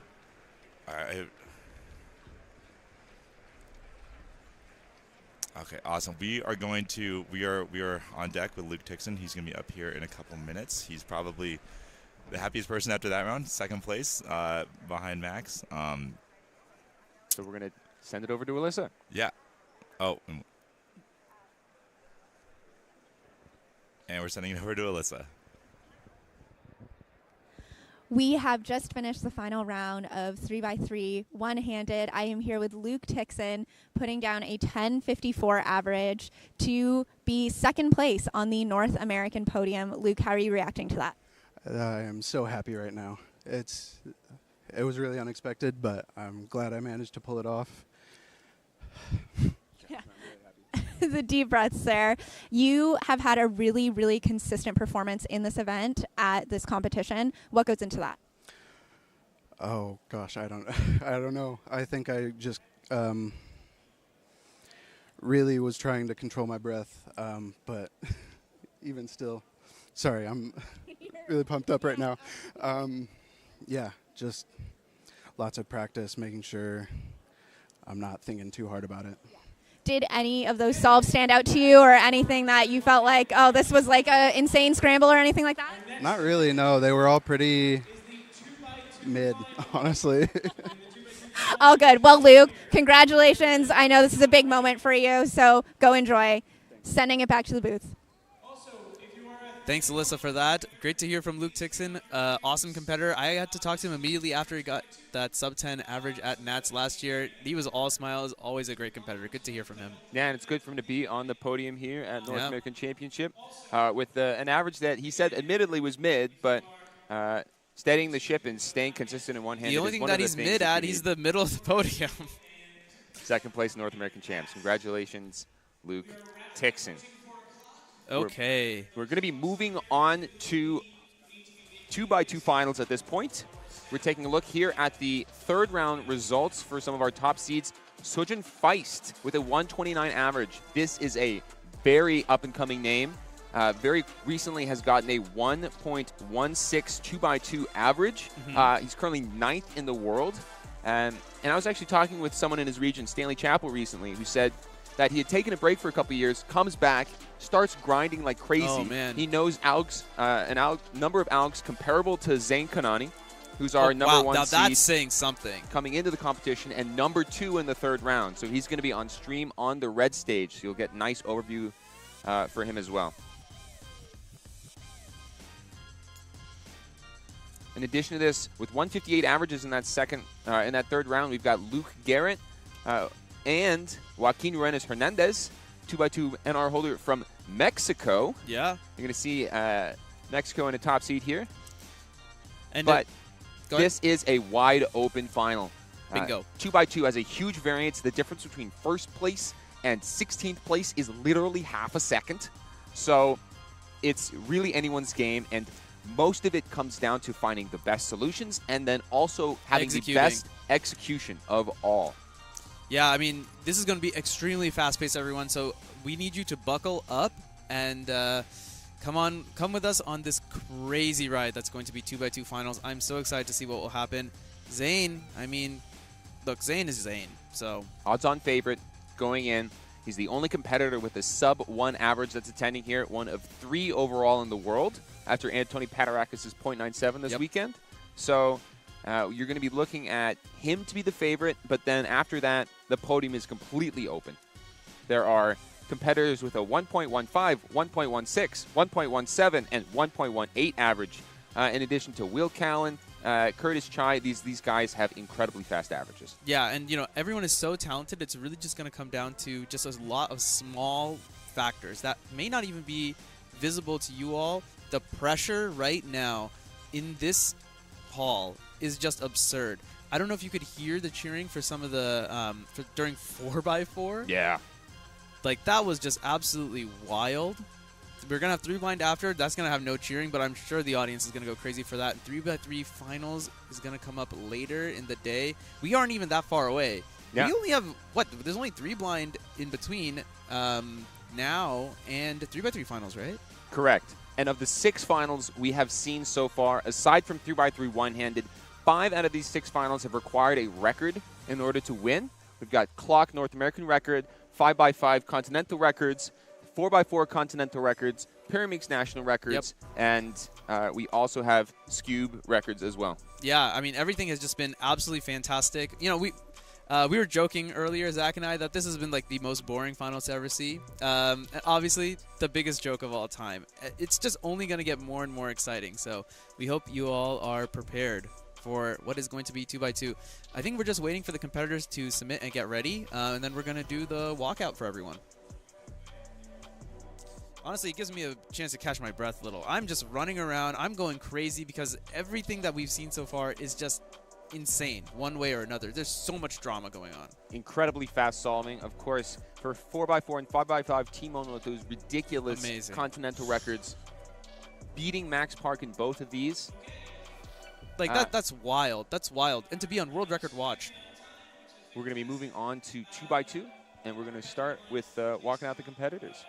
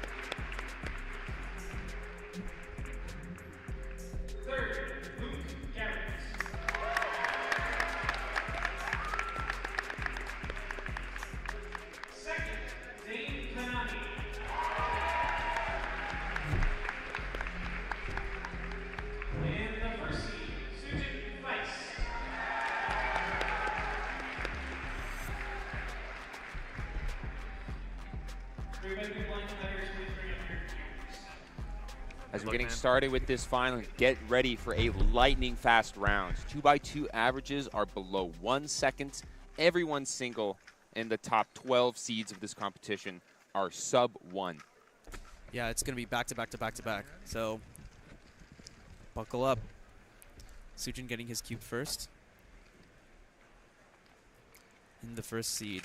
NAR number 2 with a 114 average of 5. Currently ranked 9th in the world.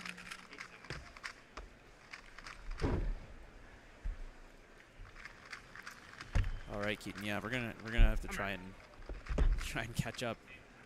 Luke Garrett's 142 plus 2, 342. 8 seconds. So you're taking a look at that orange. 12 seconds.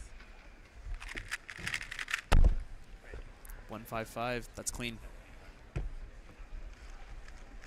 Zane looking at the exact same scramble right now, looking at orange. The same. Same orientation as Sujan. And that's a bit of an odd execution error from him. 195. Caleb Chen off camera, 109. Andrew Mao, 123. Just coming off of winning Pyramix. And Ethan Wrong, 137. A little bit of a lockup for Zane right there. And yeah, Kyungmin Choi also getting 145. Stanley Chappell, 145. Stanley Chappell? What the? Stanley got 20th place coming into this round. All right. Just barely squeaking on in. I mean, that guy's talented, so it doesn't surprise me that much. But our 4-blind and 5-blind national North American champion, who also has 3-blind immediately after this, and the fourth final he made was 2x2. All right. Helps to know Alex. All right, this is Curtis. Curtis starting things off with a 246, hoping to avoid that counting. 127. That's a really good comeback. Literally half the time in his last solve. You stole the words right out of my mouth. Kerry Creech, 135. We've got Sujan on solve 2, and then Zane on the other camera, on the other stage on solve 2 as well. You can hear some of his warm-up. Zane is going to get started. Starting inspection before Sujan here. Wow, that's a good-looking block. 8 seconds. Deciding what to do with it. 12. He's doing yellow, it looks like. 1-2-1. 12 seconds. Sujan now. Sujan looking like he's doing orange. 109. Some 2 back-to-back very, very good solves. So different solutions by the top 2 seeds. Kyungmin Choi on the 113 as well on that second solve. As we see Caleb Chen getting 254. So most of these guys are finishing their second solve right now. The third solve is where you get to see the first counting time, and that can tell you whether or not one good and one bad turns into a good average or turns into a bad average. Yep. At that point, hopefully we can get the live tracker and try and see who's vying for first. 135 from Curtis Chai. Really good comeback from that 2 early on.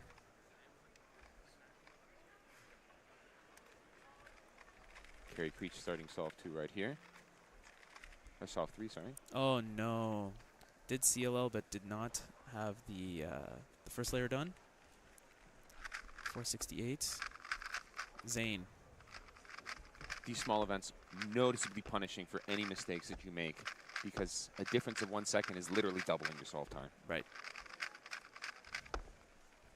So far he has 195, 121. What can he do here? He's got an orange face. Otherwise, it doesn't look like a particularly good scramble. Yeah, not much else. 8 seconds. There is a little bit of a block that you can make with red with one move. 12 seconds. 118. Excellent execution for Zane, 118. Sujan on the other stage has a 324. That's going to hurt a little bit. That 155 is going to count for him, and Zane's going to instead count a 1.2. All right, here's Kyungmin. 145, 113. What can you pull out here for solve number 3? Which one of his 2 times are going to count? Or perhaps this one, though. Zane in the projected lead right now as well. I realize that could be ambiguous. So. Yeah, you're gonna make. This is the same one that we just saw Zane get. Taking quite a lot of time in inspection here, trying to see as far as he can. Long solution, 2, 3, 4. So he's got a worst possible time there. Caleb Chen, that 109 we saw in the first, ends up being a DNF. Oh. So he's counting a 254 and also counting that 190. Yeah, so he's got 190 now. Looks like there was a potential issue, so calling over a delegate there. Once we figure out what that is, we'll let you all know. We've got Sujan about to start inspection. Kind of calming himself down, doing a couple turns, making sure he's accurate. Wow, that turning looks so good. It sounds really, really good. I'm ready. Looking at green instantly here. Potentially. Yeah, I think he seems like he's going to stick with green. 12 seconds. Does do that. Does have bit of a pause. Does have the 2 look there, so he's got a 213 in that solve. That is going to be counting as well. So BPA is only going to be about 1.5. hear some Okay, noise you're from good the to crowd reset. right now. We see Zane with the 274 as well. So things are fairly open. Too flat for Curtis. He's in the conversation too. I think that's Curtis's 5th solve. That's his 5th. He's So not he's going to gonna have- WPA. He's going to get something in between now. So 1.6 approximately is going to be the... Sounds right to me. Quinn Maloney, DNF on that last solve, 192. He's in the lead right now out of everyone who has completed an average. Yeah, Curtis tried 166. All right. So now Curtis takes over that lead. Dude, this is like such an exciting experience, bro. Oh my god. Okay, so this here is from the mobile camera. This is Michael Nielsen.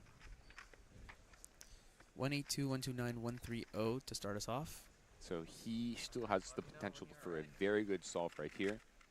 If this is best solve, it looks he'd be looking at an average that would be WPA better than Curtis Chai. Yeah. A lot riding on this one.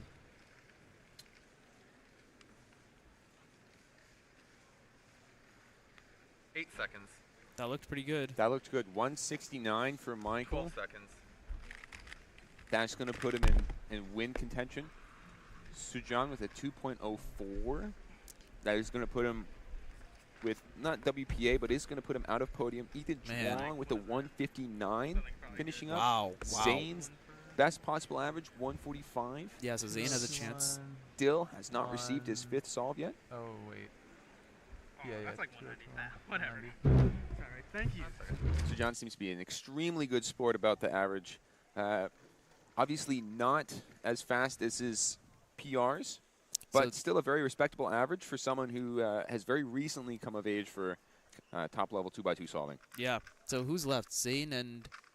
We have Zane and Michael with Zane 1.4 averages. yeah. Stanley Chappell has a 163 best possible average. That would put him on the podium. That would put him on the podium. All right, here's Zane. 3 sides of the face already done. 8 seconds. But the corner is facing up. That's not a great orientation. Yeah. 12. Looks like he did something else completely. 194 is not going to do it for him. That's going to put him with the 170 average. So he might get knocked off, depending on... he is going to get knocked off. Yeah, we're looking at Michael Nielsen. We're looking at Stanley Chappell for potential podiumers at this point. Michael Nielsen's worst possible average is 160, so all he needs to do is get better than a 180. Caleb Chen also has only 2 solves in. He did have... he has 3 solves in, one of them being a DNF. Not sure what entirely happened on that solve 4. We did see him call for the delegate. Perhaps an extra solve his way. But this is all on Michael Nielsen at this point. Caleb Chen is counting a 2.54. Yeah, he's basically out. Joaquin Urenes Hernandez, 1.6.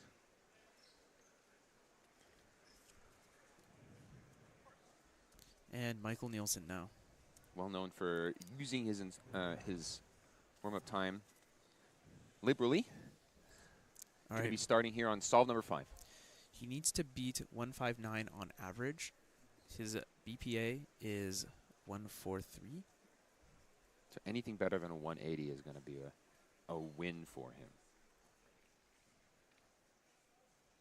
And he clutches it. 171 is going to be North American champion. That's it. It's him. He's the man. Michael Nielsen has done it. And he's embracing it quite a bit. There we Bowing go. to the crowd. There we go. Extremely pleased with that. Michael, of course, getting 2nd place in Pyraminx. There it is. The crowd's going crazy. He's egging him on. He's really feeling himself here. And why shouldn't he? To back yourself after all that, it's not like he needed a free time. He still needed to get a sub-2 single. Needed to get something better than 1.8, 1.71. He must be on top of the world. An excellent average from Michael Nielsen. He's going to be North American champion for 2x2. He's 2nd in North America for Pyraminx this time. 1st among Americans, but of course Andrew Mao getting that excellent Canadian national record in Pyraminx. Exactly. So right there, right on Keaton's left shoulder. Well, that's where it all was. But he is the North American champion now. That was an exciting 2x2 final, Keaton. Yes, and we're going to be moving over to Alyssa, who's got Michael Nielsen live for an interview. All right.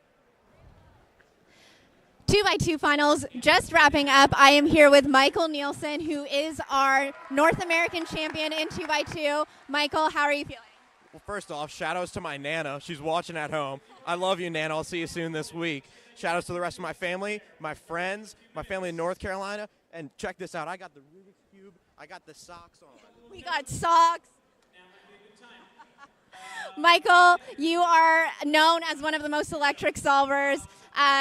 Speed events are your specialty. Talk us through, what did you see in that round? What did the scrambles look like? You know, I got real frustrated. There's some people who didn't want to see me win. I'm not going to name names. They know who they are. I'm seeing you. But I thought about them, and I got real motivated right there. And that's what I thought about. And I went, and I went. I won. They didn't want to see it, but I'm here, and they're going to see me up there later. Podium. That's me, baby. You did not. You are the reigning Pyraminx North American champion. Did not defend that. Does that make this just a little bit more sweeter? You betcha. Michael Nielsen, our 2x2 North American champion. Michael, congratulations. Thanks so much. Back to the booth. Congratulations, Michael Nielsen. Certainly an animated guy after his win. Quite the clutch performance to take it home. I'm especially happy because I know he didn't have the best Pyraminx showing, but at least he was able to clutch this win in the 2x2 event. Indeed. So good for him. Very wild, like all over the place that entire round. I mean, Man, also up congratulations to the rest of the 2x2 podium. Ethan Zhuang and Curtis Chai. I know they're both really happy for each other. Yeah, too. Ethan was extremely excited to get second. He wasn't sure what was going on, but I saw him. He was jumping up and down with happiness for the second place. So big day for all of our podium finishers.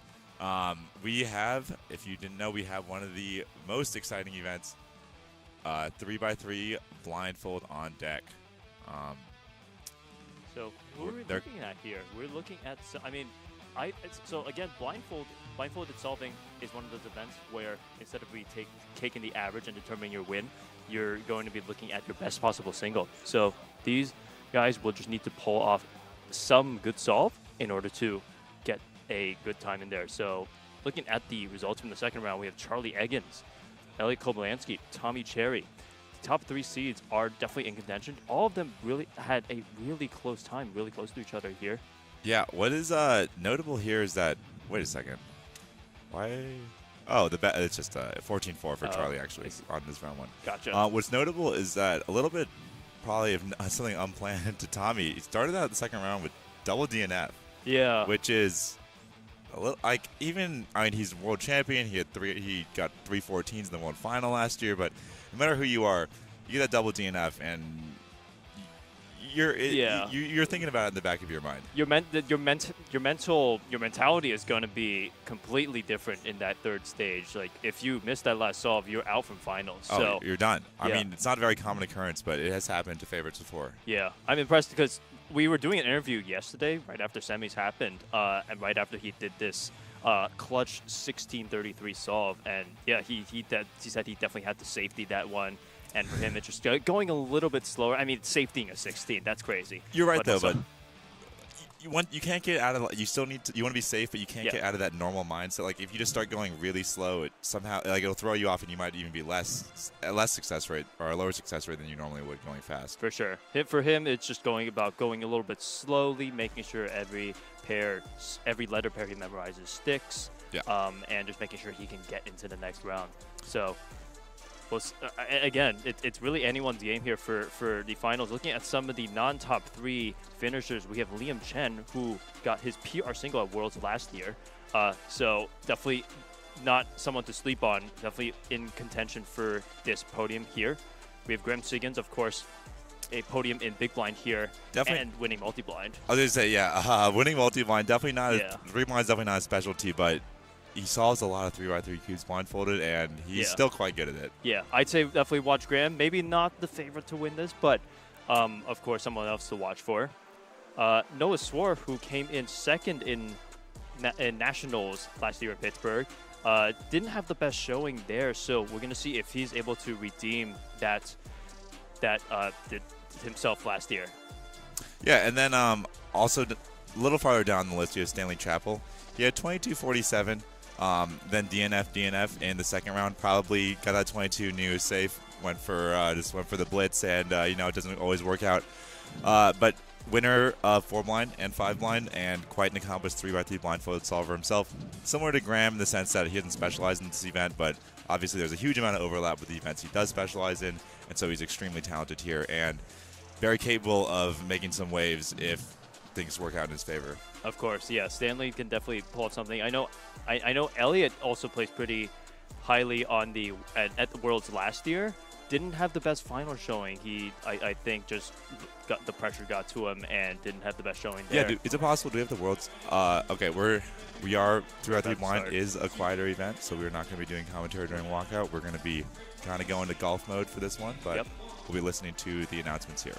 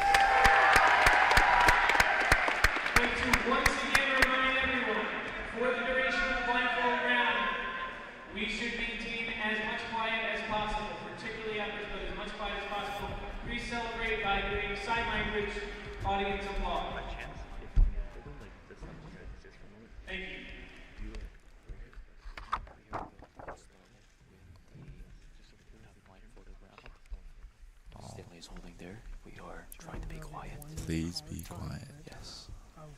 All right, we'll be getting started soon here. I think the interesting thing about the blindfold of the event is that a lot of these guys, they don't use a lot of mental prep. They just go into it.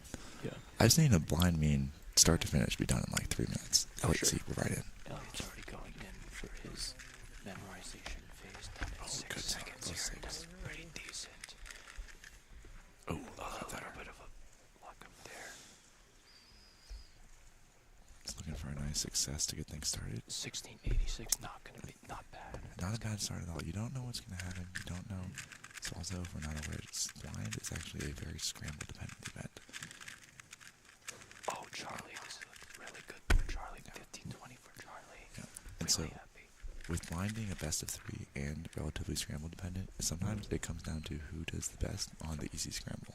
And you don't know when one of those are going to come. Usually the scrambles are of similar difficulty, but there's no guarantees.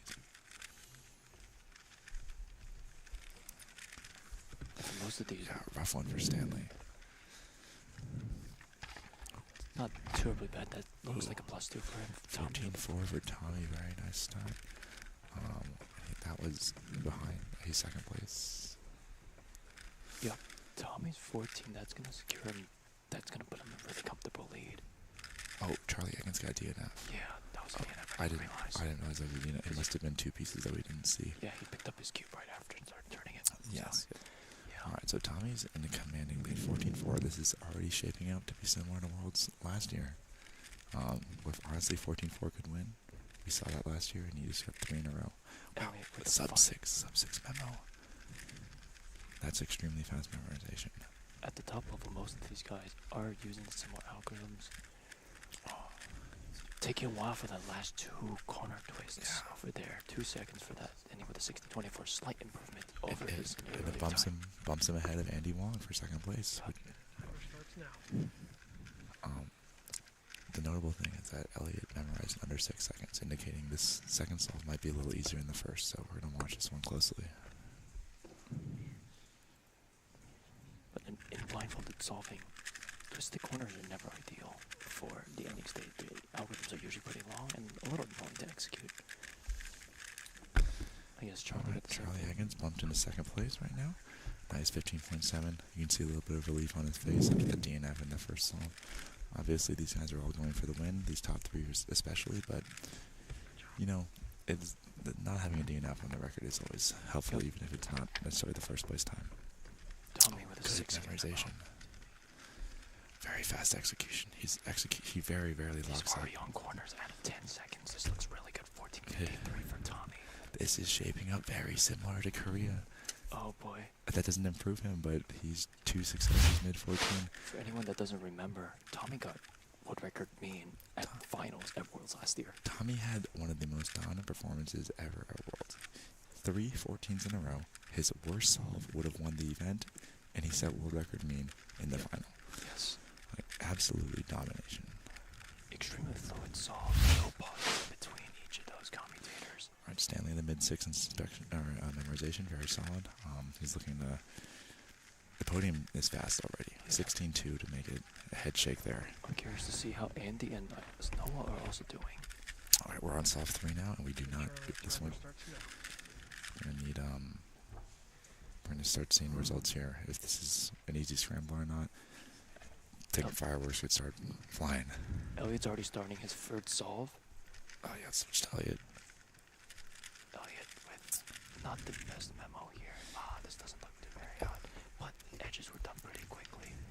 Oh, and he's gonna improve that just by a little bit. Yeah, he's still behind Charlie though, so his best possible is 3rd place, but it looks like that is a relatively likely final standing for Elliott. Charlie's. Oh, he just narrowly misses Tommy's time. No. Tommy is still in 1st place. I mean, anything could still happen, but it's likely that Tommy is going to... Oh, Noah Swore with a 14-21. Oh, and Tommy's at 5 low. Okay, he needs to 14-21 to win. Oh, Tommy's lucky. I'm so He's lucky, but he knows it's easy. He's so shit. He's going. That's but he can't it's do it. over. He knew. Whoa. That's crazy.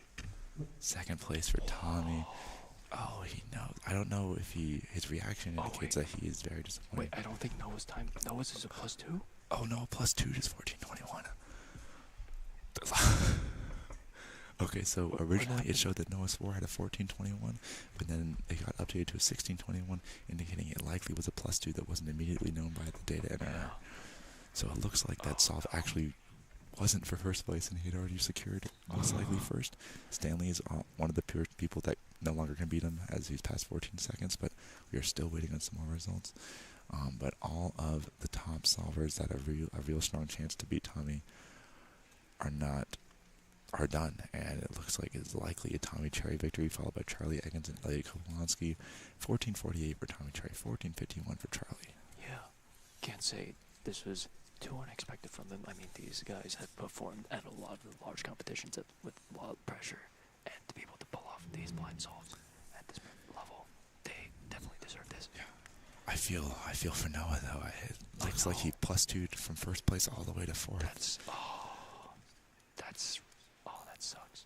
Yeah, he had a PB mean, but that's hardly a consolation prize for getting bumped off the podium. Yeah, Kirov Calix staying with a 6-second memo as well. Very solid. He would need a crazy execution though to bump into top 3. I don't know if Calix knows full floating algorithms, but that might affect his ability to execute this quicker. Yeah. Yeah, he's just going to DNF that. A lot of head shaking during the execution on this last solve. Timothy Castle here. Yeah. Onto corners at 15 seconds. I think he'll be happy with a nice, unfortunate DNF. Oh, he corner twisted. It was actually, he didn't do an execution mistake. He corner twisted at the end and got DNF on a 17. That would have been his PB, and definitely would have been his PB mean, as I know his PB single is 18. Yeah. Or I'm pretty sure it's 18. Well, yeah, it DNF. looks like most, all the results are in, so your podium is Tommy Cherry, Charlie Eggins, and Elliot Koblansky. Yeah, congratulations to Tommy. Very narrow victory over Charlie, but he has won his second major in 2 years. That's crazy. And congratulations to him. There are three. He has the fastest. He got a full mean and had the fastest mean out of everyone who got a mean as well. So very impressive stuff. Yeah. Also, the event is over, so I'm surprised we haven't. Maybe there's. All right, so we now have Tommy Cherry.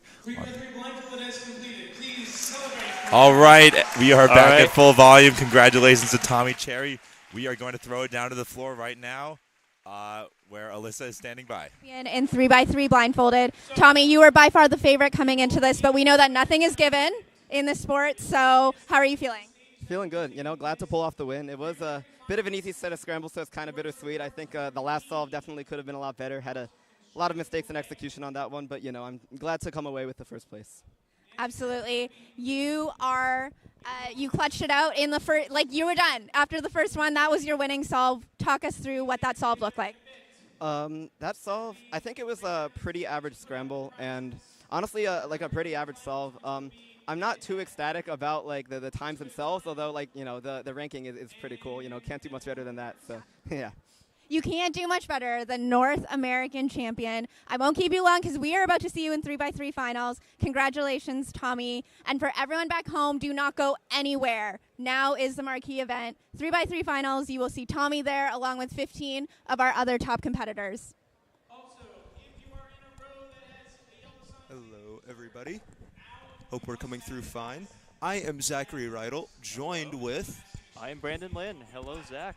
Welcome back.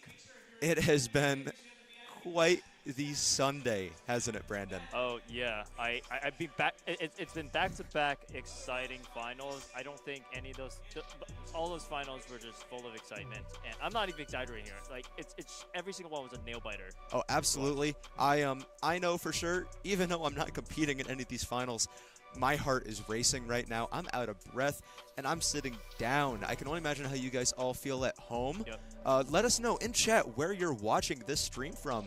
Maybe we have some people outside of North America tuning in, but if you're within the North American region, I'd love to know where you all are from. Yeah. We are doing some quick setup on our end to get ready for 3x3 finals, which is going to be in a head-to-head format. We are going to see the 16 and 15 seeds, and then 14, 13, all the way up to our top 2 seeds compete head-to-head against each other to crown our North American champion. Yeah, and every solve is going to be super intense. You're going to be the only one solving up on that stage, one at a time, while everyone can be watching you. So, taking a look at these, at the 9 through 16 standings here. Well, okay, now we have the 1 through 8 standings. So let me go through these. We got a stacked lineup here. We got Timo, who popped off with a 502 average in the 3rd round. Max Park trailing with a 566 average after that. Followed by both of the Luke G's here. Luke Garrett slightly outpacing Luke Greiser with a 6 average. Luke Greiser with a 631 average. Dominic Radici, now our North American champion for Scube. Not to maybe cut you off here. Okay. Dominic Radici has been on a run. I know. This competition. I was gonna say, yeah. An amazing performance in 2 Scube rounds back-to-back. Amazing 3x3 results, all competition, and now coming 5th into the final round of 3x3. I am blown away by his performance. Yeah, he's been fantastic here. He's going to have to deal with the pressure that comes with 3x3 finals. He's already handled it once in Scube finals. Can he do it again in 3x3 finals here? Then we have Matty Hiroto Inaba, our 2022 North American champion.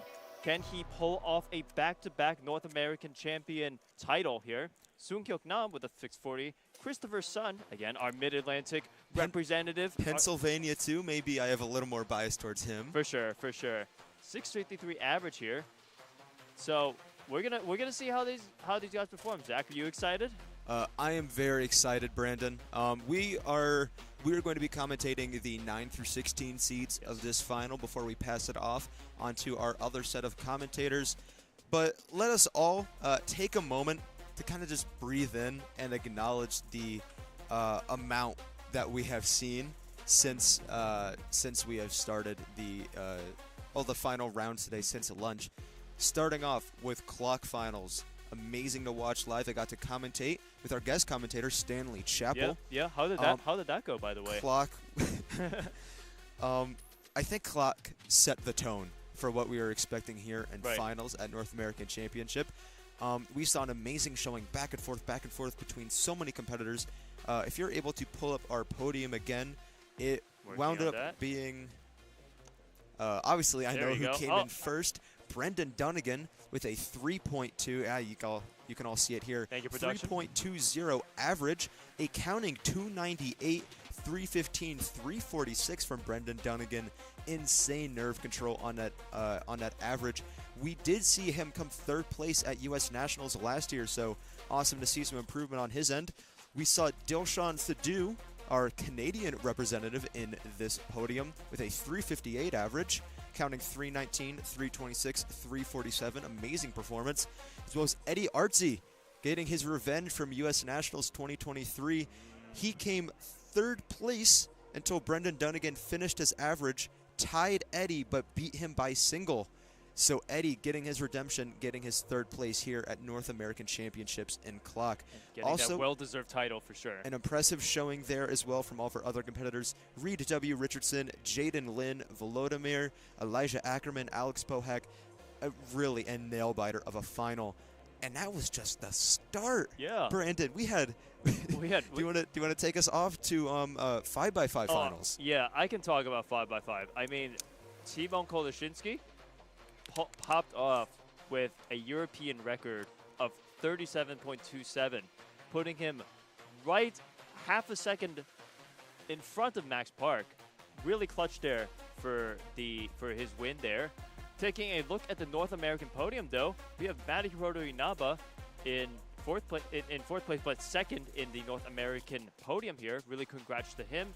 Christopher Sun also sneaking in a third place North American podium finish as well. And quite close between Maddie and Christopher for that fight for second and third on the North American podium. For sure. And I believe that you mentioned that this is Christopher Sun's first North American podium, so huge congrats to him. Pyraminx. Let's take a look at Pyraminx now. Pyraminx, we saw an amazing performance from Andrew Mao with a 1.92 Canadian national record average. A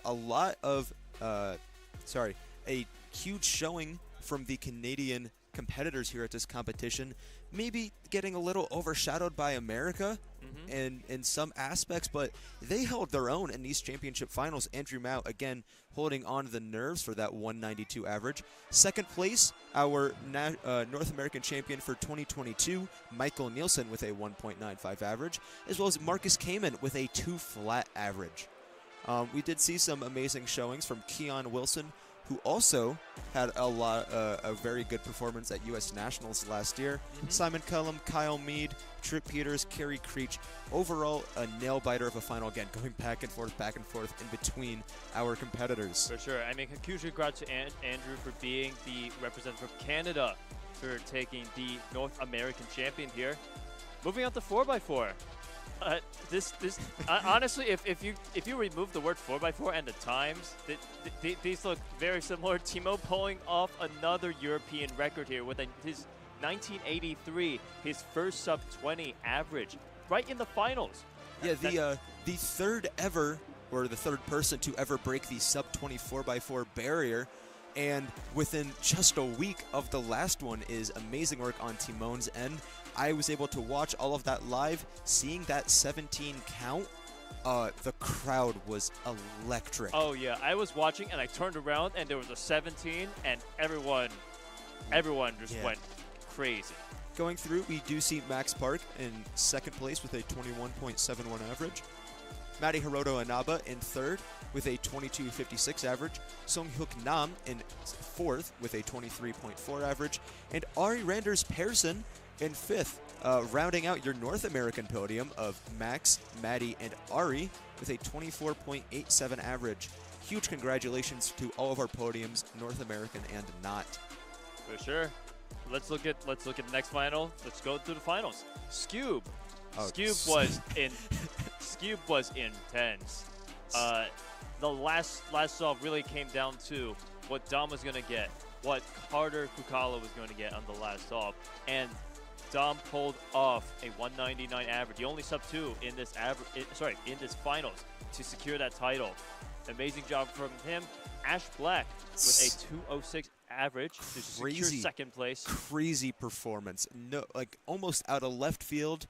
Everyone, I saw a whole ton of predictions and on Discord and social media and all like that, and it was just the same 3 names over and over again. Yep. Ash Black, dominant performance, sneaking their way into second place ahead of our 1 and 2 seeds on the psych sheet. For sure, yeah. Carter Kukala still managing to get that third place title. And really, congratulations to everyone here. Zane, unfortunately, not able to secure that top 3 spot, but still did pretty well with a 265 Scube average. Now we are moving on to 3x3 one-handed. This was an interesting final to watch. We watched our podium, our top 3, all get a not the worst possible average, but maybe not end their average off so strong. We saw Max Park with a 21 single, and then counting a 12 immediately after, still winning and being our North American champion, but maybe a weird send-off going into 3x3 finals as he wasn't competing anything else the rest of the day. Luke Tixon, second place in North America and on the podium with a 10.54 average, an amazing showing. And Asher Kim Majerick with a 10.88 average there as well. Yeah, it's worth noting that last solve, 11.06, was also a +2 from him, and I believe if it wasn't +2, he would have won. So, it was a unfortunate from him, but he still managed to secure third place in the end. So, good for him. All right, and from 3x3 one-handed, we are now going to go into. Sorry, there's an announcement coming through. We're going to go on to 2x2 finals. 2x2. If there's one word I think I have for this, it's unpredictable. Seeing Michael Nielsen, our former North American champion in Pyraminx, somehow sneak his way into first for 2x2, an incredible showing with a 157 average. Michael Nielsen, your new 2x2 North American champion. We also see Ethan Zhuang in second place with a 1.59 average, as well as Curtis Chai in third place with a 1.66 average. It's maybe worth noting for the stream that Ethan... Yep. Yeah, it is worth noting that Ethan Zhuang and Curtis Chai are best friends, so that's quite wholesome to see on the podium. We're going to go on to our 3-blind podium next. 3-blind podium, but 3-blind was also crazy. I mean, Tommy Cherry secured that first place finish with a 14.48 solve. Charlie Eggins and Elliot Kobolansky also ending up on the podium here with 14 and 16-second solves as well. On the topic of unfortunate +2s, though, Noah Swartz 16.21 single was a 14 +2, unfortunately, which would have won with the fastest single. Still quite an impressive feat of mental focus to watch through. Incredible showing from all of our blindfolded competitors. For sure. And with that, that's all the finals, and we've only got one remaining, and that's 3x3 finals. So, again, we went through the top 8, but we're going to go through 9 through 16, as that is what Brandon and I are going to be commentating on. Again, these competitors are going to go in pairs of 2. So, first and second, third and fourth, fifth and sixth, seventh and eighth, so on and so forth. Here you have 9 through 16th. There are some big names to look for here. Ryan Palat, Ryan Pilot, sorry, Brendan Dunnigan, Silas Brault, Tommy Cherry, Brennan Lynn, Kyle Santucci, Samir Agarwal, Brian Johnson. Some amazing 3x3 solvers here in this final. Any names strike anything in you, Brandon? Do you have any predictions from any of these guys? I mean, I'm just looking at like what I saw from last year. Kyle Santucci came in third at U.S. Nationals, so he is definitely capable of pulling off something in these finals, and is no stranger to this kind of pressure. Worth noting, Kyle and Brennan, two of the Canadians here, are going to be competing side by side at this North American Championships. I know she won't be commentating. She'll be doing some on-the-side interviews. Alyssa Esperaz is going to be thrilled to see that matchup, I am certain. Yes. Our Canadian representative on the commentary team. Yeah. Otherwise, it took a 7.21 average to make it into 3x3 finals. An incredible feat that only 16 solvers were able to meet. Very impressive showing in that 3x3 semifinals. Brandon, let's take a deep breath. This is right. We're going to be going in for the long haul here. We're going to be here, I think we're scheduled an hour and a half, hour 15 minutes. Yeah. Not us, but the head-to-head finals as a whole. I am thrilled to see it. We are seeing North America's 16 best 3x3 solvers all competing for a spot as #1 in North America. Yeah, they're all going to be vying for that podium, and most of all, that one North American Championship title, the North American Championship for 2024. And I do want to take this moment to also thank everyone that's helped out with this competition. For us, especially the production. I was going to say, the unsung heroes of this all. We have our production team to our right. We don't have a camera on them, unfortunately, but I promise they are all hard at work, not smiling at all in any of our comments. They're working hard. Maybe we can get the mobile camera on them. No, for sure. They're heading their way onto the stage. Oh wait, there we go. There we go. Manu handling that all. Our amazing production team handling all of the graphics and calculations. There they are for you all. There they are. Smile and wave, boys. Matthew Marinick, the man behind the scene. Yeah. I'm sorry. I feel like I'm out of breath here. There's so much going on. I am so thrilled to see all these competitors compete in 3x3 finals. It's been a wave of emotions for me today. For sure. The highs and lows, I maybe didn't get the best results. Not a single PR at this competition, Brandon. Okay. That happens sometimes. I did not have any PRs until, right until today during 2x2 round 2. So it's definitely been, these 2 days I've been looking for that PR. But the excitement that happens at these competitions is unparalleled. It's unmatched. I know for sure. I didn't get any PRs, but I made some incredible memories with friends, as I'm sure a lot of the people in our audience. Maybe we can switch to that. Look at how packed these final seats are getting. I don't know if we can do a full pan, but there are so many competitors here on screen. So many competitors who were either competing earlier in the group. Sorry, I was just delivered a snack from Matthew Marinick. Shout out to Matthew Marinick. Thank you for the cookie. Just a whole bunch of competitors, their family especially. I see a bunch of parents. We might not have only competitors watching. We may have some family members of competitors watching. Thank you for your support of your family members, as well as for watching this stream.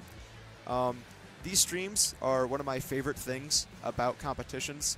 If I can't be there, it's always nice seeing support.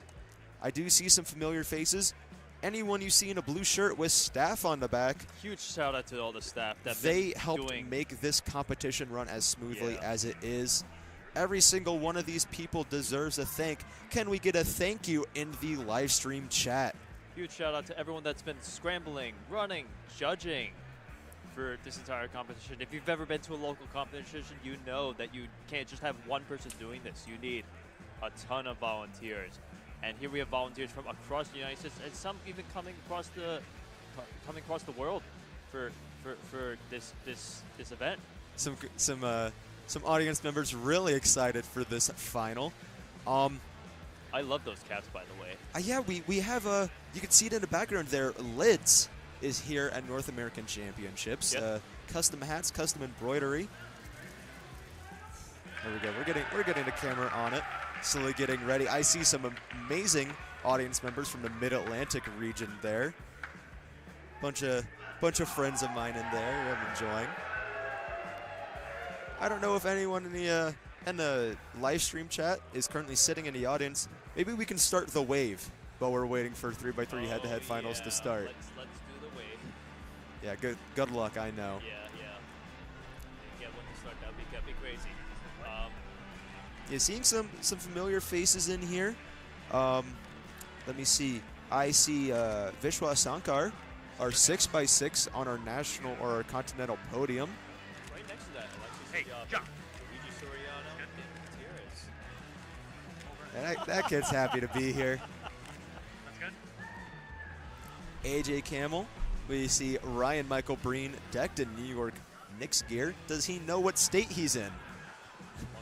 Daniel Karnock, Zach Oakes, Owen Wittes. Bunch of names. Let's see who else we got. Us. That's us. If you are just joining us, I am Zach Reidel. I am Brandon Lynn, and thank you for tuning in. Yep, we are going to take you through our first 4 pairs of 8 competitors through head-to-head finals in 3x3. I'm sorry, I'm at a loss for words. No, I see some familiar faces here. Aaron Mack, Heidi Mack, Sean Mack hiding behind some competitors. Will Clower, Ryan Shell, a bunch of amazing competitors. Aaron Mack in that blue shirt, one of the most helpful staff members I know in our region. We could not do it without him. For sure. We also got Timothy Yang here. New England representative. Shout out to TSN Cap. If you did not watch the region's relay last night, that was a blast as well. Make sure you go check out the VOD for that. Of course, after this concludes, we still have quite the ways to go until we are done here. Yeah, so strap in, everyone. We are gonna be in a hour so long session of excitement, suspense, disbelief. I don't know what other emotions. I don't know. to I'm at a start loss for naming. words. Whatever emotion you can think of is gonna be here very shortly. Some audience participation here. We didn't get the wave going, unfortunately, but I guess we'll save that for next year.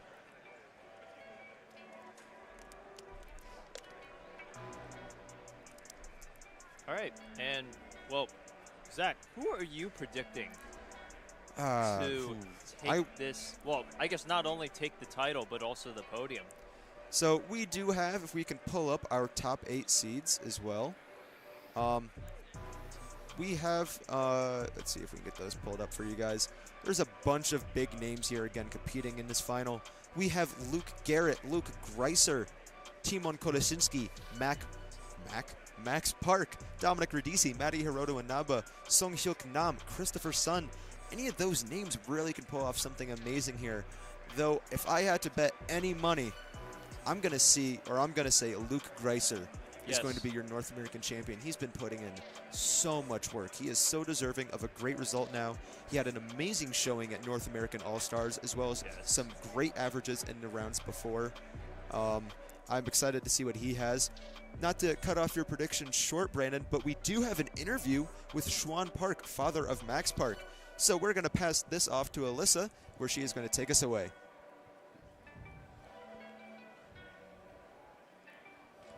We are getting set for 3x3 finals, and I am here with Schwan Park, Max Park's dad. And as we get set for 3x3 finals, just want to get some thoughts from you, Schwan. How are you feeling? Not good. Not good. I always wonder, are you more or less nervous than Max, do you think? Oh, for sure, sure. Like, you know, I was just talking to Maddie's mom, and we're both like, we don't even care if our kids win. We just want them to be emotionally healthy, you know? And so, like, the whole time we're just going, you know, like, we're just freaking out, just hoping that, you know, things work out relatively well, just so that, you know, their heart's not broken or something like that. So, yeah. As a matter of fact, after this, I'm going to be leaving pretty soon. I'm not staying here. No. You can't watch. My negative energy, my nervous energy is going to be so powerful that I'll probably project it from like 15 rows back. So there's no way I'm going to stay here. And Is this you don't watch Max in finals? Is that something that for a long time? yeah, ever since 2017, even 2017, I never watched it. Well, you'll be a stream viewer, maybe. Oh, for sure. I love the stream. I love streaming. As a matter of fact, it's almost like a funner, more fun way to watch it because you get the commentary and everything like that. So, yeah, but I'm not going to watch.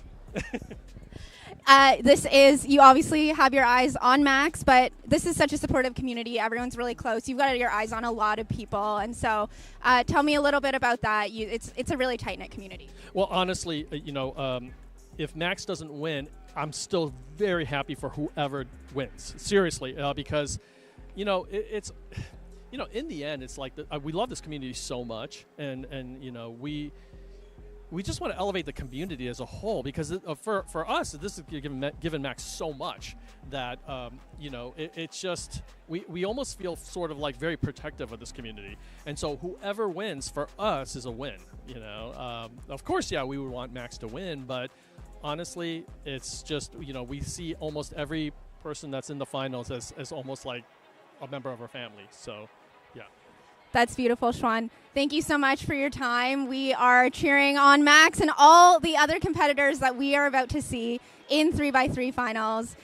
You have been such a staple in this community, so supportive of it. So thank you for all that you do for this community. And this is one of our biggest moments of the year. So thank you so much. And now I have to go and hide. Yes. Okay. Go. Awesome. Stay tuned. Don't go anywhere. Thank you for that interview, Alyssa. It's awesome getting in the mind of Schwan Park. And I believe we are just getting started with 3x3 finals. So, who's ready? Who's ready? In chat. Ready? In chat, make some noise.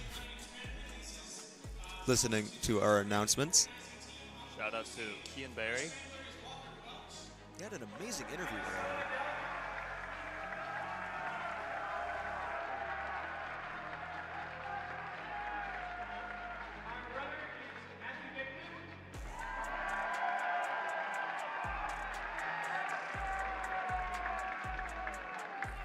Judging South Including first half will be Jacob Ambrose.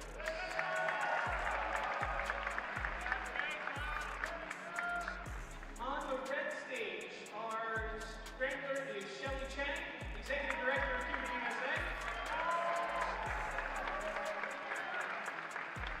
Our runner is Michael Young.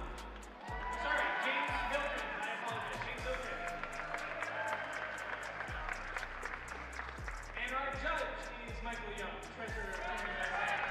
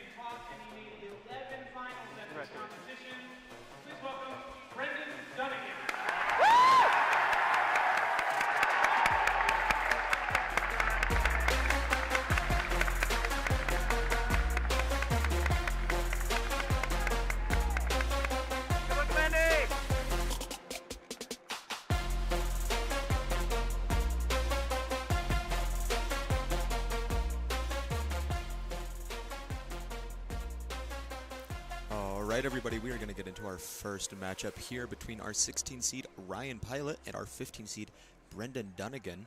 Before we get started, 11 finals? 11 finals is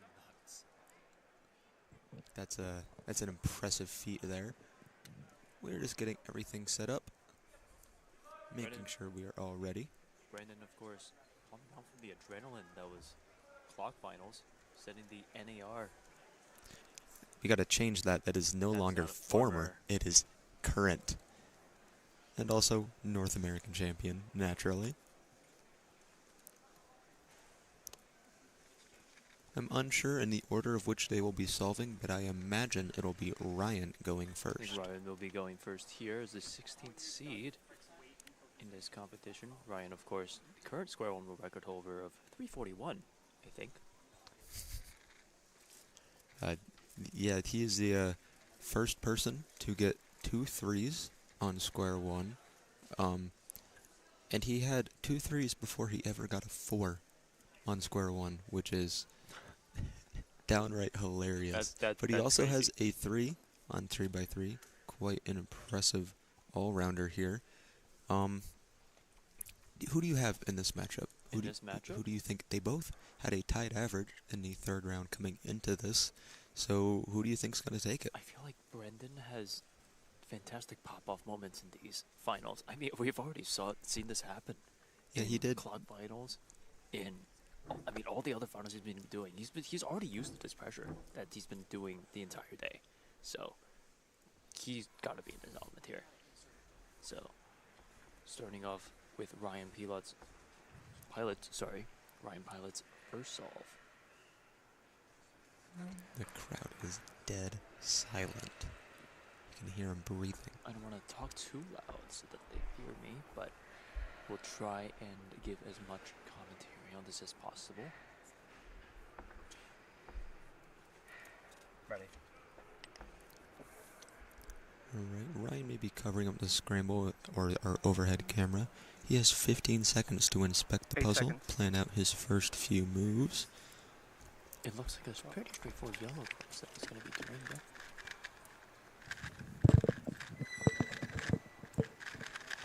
Nice transition to overload over there for Ryan.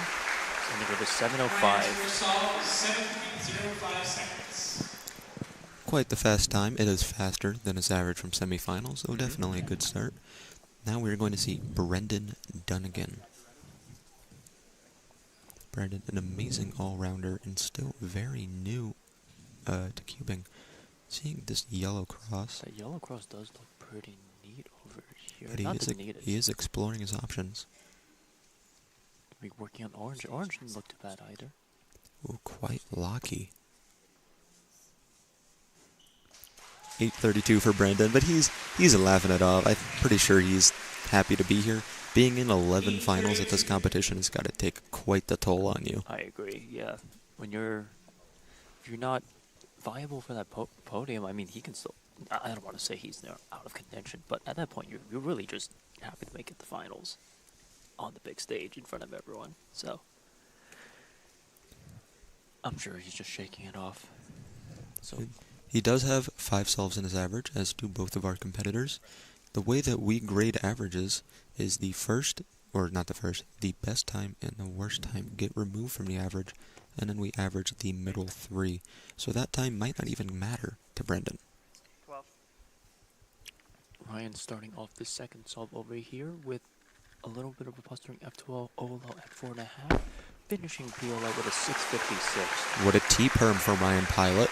So already improvement from his 3rd round average of 721. Quite the packed audience here for 3x3 finals. We're going to see Brendan Dunnigan already. Let's see what Brendan sees. I do see some white pieces. Maybe look for a good cross, but he's going for yellow here. Insane turning. 5:49 for Brendan Dunnigan. Nice job. 5.49. He looks locked in, Brandon. He's definitely bouncing back from this 8-second solve he had earlier. I was gonna say the white cross definitely had that flipped red edge in it, which usually doesn't lead to the best kind of crosses. A So Y-perm with a U2 AUF. Very fast from Brendan Dunnigan. Ryan pilots third solve on a pretty good streak so far.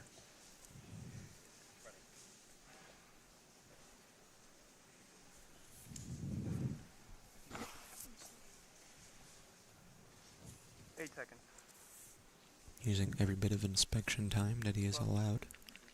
Solving on yellow cross here with a little bit of an X cross. Doing an interesting M slice F2L into a What G-perm. was that? I don't know if I've ever seen someone start an F2L pair with an M slice just to preserve or create edge orientation. Usually those are used to force edge orientation there. So, but let's. Oh, I don't know if I have the best view since it's. There we go. We have our mobile camera. So usually, if you want to avoid dot cases and force a cross solution, there is a certain solution that you can use M slices for. A bit of a lucky start, but going for the yellow cross again is Brendan. Does he know the ZBLL? Ooh, a 738 DNF. Unfortunately, since that is more than one move away from being solved, that is going to be a DNF penalty. A DNF, if a competitor receives one, is going to count as the worst solve in their average. That means that 832 that Brendan got now is counting. He got the ZBL at sub 5 and then just locked up. Ooh, that's unfortunate. Looks like he also forced the OLO, or rather he did F sexy F prime to get a ZBLO case in that certain situation. Ryan still on pace for a good average. Looking at this force scramble here. 8 seconds. 12. Ryan's only been solving on white and yellow, so I imagine those are the only two colors we look at. Oh, he skipped OLO right there for a 526. I'm unsure about that timer start, but the judge says that's good. A 526 for Ryan Pilot. Not bad. It definitely did look like he did some forced execution, forcing of the OLO skip over there. A lot of Maybe BLS or competitors something. looking for a last layer with all edges oriented. Oh. Ooh, I am not sure of that timer stop.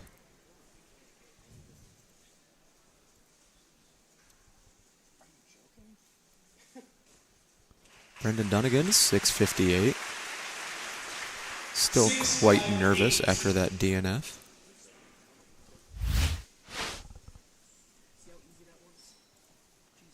Looking at the solve right here.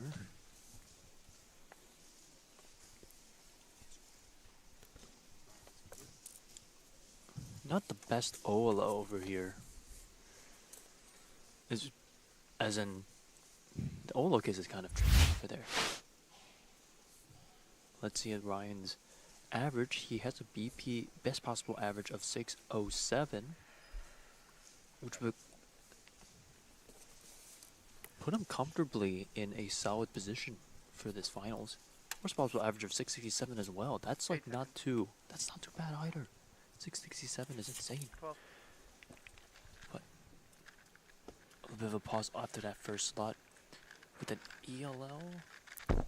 That OLO, I know a lot of competitors predict their PLL from. 7 flat. Yeah, what Zach said, you can actually, the standard algorithm for that OLO is only swapping 3 edges. So if you can predict where those edges are going to go by the end of doing the OLO, you can predict PLO. A 665 average for Ryan. Quite fast. Not a bad start for Ryan over here.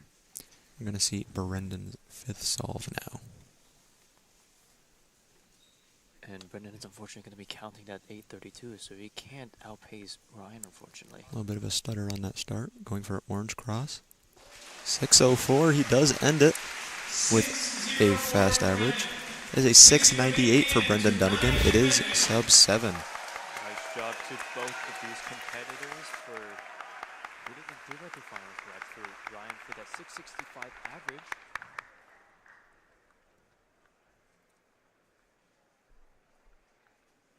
And we'll be moving on to the next competitors here. Our next two we will have introduced, obviously. But we are going to be looking at Silas. Do you know how to say that last name? Bro? All right, Silas Bro, as well as Tommy Cherry. We're going to pass it to Alyssa, though, with Ryan Pilot.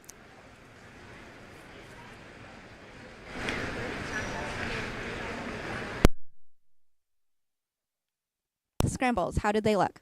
I think they were mostly pretty good, so I would expect a lot of pretty good times from other people.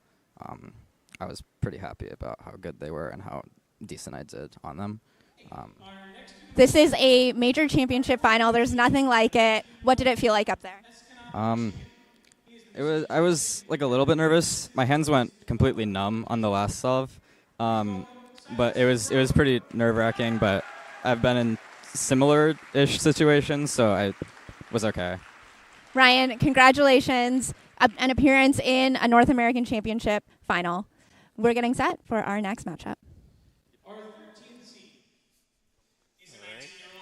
Take it off to the production team for the walkout. He is the blind world record holder and the Southeast champion in 3x3, Tommy Cherry.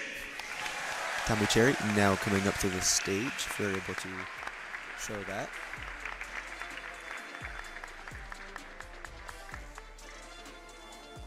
Right now as our 13th seed of this final. Tommy, of course, being known for blindfolded solving as well as clock, has snuck in a placement in this 3x3 finals. He was our North American champion in 3x3 blindfolded, as well as the winner of the round. Yes. So that was quite nice to see. We are going to start with Silas, and then Tommy will be going second. Let's see what these folks can pull off here.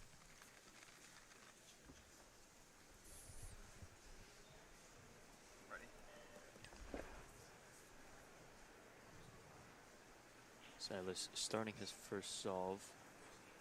Actually, I don't 8 seconds. Oh, no, he is. I thought this was warm-up key. Bit of a pause there after the first slot. Bit of a pause there to recognize the pie case in order to extend it. Yeah, maybe hoping that he knew the ZBLO for this, but super fluid turning, I wouldn't be shocked if he's just trying to make sure that his solves look nice. Maybe not just because they're on camera, but because it's in front of a whole audience. Ooh, an N. Yeah, unfortunately, that forced the diag swap on the corners. And generally, for those of you who don't know, the diagonal corner swap PLOs are a little bit trickier than the other ones. So generally, you want to avoid that in PLO. Anyway, Tommy Cherry on his first solve. 12 seconds. A little bit lucky, but going for a yellow cross. 768, I believe that was a G-turn finish there for Tommy. 768. Pretty standard solve. Bit of pauses here and there. It is the first solve of a major final. I cannot blame Tommy for maybe being a little nervous.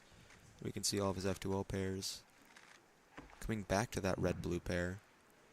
Maybe tripping up on that a little more than he was hoping. But quite a quick execution. I think second-guessing himself a bit about that G-perm execution. 8 seconds. So starting a second solve over here. 12.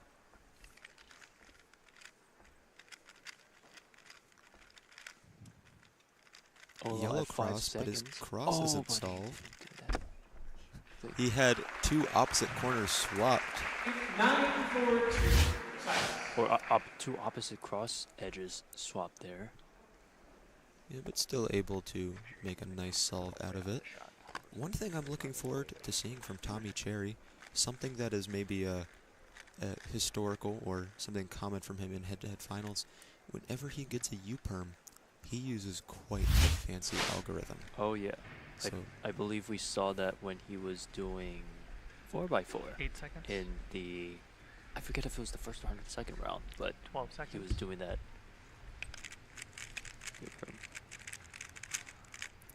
Quite a quick F2L from Tommy. OLO.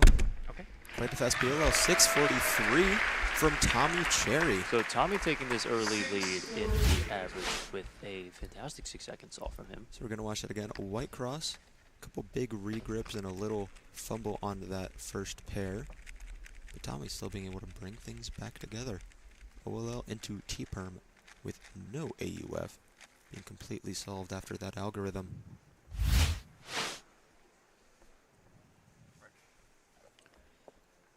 Starting off Silas's third solve. 8 seconds. Oh, I see a 1 by 3 block on that white, but he's going to start with yellow here. Interesting. OLL Alg. 788 for Silas. I don't know if I've ever seen that Alg before, Brandon. I think I've seen that Alg somewhere, but I personally do not use that one. We'll get a replay of it, don't worry. Yes. Let's see that. Nice 2-gen. Oh, there was an F and an S prime move. It looked like he's doing 7 simul on that. That's basically Simon simul on a 3x3 Zach. That's next level. So we're going to see Tommy 8 Cherry seconds. here. 12 seconds. Quite the hot start. Yellow cross again for Tommy. Bit of a pause before that blue-orange pair. Unsure of what PLO that was, but quite the slow stop. An 8.85 for Tommy Cherry. So we have a projected live ranking on the left of all of our solvers that have gone so far. Brian Pilot, of course, in first with a 6.65 average. Brendan Dunnigan with 698. And currently we have the 2 solves that are counting for both of those competitors. The little number to the left shows how many solves they have remaining in their average. Silas on his 4th solve. If I'm looking correctly, there looks like a... Ooh. Everything looks quite solved. Edges oriented. CBLO 562 for Silas. A lot happier with that, he seems. I'd love to see his solution here on this.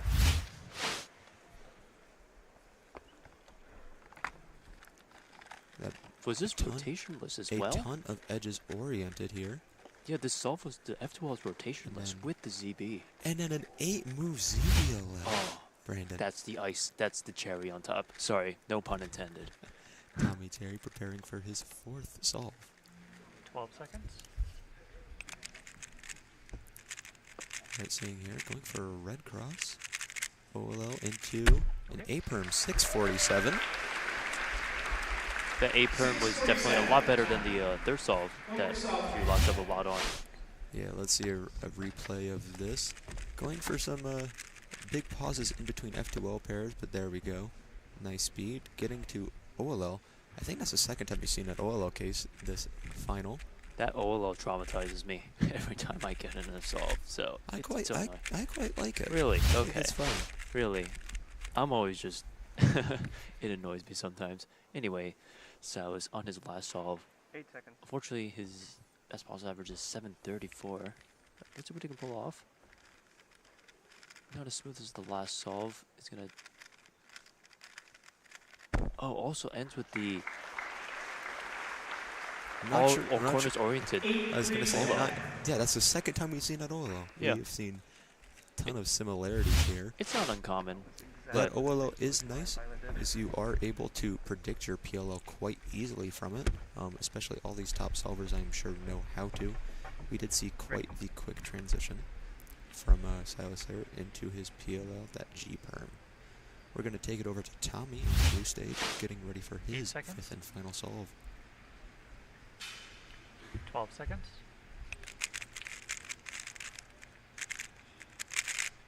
A little choppy there. And a Y-perm, 666 for Tommy Cherry. We aren't going to see that fancy U-perm algorithm, but we are going to see quite a fast average from Tommy, 694, bumping him up into 2nd place. Right behind Brian Pilot with a 665 average. Nice job to Tommy and Silas in this intense final. Tommy ending with the Y-perm there to end with a 666. Definitely quite an impressive showing from both of those competitors. Tommy, maybe a little exhausted from just competing in 3x3 blindfolded finals, still warming back up into using 3x3 with his eyes, probably. Oh, for sure. But second right now in the current standings, definitely an impressive average, sub-7. Still nothing to scoff at. I know it's maybe seen as not the fastest anymore, but sub-7 is still very impressive.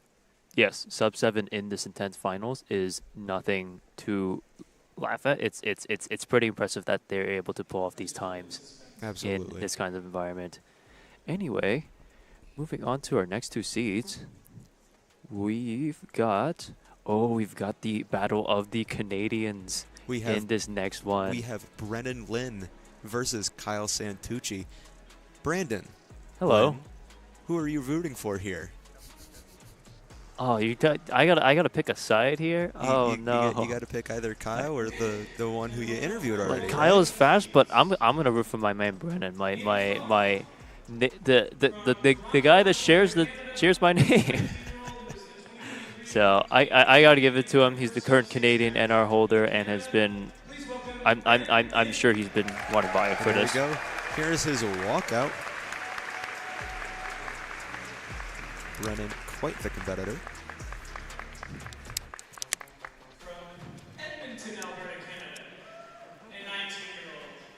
Who is the Canadian national record holder for 2x2 single and fourth in Canada for 3x3.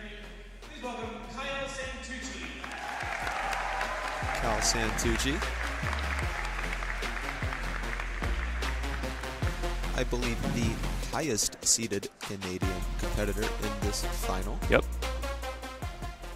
But of course, number 2 is, right behind him and competing against him.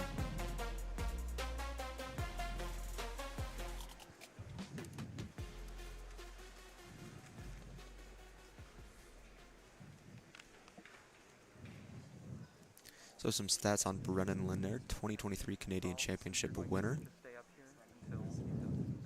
Just the judge talking to him, making sure Brennan's aware of how everything is going to work. For sure. Kyle Santucci finally taking his seat on the blue stage. So I believe Brennan will be solving first in this final. He's already got his cube up. Kyle Santucci, quite fast PRs, 593 average, 426 single. He is second in Canada for 3x3 single.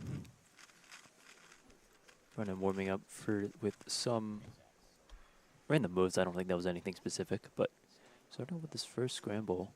So quite a good yellow cross, or at least a start to it here. There seems to be something good with the blue-orange there. Exceptionally fast turning in the OLO. Quite the slow rotation and lockup into that A-perm. 7-5-4. 7-5-4 from Brennan Lynn. Let's see what Kyle has to say about this. But before that, let's see this replay that we got. So opting for that green-orange pair first. Doesn't end up using the blue-orange corner that's already connected to the cross piece. Maybe there wasn't anything very easy to do there. Just a slow rotation and a lock there, costing him sub-7. 8 seconds. Kyle Santucci, king of TPS, turning very fast every solve. Let's see what he's got. Okay. 597. Wow. 597. I like that time. My current PR single, former PB single. Quite the fast start from Kyle Santucci. For sure, and definitely answering in full force here. So also going for yellow here, doing that green-orange pair first. And then the fast OLL into an R-perm. With no AUF. With no AUF. All those F2Ls, all those F2L pairs were extremely inefficient and could be just super ergonomic for what they were. So. Yeah, Kyle definitely known for his TPS, his turns per second. I can only imagine what he's going to get on all of the other scrambles.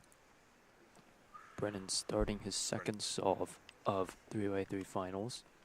I don't recall this second solve being especially good, although there is a free pair on yellow that we're seeing. But he might just be going for the white cross instead. White cross seems to be much more promising here. Yep, he goes for white cross. A little bit of pause going into the third pair, into all 5. Soon into, I think, a J-perm. With a J-perm, the other side. So 7:15, still quite fast. Let's see what he does. Some fast TPS. Big pause there, though, may have cost him. Rotation into that. We do see anti-soon from a weird angle to force a J-perm with no AUF. Still quite some high turning from Brennan Lynn. For sure. That initial X cross or whatever definitely seemed like it took a decent number of moves. Let's see what Kyle can plan here. Maybe using that yellow free pair.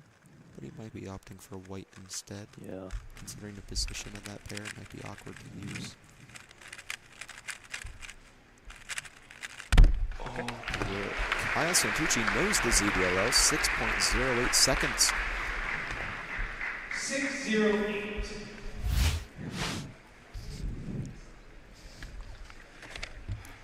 Yeah, opting for a white cross as well in that. Ooh, a little bit of a fumble there. I can only imagine the solve could have been even faster. Oh, he did the ZBLL. Yeah, he forced edge orientation to do that ZBLL.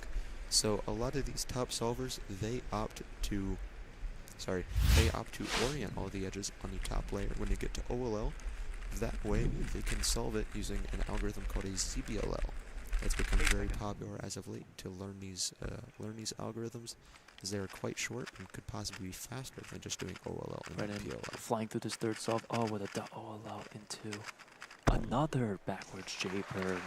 797 there for Brennan Lynn.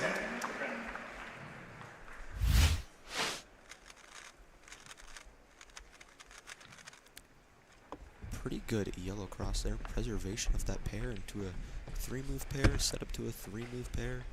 This might be a very nice scramble if it weren't for that .OLL. The last layer really makes this a little bit unfortunate. Kyle Santucci is now starting inspection. Let's see, does he plan the same thing? So Brennan solved 8 seconds. Yellow cross earlier. Looks like Kyle Santucci is doing the same thing. ITPS forcing another ZBLL. 684. Slow timer stop, but still sub 7 is incredible. He wanted to make sure that that layer was solved. Let's get a replay on this. And there we go, just excellent turning. 684. Doing that last pair to make sure that he did not get Oh. a .OLL, and then I think canceling into J-perm. I think he tried to do a certain algorithm and then took back what he did before and then did something completely different from that. So that definitely cost him a little bit of crazy moves. solving here. Brennan starting his 4th solve. So looks like both of our solvers here are white-yellow color neutral, which means you'll only be solving a white or yellow cross. Solid start with some keyhole slotting in there. Easy, fast OLL into an 866 for Brennan. I did see after that first pair and after cross, a lot of white edges were oriented. So let's see, similar to what we saw on one of the solves from the last pairing. Not a bad free pair, but he had to do that Y2 in order. Oh, he used that to. And then unorienting some of the edges there. I'm actually confused because I thought he did keyhole there, but I believe he did that to take out the edge for that, or rather the corner for that specific F2L pair.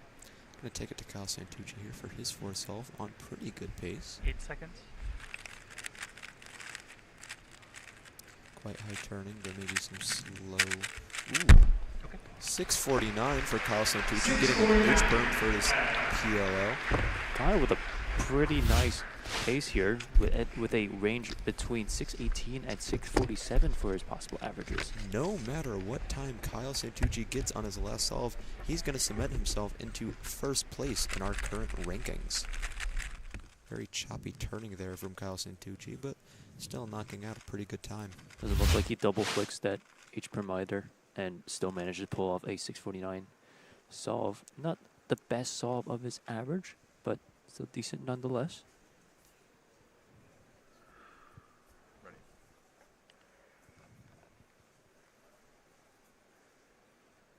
Brennan starting his final solve of this average. 8 seconds. He's going to be sitting between Brendan and Silas in the placings, but let's see how he does on this last one. Oh, very big pause in the 2nd slot.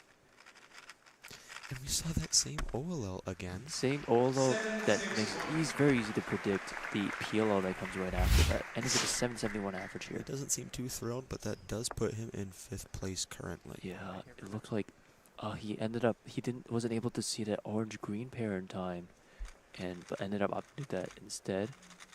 And then that OLL into... I think that's the same last layer as we saw with Silas.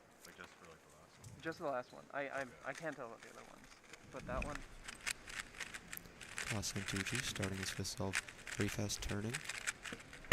Okay. A nice 8-move OLL into a J-Perm. Getting close to that best possible average for him. 620 average. Congrats.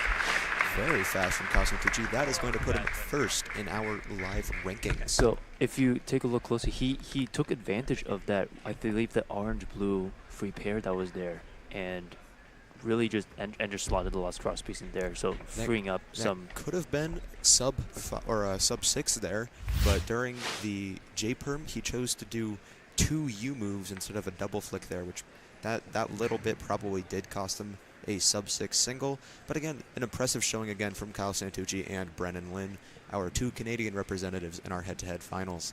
For sure. Congrats to both of them, and congrats for Kyle for securing the 1st place spot for now in the rankings. But now we're going to move on to the 9th and 10th seeds of this finals. Brian Johnson and Samir Agrawal.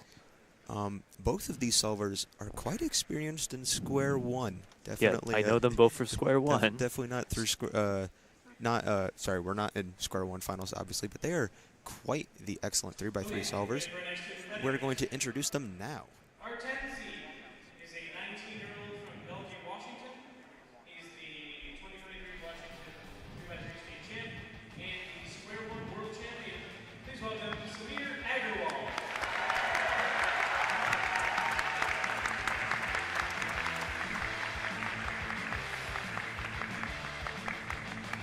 Our 9th seed is a 24-year-old from Germantown, Wisconsin.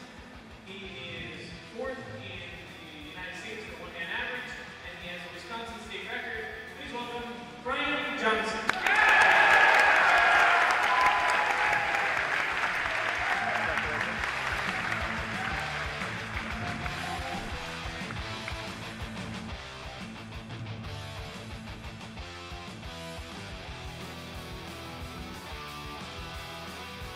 All right. Brian and Samir We are getting now up to going- the stage now. Now bringing these 2 solvers to you.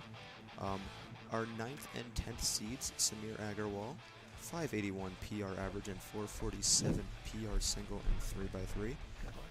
Definitely a very impressive 3x3 solver. Again, as we mentioned Some before. fanfare in the audience. Yep, as we mentioned before, Samir and Brian, we know them for Square One. So it's the battle of the Square Oneers here. And how are they going to do in a slightly different event, 3x3? Samir taking up all of his warm-up time that he needs to be ready for this solve.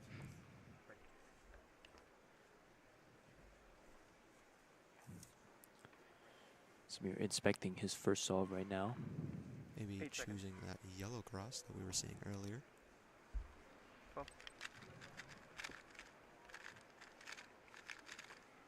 Really quick, does he know the ZBL? 641 for Samir. Still quite an impressive solve. Looking to convert that OLO into a ZBLO for better execution. You can see he does do an X cross on orange-blue. James. And then interesting Pretty that fast execution there from Samir. I'm not sure what the heuristics they've used for doing ZBLO instead of the regular OLOs. 8 seconds. I'm not sure, but we're going to see Brian Johnson here. 574 PR average, 461 PR single. Big pause there on that last pair. OLO, J-Perm for PLO. 807 for Brian Johnson. He's smiling though. He's happy to be in this final. And warming down with that Square One. A bit messy from him, unfortunately. But he knows he still has 4 more solves, so he's not worrying about it. A lot of rotations also in this F2L solution. Ends with a J-perm, but yeah, the F12 solution looked pretty full of rotations, unfortunately. Samir on his second solve. So from the previous 8 seconds. competitors, I think they've been solving white. 12. Samir opting to go for yellow this time. Very Finishing fast F12 really closely. twisting a corner and also doing the wrong PLO. 684 for Samir Agarwal. That corner twist. That corner twist that was definitely ruining his OLO there, but quite the fast F2L from Samir. A little bit of a lockup there, and then I think he realized that he has a twisted corner. Fixing it mid-out. Oh, nope, right after completing OLO. He did the PLO wrong. Still ended up with the 684. 8 seconds. Gonna see Brian Johnson here. Upping for a yellow cross on scramble 2. Fast F2L OLO. There we go! Brian Johnson. First. Let's get a replay on that. That's the first 4 we've seen this finals, right? The first 4 only took us to our one of our 8 competitors. Let's take a look at this. Quite fast. Super easy OLOs. Also rotationless into an anti-soon. Anti-soon T-perm UAUF 474 for Brian Johnson. Super clean for Brian. Not much lockups either. So just clean solve all around. Incredibly fast. Samir on the third solve of his average. 12.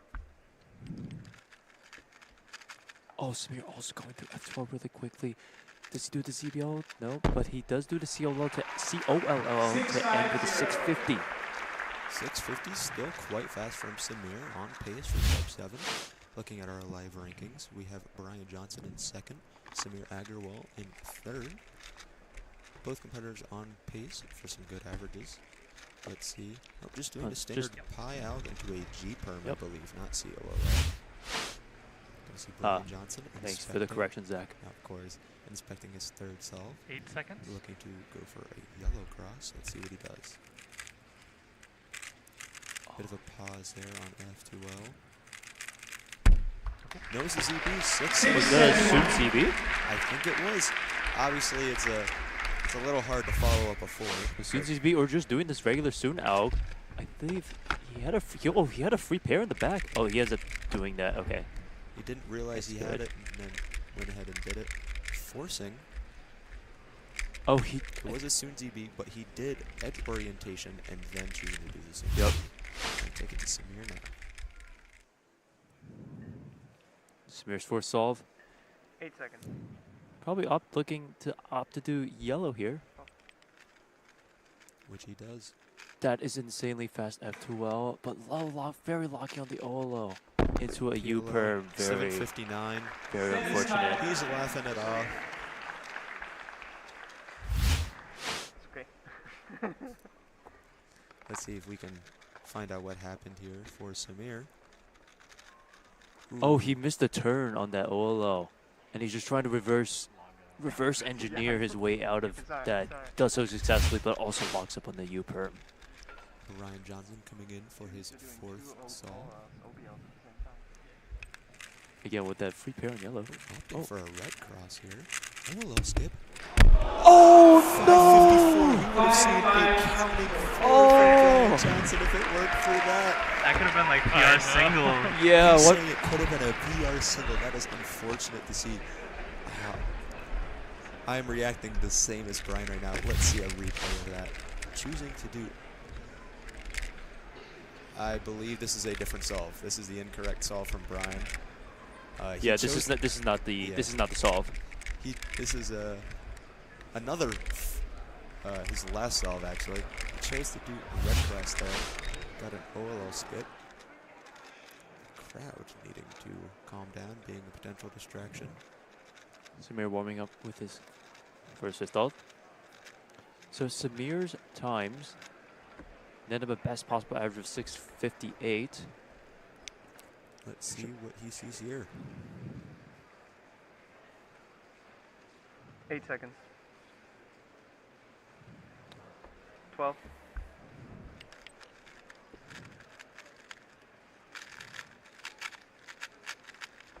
Is that the same exact solution we've seen on the fifth solve again for the last Let's see layer? the replay. Is that the same exact last layer we have seen on the last 3 competitors from the red stage? I think so too. They're going to Opting do for that yellow last. cross? Yeah, and I think the same exact F2L solution too, because I recognize that the and F2L then- solution. And then there's the G-perm. The G-perm.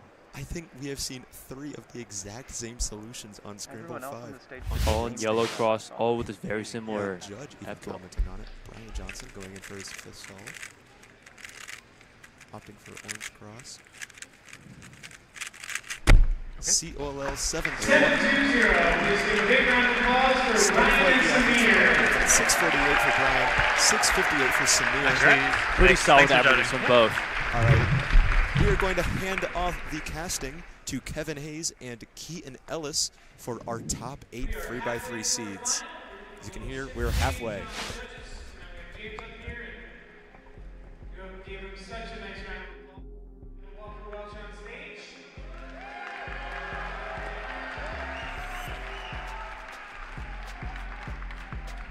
Local hero Walker Welch on stage. Okay.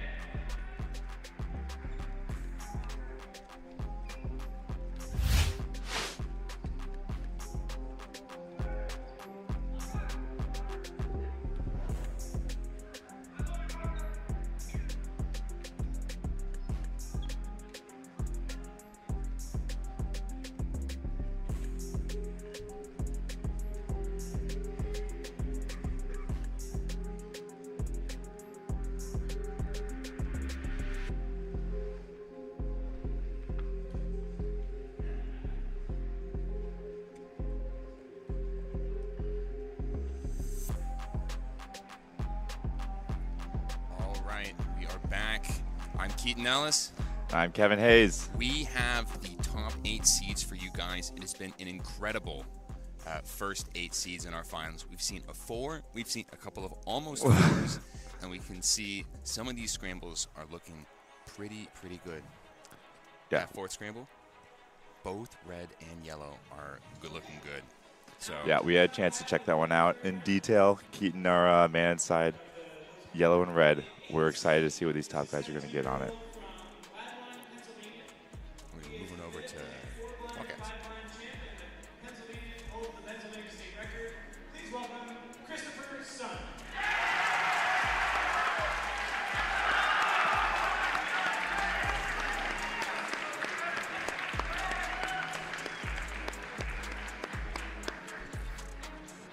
Our 7th seed is a 23-year-old all the way from Seoul, South Korea.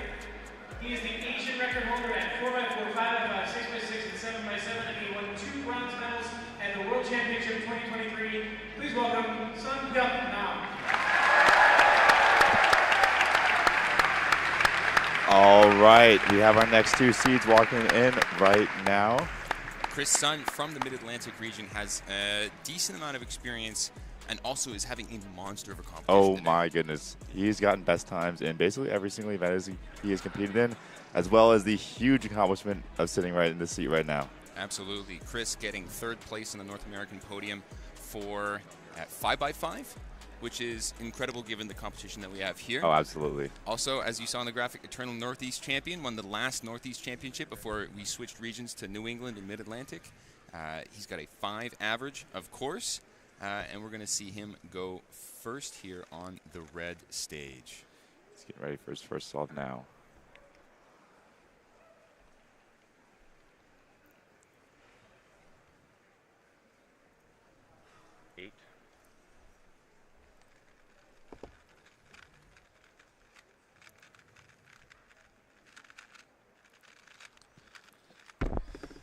Ooh, rough start for Chris, 8.2. It's also a little unlucky with the F-perm there. Yeah, we're in a position now where we're already saying that's the worst solve of the average if we want to make any waves at the end of this final. Right. Let me know when you're ready. All right, our other competitor, Seong-Hyuk Nam from South Korea. He has had a up and down competition. I don't think he's been too pleased with his results, but he has still been top 4 in all of the events that are in the 4x4 through 7x7 events. 8 seconds. Swing Hyuk Nam is color neutral, one of the people to switch after Worlds 2017. Very smooth. It's been a little long time AUFing before deciding on his OLL and PLL execution there. Really cost him a lot. Yeah, and that's an A-perm from a very awkward angle as well. Some competitors have been doing RUD A-perms, which is essentially just beginner last layer on Megaminx in order to get a slower ALG, but less slow AUF in that case.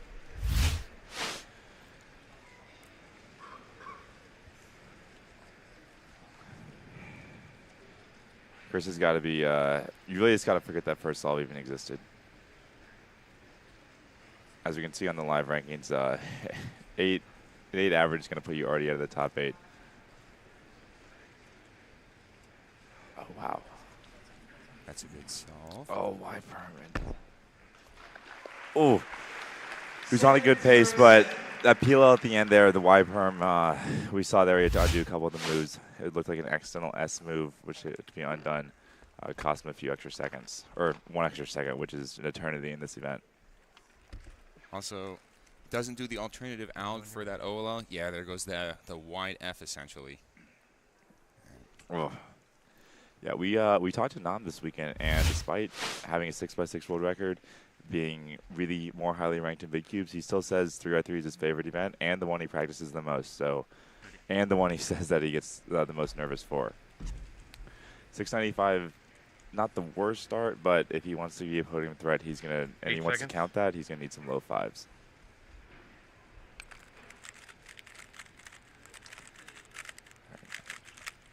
Oh, locked. Nam's turning style is very consistent, very smooth. He's now known as one of the competitors with the prettiest turning. However, the downside to that is his TPS isn't quite as fast, usually counteracted by the absolutely 0 lockups, but in this final we've seen a couple of lockups, and that's just not something you can afford when you're turning at his speed. Yeah, that's an OLL that has a lot of R2s where you're doing big wrist turns, and so there's a lot of possibility for a lockup in that, just because of how much you're doing turning.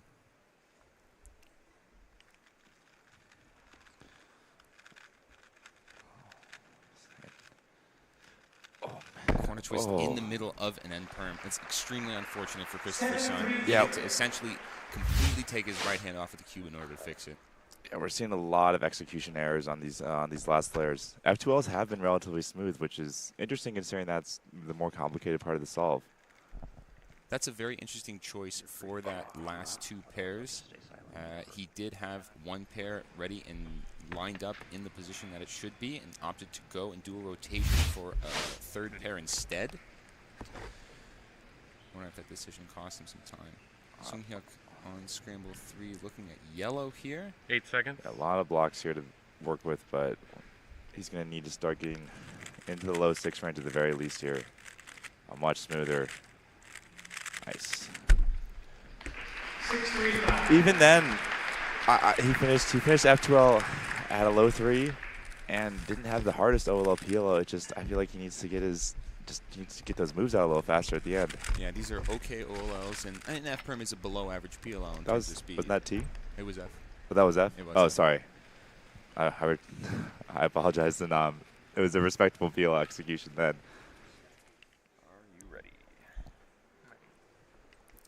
Chris Arizona is going to be looking at yellow here, and he does. 8. Yeah, this is the solve that we're looking at, yellow or red across. 12. Yeah, yellow, wow. All right, 5.8. This does seem to be the solve that has the easiest start. People are getting good times in this one. Hopefully, Nam is not out of contention for a very strong average. He's looking in the best realistic case though at a low 6.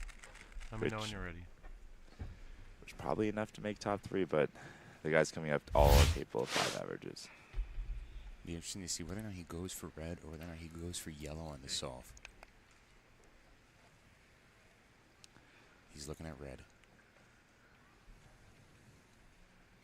8 seconds.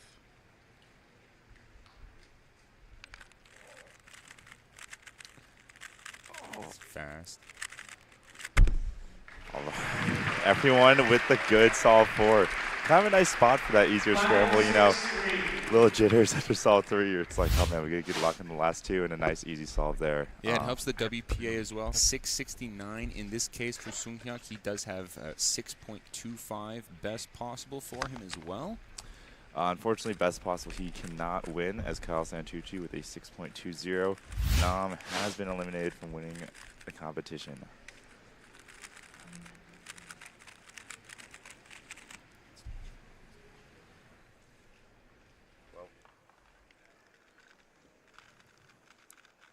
This is good F2L.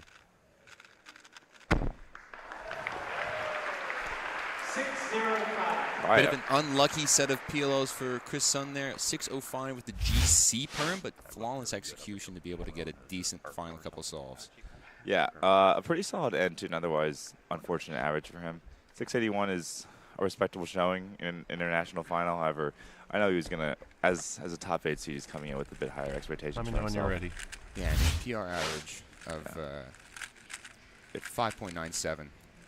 If Nam wants any chance to be on this podium, he needs to get the best possible average right here. 6.25 would only be second right now, and there are 6 people left. Honestly, even with the best possible, it would be looking slim. However, there's always a chance if you get on the top 2.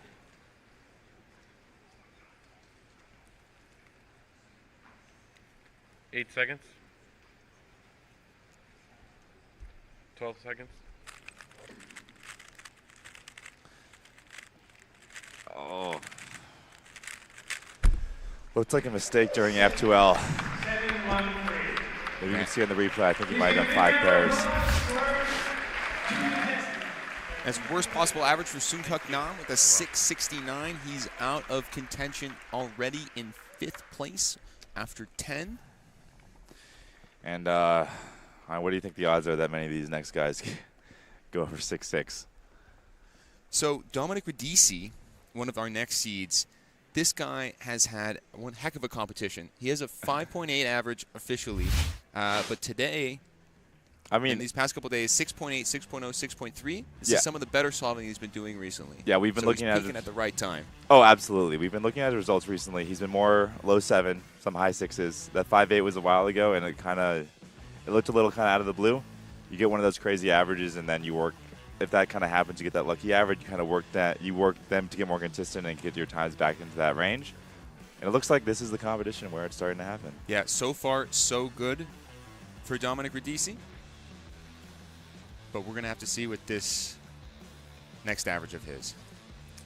Yeah, and who's our other competitor coming up? It's Dominic and it was Maddie Hiroto Inaba, the current defending champion at North American Champs. Yeah, Maddie Hiroto Inaba from Hawaii getting a 6.39 average in that 3rd round. Previously, he had 2 5.9 averages, and if you go take his last 13 averages, 11 of them have been sub-6. Yeah, he definitely is not. I'm certain he was extremely annoyed with the 6.3 in the semifinal round. He wasn't happy with his 5.9s either. Right. His standards are much higher than that. He is the defending champion. I specifically remember NAC last time. It was his first super big major. He was the massive favorite. Max Park wasn't there. He said he safetied the first solve, and that kind of threw him off, and he did poorly, and then was like, you know what? Nah, I got this. Right. And then just basically was like, I kind of mentally made mental mistakes in the first solve, but I only need 4 to win, and he only needed 4 to win. Absolutely. Here today, that 6.39 in that 3rd round should also be discounted a little bit by how difficult those scrambles were. A 7.2 is all you needed in order to make finals in this case. They weren't the best. They weren't the best, and people did not execute the best. Correct. There was a lot of nerves in semifinals. You could see on people's faces. We mentioned before, 6.9 was 16th in round 1, right. 6.6 was 16th in round 2. And 7.2 this morning. That's a big difference. Even for nerves, that indicates a huge difference. 0.6 in a round for a top 16 is wild. Absolutely. We're going to be moving on to our walkouts right now for our 2 competitors. Please welcome Maddie Hiroto Inaba.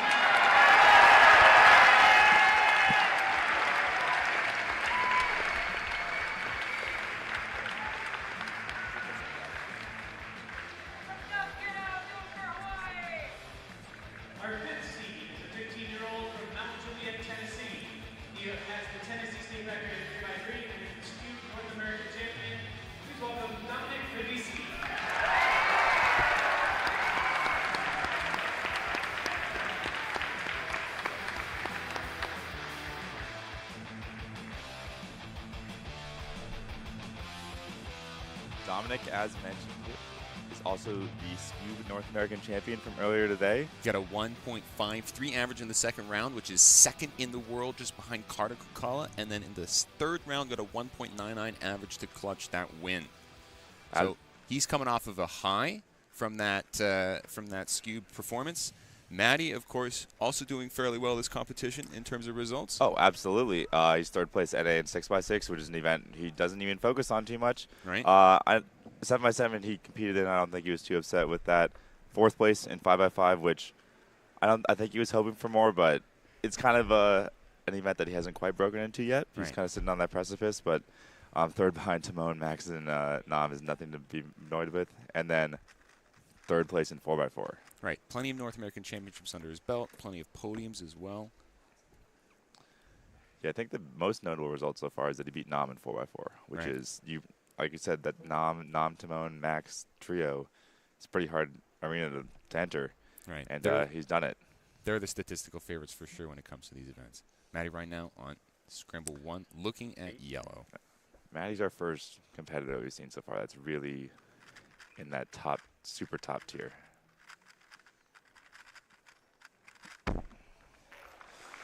Again, a little unlucky with that last layer with that GC perm, it looked like. Yeah, he's not. It's a rough start when you start with the solve that you can't count if you want to win. But as we said last year at North American Champs, Maddie started off poor and pulled it back. Or 2 years ago at North American Champs. It wasn't a GC, it was a lefty R perm right there. There's an R, U, R prime, F prime alg that has two U2s essentially back to back. So you need to have perfect execution on that, and there was just a little bit of a lapse there on that solve. 8 seconds. Wow. Oh, really? Rough execution on what looked like otherwise a lot of nice cases and easy solve. That last layer in particular, you can see a pair right there showing up in for F12, but that last layer, extremely nice. You have a 6-move OLL into an H perm, so you can recognize the CP and then also the exact case while you're doing your OLL. That's a fairly... Yeah, I think at home, most competitors are doing that entire sequence in about 1.7, maybe faster. Maddie, for reference, 2 years ago at North American Champs, led out with a 745, ended with a 562 average. So he is no stranger to a bad start at this specific competition. Yeah, and 664, it's not the best start, but it is also not a horrible start for him.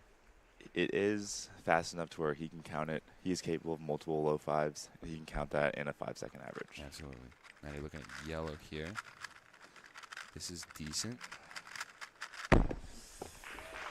650. Again, in that mid-6 range for Maddie, that means the 6.50 is going to count for him at this point.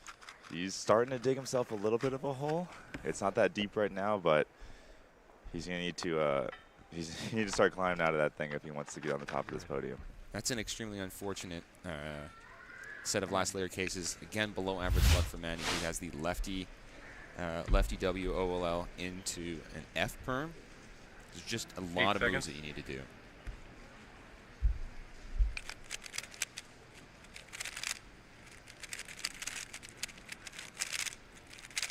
ZBL. Interesting that in that U case, ZBLL, he just did standard OLL PLL. Just do the 9-mover. If you're in a high-pressure situation and you're feeling especially nervous, one of the things that can help is to simply just do the easy case, especially if you can see it while you're finishing your pair there. And doing anything fancy that you're not comfortable with is a recipe for disaster when the stress is at its highest. Right.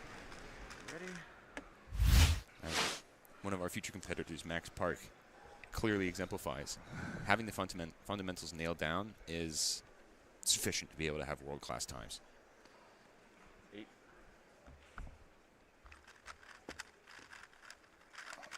Very smooth solving here. Very nice. That's the solving we know from Maddie Hiroto Inaba. I couldn't tell when one step ended and the next step began. And that is what we're used to from him, the smoothness of the entire solve just flowing together. We'll see it right now. Pair. Nice keyhole. Maddie doing some edge orientation there in order to get an easier OLL. Absolutely no pauses between the last pair and the end of the solve. A little nod in order to acknowledge the applause from the crowd there. So you know what's coming up. Scramble 4. Scramble 4. Dominic does white in this case, so he must be a white-only solver. All right, 6.0. He wants to be on a podium. He's going to need some magic. We do have Scramble 4 coming up, which has been notably easy, but it's going to be an uphill battle for Dominic. Yeah. You see Brennan Dunigan in the crowd right there mouthing, "That's a good time." So very happy for Dominic in that case. Maddie is someone on this solve we almost could expect a 4 from. Yeah. Which is wild to say.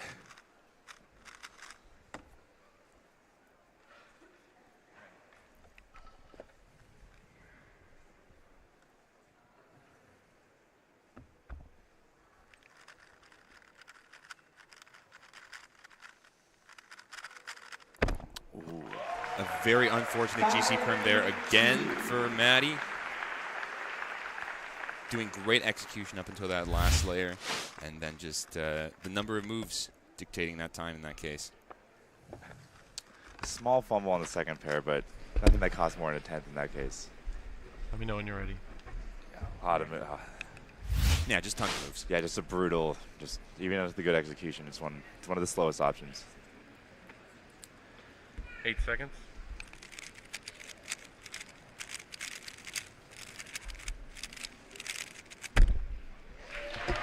All right, Dominique is happy with a 6-1. I think that indicates I don't think he had an expectation of himself to gain top 3. He just wanted to show what he's capable of, get a quality average in the final, and he's certainly capable of that with a BPA of 6.52. Yeah, of course. And accounting 6, especially for a competitor with a single 5 average, it's not a bad time. Right. And Maddie here, BPA here, would put him in contention. This is a 5.78 BPA is a podium potential slot for sure, and very likely, I'd say. However, 5.78 and 6.32 are miles apart for this final, so.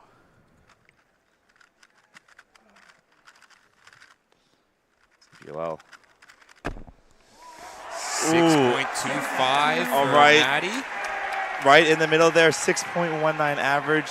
That is going to put him just ahead of Kyle Santucci, which is an important barrier to pass, especially as we're coming to our fastest 4 solvers here. I think we missed the, we had the graphic of exactly what he needed to get to overtake first, and he hit that to the T. We're a big fan of that graphic. Thank you, production. And we'll keep that updated as we get that final solve to determine the winner going forward. 8 seconds. All right, so 6.19.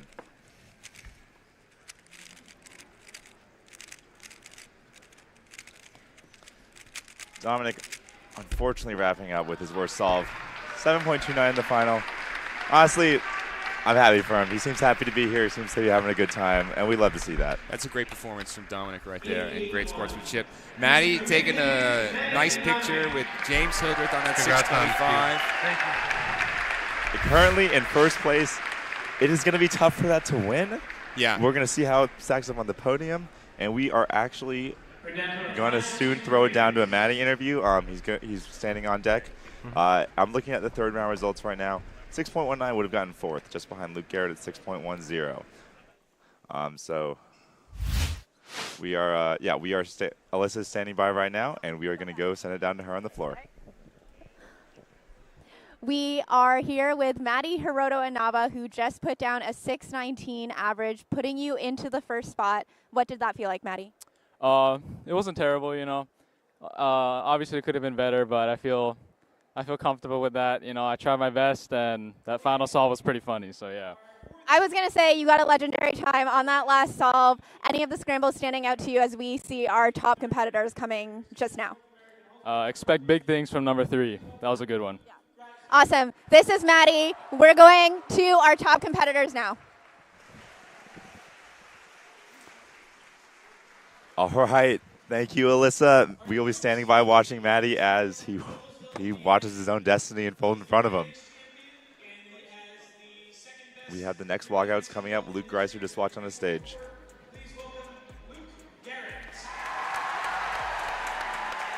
Interesting similarities between these two competitors. Yeah, both Luke G's, both of them extremely popular in this region. They're both from not the Heartlands, but the Great Lakes region, which is right next door to these guys.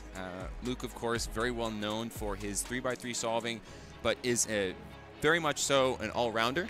Yeah, he's Garrett, I mean. He's a small event all-rounder, essentially. He competes in almost everything. I'm looking at his results page right now. I think he's done like 100 solves just this competition. Right. Luke Greiser is almost the exact opposite, focuses almost exclusively on 3x3, intentionally did not do the second round of 4x4 or one-handed in order to focus on 3x3 as his main event for the day. Indeed, he is absolutely all in, and so it looks like it is paying off. He has been doing extremely well this competition. 5.72 first round, 5.74 second round, 6.31 third round. Third place, fourth place. These guys have gone against each other multiple times in online competitions over cubing at home. They both had a ton of maturity in their cubing prowess over that time, both from cubing at home and from Monkey League. So these guys should know quite a bit about each other's solve styles and what's good and what's not. They are very familiar with pressure, and they are very familiar competing against each other as well. Luke staying on white top green front for a while, doing a Y2 at the very end.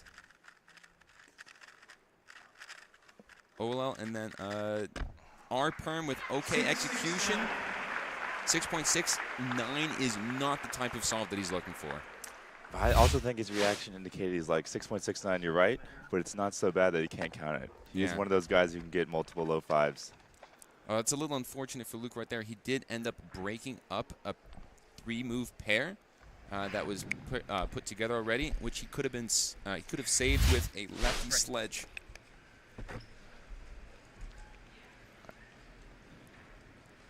Luke Garrett also focusing on yellow with the same top blue front that Luke Greiser did.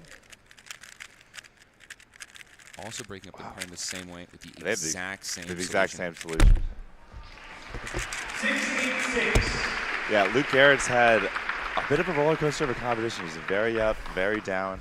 Notably got 41st in the second round of 3x3 with a 7.57 average before getting third in the last round to put himself right here. So that's the important round to be able to focus up and get a good time. So for Luke Garrett, that's not the worst outcome. I'd rather get 41st and third than the other way around. Oh, absolutely.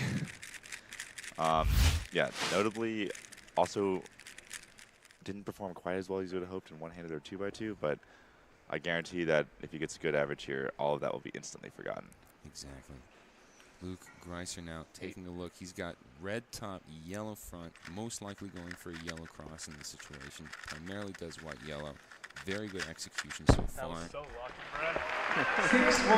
6.18. He said it. Agree. He thinks it's a 6.18. They want you to take your backpack off the table. That's what the green team's saying. Luke leaning very far over his solve. So we're going to get a side cam angle here.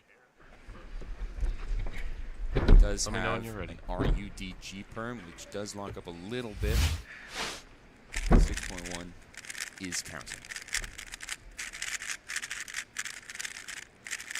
Yeah, these two competitors also, I think these top 4 guys, they're not happy just to be here. They have expectations of getting top 3, and they will be disappointed if they don't. And obviously with 4 of them, that is not going to be true for every single competitor. Exactly. Luke looking 12 at blue seconds. here. Very long inspection period. Wow. Big pause for second pair. Oh, and he does mess up the cross in that situation. So incredible TPS after that point to try to make up for things, but as you can see him leaning back, he instantly knows that that solve is more or less over. At this level, you cannot have mistakes. Yeah, and we're counting a 6.8. They're not aware that the winning time right now is only 6.19. Yeah. These guys very easily are capable of counting a 6.86 and a 6.1 average, but I think they're probably thinking that they're going to need a 5-second average to win or even get on the top 3, and 6.86 is a rough start.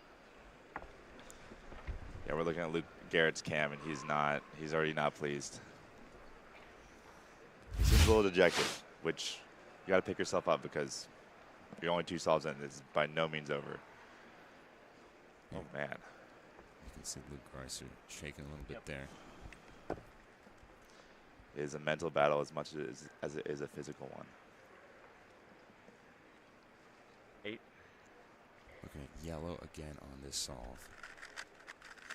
Wow. Excellent turn speed at the start. Does do a pseudo pair there. Looks like he has a decent number of edges muted already. And that's an excellent 529 for counting 6.18 and a great ceiling for him. Wow. I mean, honestly, I was a little concerned for him with that. He seemed extremely nervous before the solve, but did an extremely good job of just resetting himself. Look at He said he was ready. pseudo pair. Let me know when you're ready. Excellent execution on that ZBLL as well. All the sophistication you can hope for in a solve. Luke Greiser. Luke Garrett now. 8 seconds. The two Luke Cheeser. You can scream me out. 12 seconds. Yellow's also looking good for him in that same angle. Does not do any pseudo pairs, but gets a nice soon into apron last layer for a 6.3. Certainly salvageable. They have solve 4 coming up. Has been very fast historically. It's just Luke Garrett is giving himself just enough to hang on with this third solve, and he's going to need to really dig deep on these last 2. Absolutely. Luke Greiser, on the other hand, is now in a fantastic position. His counting solve is faster than the winning time, and he has a 5.29.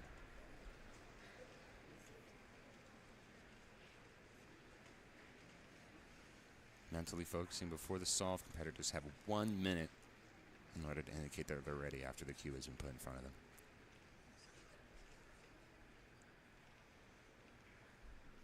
Trying to calm those hands. They don't look like they're shaking too much right now. It's very interesting.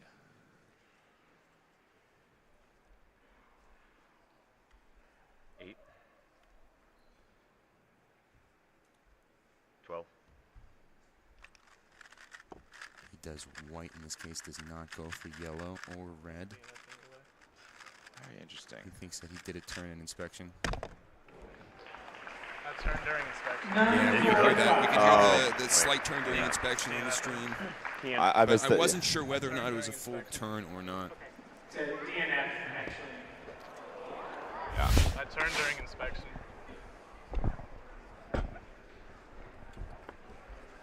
I completely missed it, to be honest.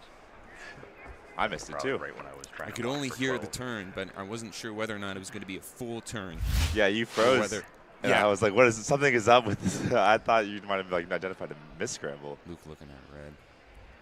Wow. Extremely fast. Wow. There it is. That's the fastest solve of the finals Fast so far. solve 4.51. And Luke doing the encore for the crowd right there. There's a big smile on his face after what, up until that point, had been a fairly disappointing average for him. Let's take a look at the slow-mo here. Great first pair.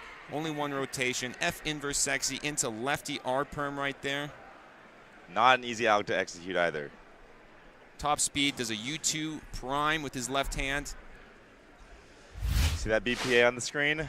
589, but a WPA of 774. Luke has a very wide range, and it all comes down to the last solve. Absolutely. I think production's working on getting us the exact time he needs to overtake first. Luke Greiser, 567. Very doable.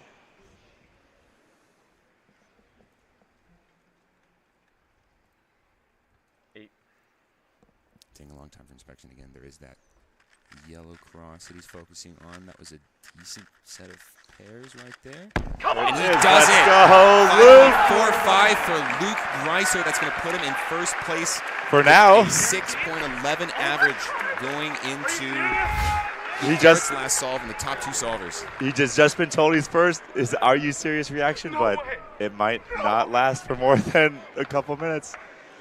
If Luke Garrett does not beat him, he's guaranteed top 3. Excellent execution there. Flawless last layer going from a good flower OLL into the G-perm in the back.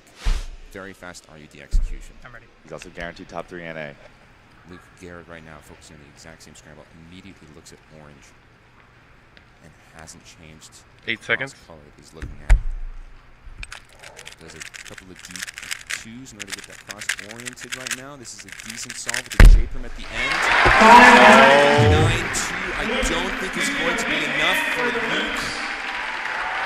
636, he is out. He's going to be in 4th place. That means Luke Greiser is guaranteed a podium with 6.11.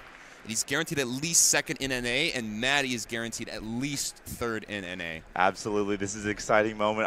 I mean, Luke Greiser was overjoyed just to learn that he was in first with 3 people left, and Luke Garrett able to overtake him. If he's going to be someone whose reactions we want to see, he can only go up from here, and he's already elated. This is going to be a very exciting last set of 2. Absolutely, Luke Greiser, of course. All right, we have a very exciting interview. Alyssa's with Luke Greiser right now. He is extremely happy, and we're going to pass it down to her. We just saw Luke Greiser get into the first position at North American Championship. You are guaranteed a podium. You are in the first position right now with a 6'11" average. How are you feeling? I feel great. Wow. Guaranteed podium is like otherworldly. Oh my gosh. I see the emotion. I see a lot going. So much prep goes into this. What? Describe this moment. Unreal. Like that 5'4" to just clinch it. Like, dude, I feel great. Shout out to Clicky Studios for putting me 9th in finals predictions. I had you in mind. We are headed into our final 2 seeds for 3x3. Don't go anywhere. We are going to see some electric solving.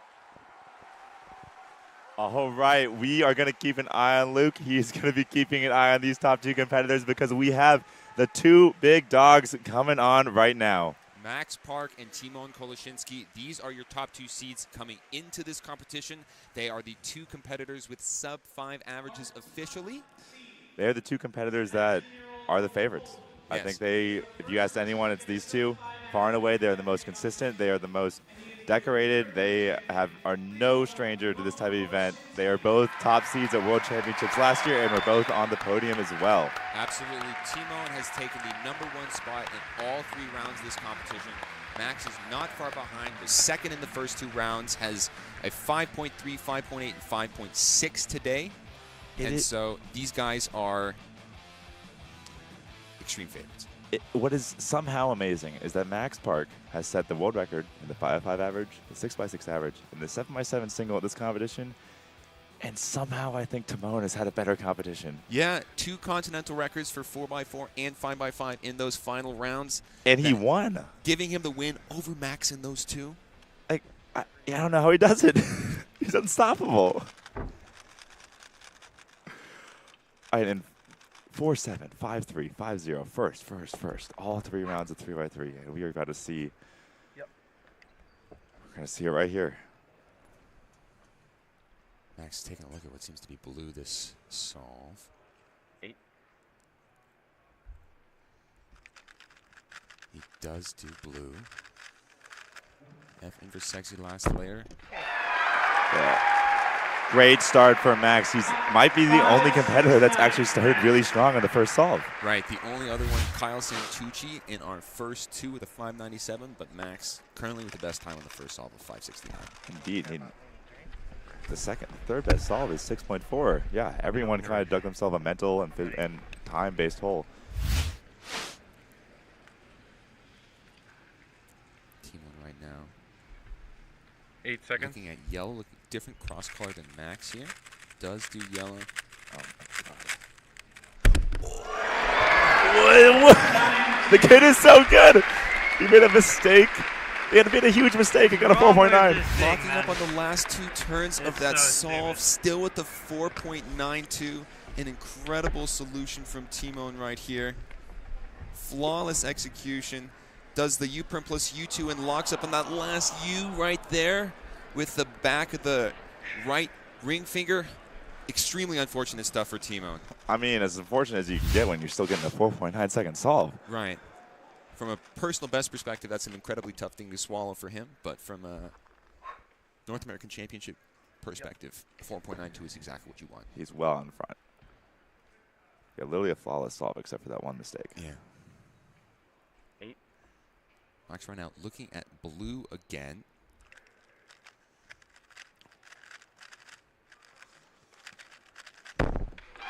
Decent solve from Max. A little bit unlucky with the wipe. I guess a wipe perm is not too bad for a dyad case right there. I don't think he's very happy with that. Yeah.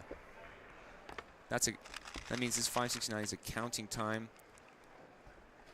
As we can see here, there's a reason why these two are the huge favorites. They have already distanced themselves from the field in just one and a half, 3 total solves. Right. Timo right now inspecting for his second solve right now. Also looking at the same cross color as Max. They had different ones on the first solve. Little hard with the D moves for Timo right there. Bringing it back. Oh my god. 8-9-4.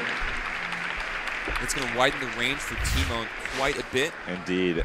I would say the joke is that you get a really good solve, you get a really bad solve, you have a mean 3 coming up, but we know Timon can get another solve under 4.9. Absolutely. He's shown it so far with that first time, even with the slight mishap. And there are some decent scrambles coming up ahead. These guys have almost polar opposite solving styles. Oh, indeed. Max Park is the most simple you can be. Just be simple, don't make mistakes, turn fast. Yeah. 8. Really mastering all the fundamentals of cubing and executing them 12. To the highest degree.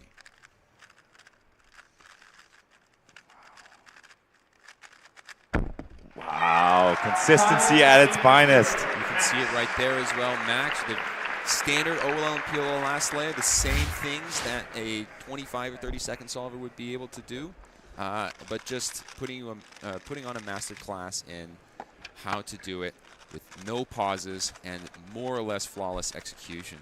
He has a chance to lock up NA champion on solve 4. Yeah, that is amazing. He is. I have a feeling he's going to do it. Yeah, anything essentially under a 7-second solve, and he's going to be 8 seconds. He's going to be North American champion. The real question is, can he beat Timon? Timon on the exact opposite side of the spectrum, an incredibly sophisticated solve. You can see him doing lots of D moves during that solve, which means he's doing what's called pseudo slotting, aka doing F2L pairs with the edge and the corner from different colors, but still solving 2 pieces at a time. Also benefiting from a very fortunate last layer right there. That is not a bad OLL if you can execute it well, and he is able to see that it's going to be a J-perm, which is a very favorable case. Yeah, that OLL-PLL combo is extremely easy to recognize, and he had a no AUF directly into it, which allowed him. It still takes a tremendous amount of skill to execute at that speed, but he absolutely nailed it. We certainly have a race. Yeah, and this is the 4th solve as well. Max is looking, changing cross color, 8. Changing to red, it looks like, or potentially blue. Does do red. Oh my! Like you said, Keaton, red was quite easy. That is more or less my favorite time to get on a 3x3. Max with an incredible solution right here, and it didn't look like he had a very good last layer case. If I saw that correctly, he had an end perm. Also, the big story right now, Max Park is your North American champion. It is guaranteed. His worst possible average is 5.69. Which is incredible, and he has a solve to go to be able to lower it even further. Yeah, the race versus Timon is still on. Timon also looking at red in this case. Oh my. Both of them. Oh my goodness. All right, we are going to guarantee get the scenario we want. The winner will be decided on the last solve. It is guaranteed because Timon's best possible is 4.8 and worst possible is 6.3. And no matter what, Max Park is going to have a mid-5 average, which means it all depends on Timon's last solve. Production, can we please make sure to have a quick response time for what Timon's going to need to win as soon as Max Park's last solve goes in? Oh my, this is it. Max Park, no matter what happens, cannot lock up the win and cannot lock up the loss. He is the picture of consistency in this average with that the 5.09 is the only solve that's a little bit extra fast. Of course, he can always make it harder for Timon with Absolutely. a better solve. 8.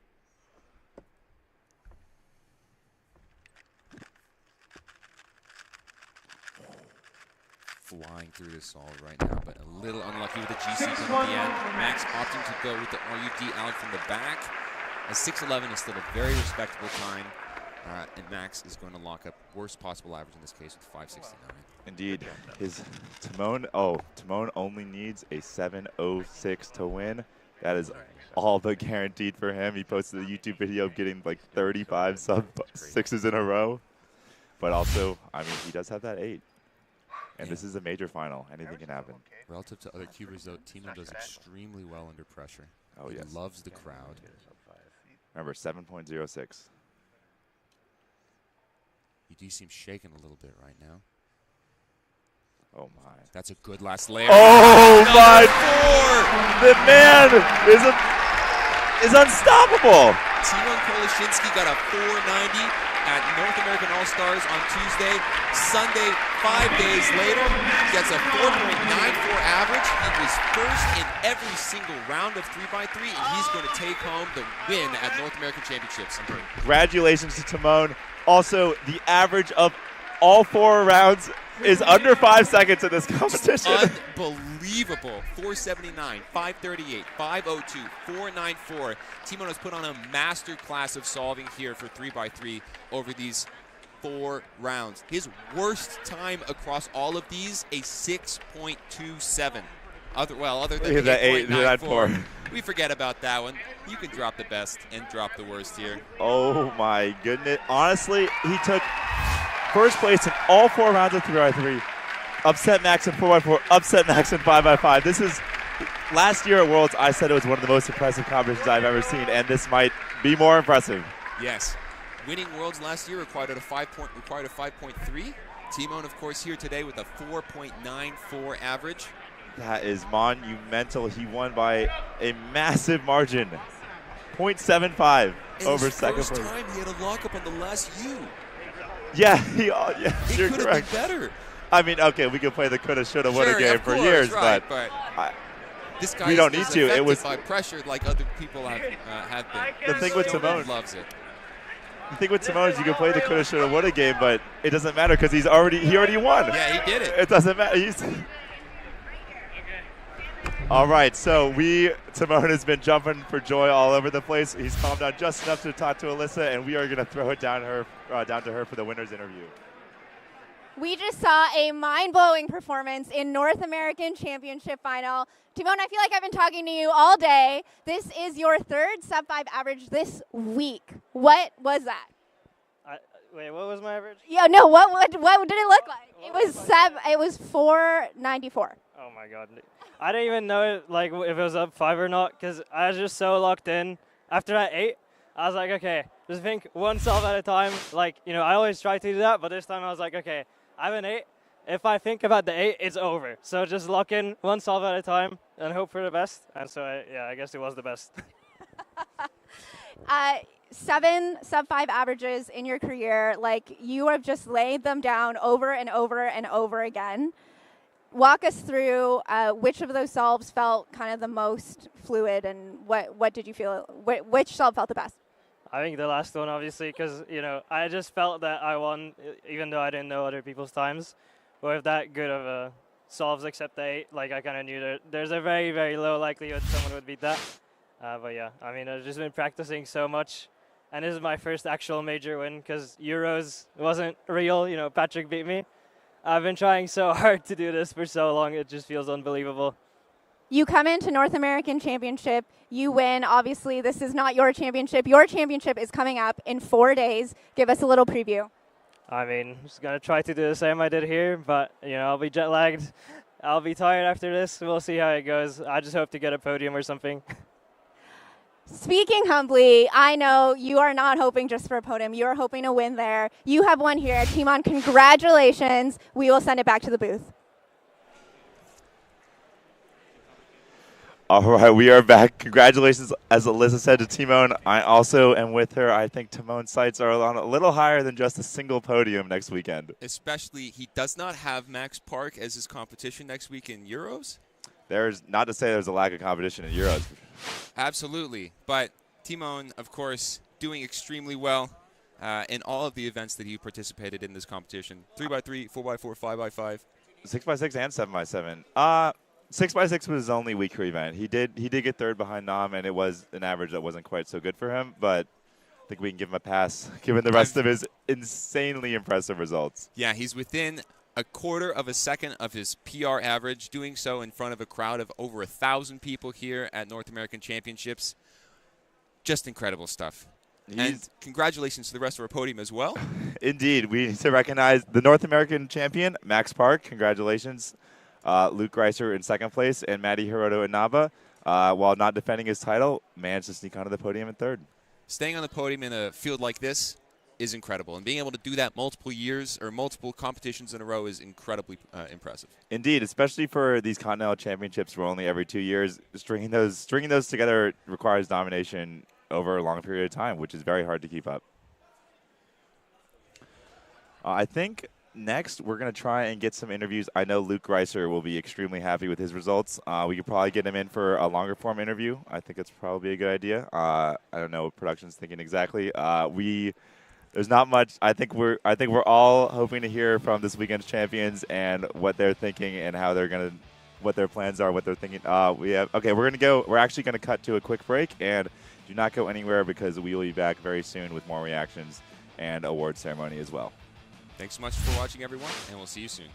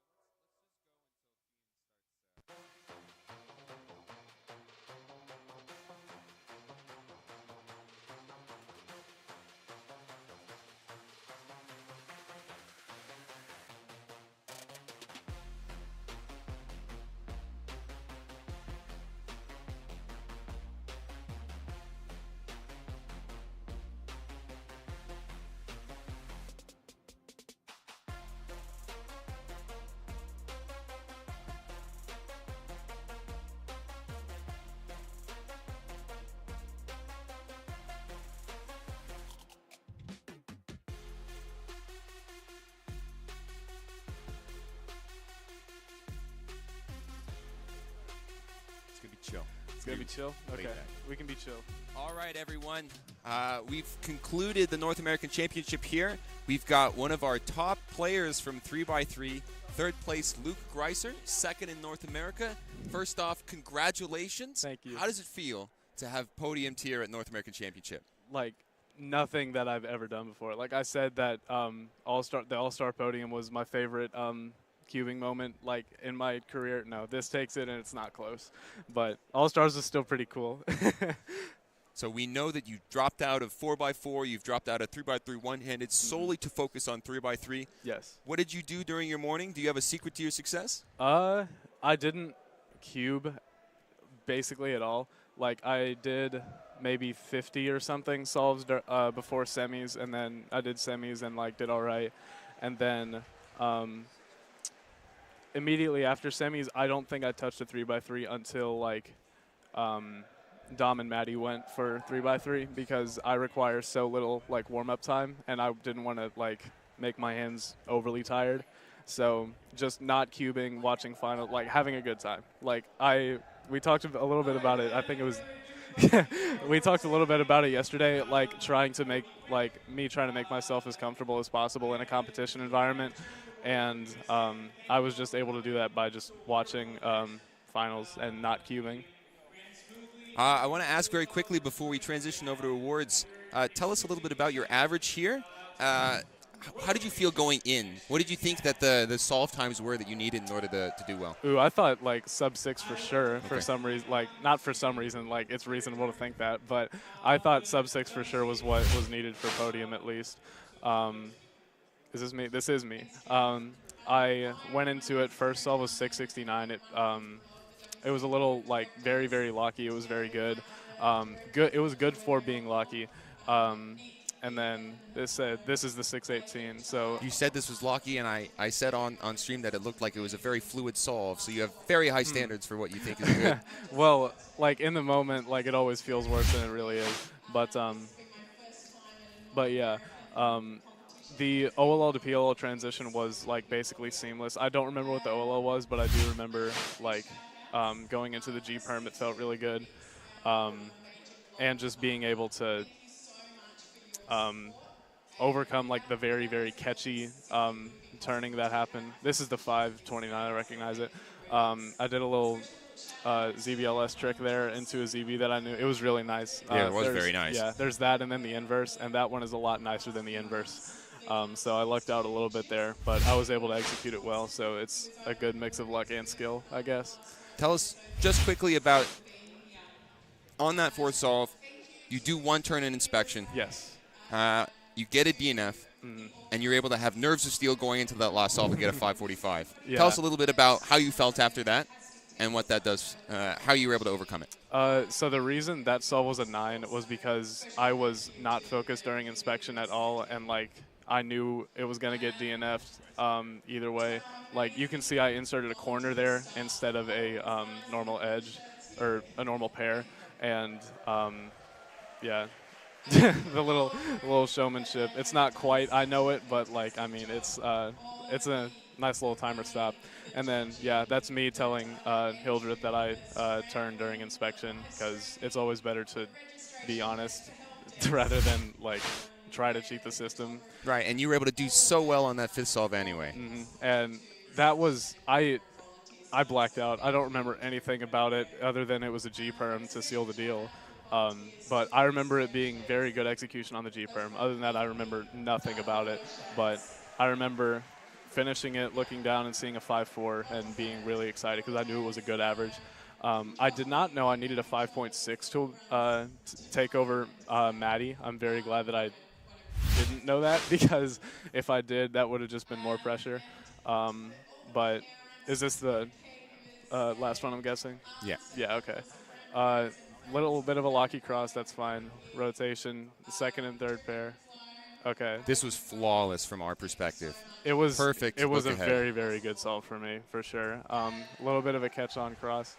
I was a little excited, a little bit excited. You can see, you can see that. And then I look up at Ben Edwards, and he puts up the one. He puts up the one, and then put up a 3, guaranteed podium. And then you can see me just bewildered because I couldn't believe it.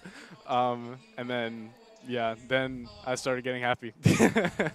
But yeah, it felt amazing for sure. Just taking in everything in that moment. It was awesome. So before we head out, do you have any shout-outs that you'd like to give?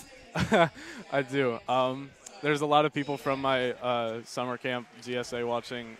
They probably not watching anymore, but they did watch me. I want to shout them out. Family watching at home, mom, grandma, grandpa. If there's any more, I'm sorry. But yeah, shout out to all my family watching at home. Shout out to my friends. And then shout out to Clicky Studios for putting me at 9th in your knack predictions.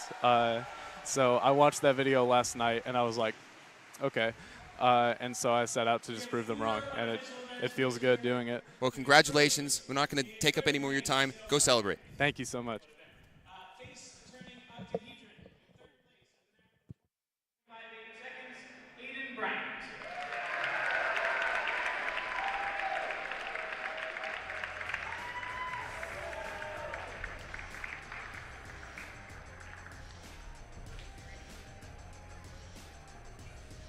Second place, with an average of 23.37 seconds, Michael Larson.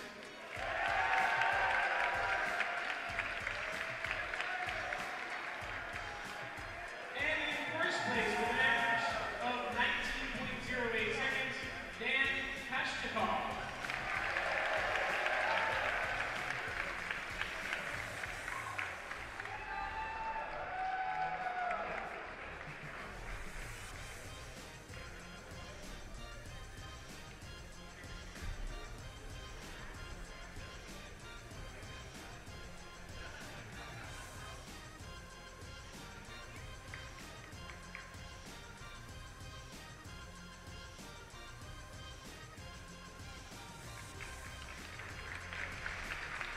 Okay, next event is magic.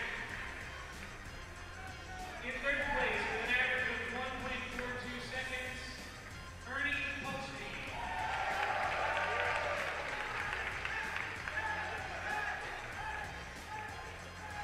In second place, with an average of 1.39 seconds, Daniel Mullen.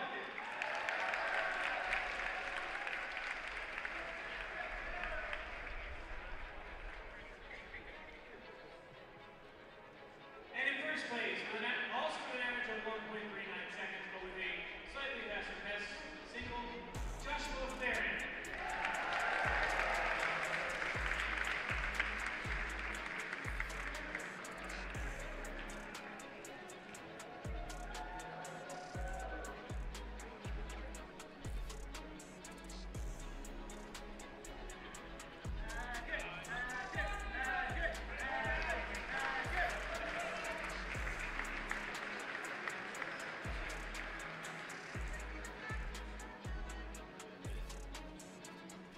Thank you.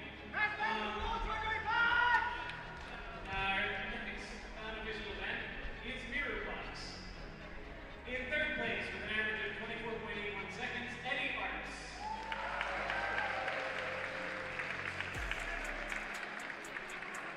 In second place, with an average of 18.77 seconds, Nathan Phillips.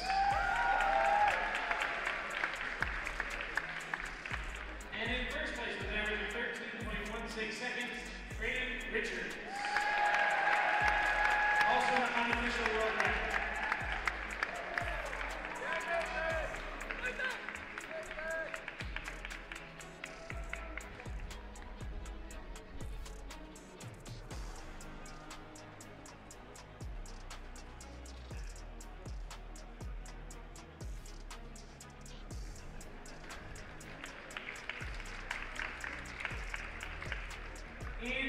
Our next event is Team Blind with Inspections. This is a partner event with that's your team, doesn't matter. Best, 17.90 seconds, Krishan Naswani and Owen Wittes.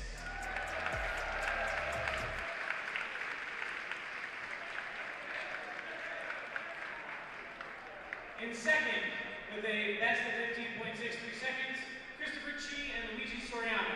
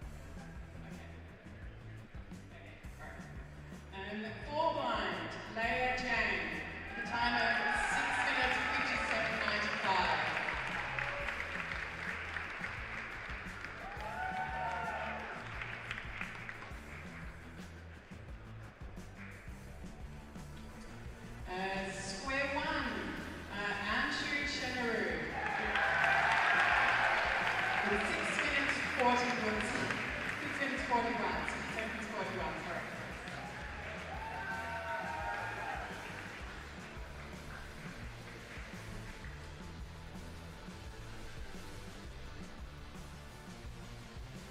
Skew, Taj Besford, 3 seconds 82.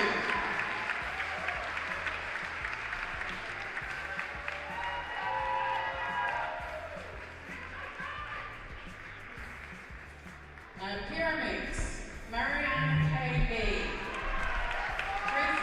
3.66.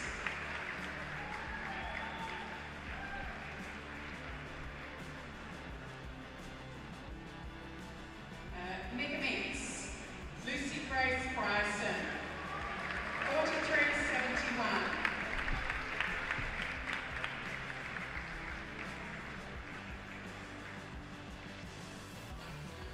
Okay. Clock, Sylvia Crouch, 4.78 seconds.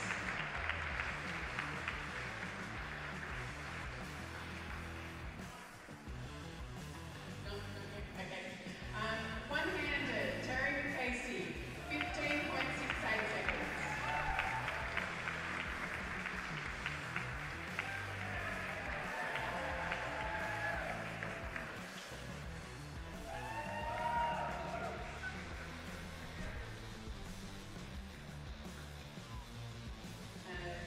Three blind, Leah Jane, 1 minute 6 seconds 55.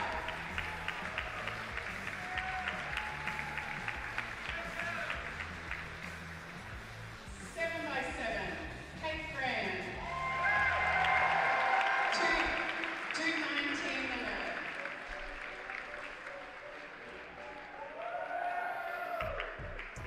And Kate, you can stay there. You can stay there. Okay, 6 by 6. Kate's got a time of 1 minute 28:04. 5 by 5, 50.89.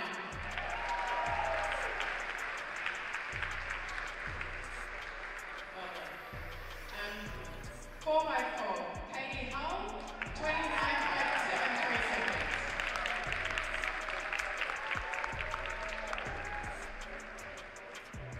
And 2 by 2, Kate Graham, 2.49.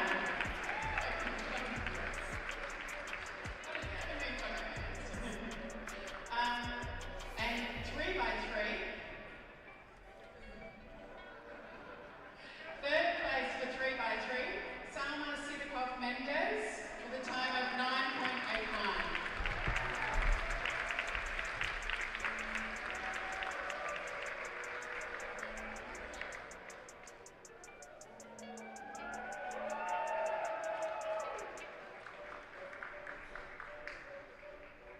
Second place with a time of 8.91, Kimberly Cauldron.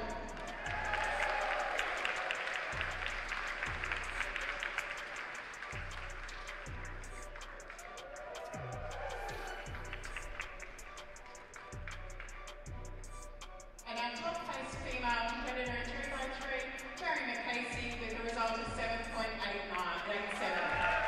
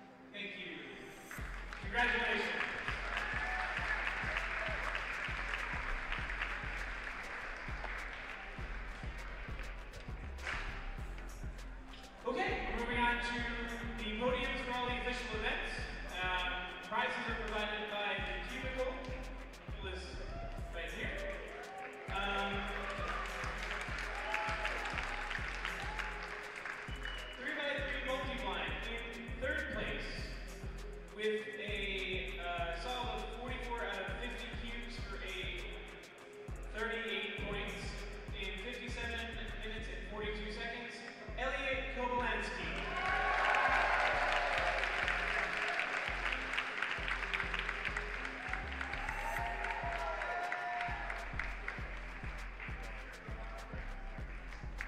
In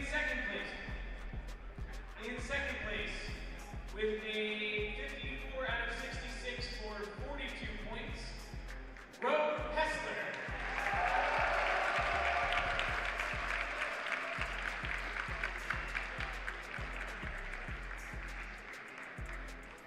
And in first place, with a 61 out of 64 for 58 points, and the North American champion, Grant Siggins.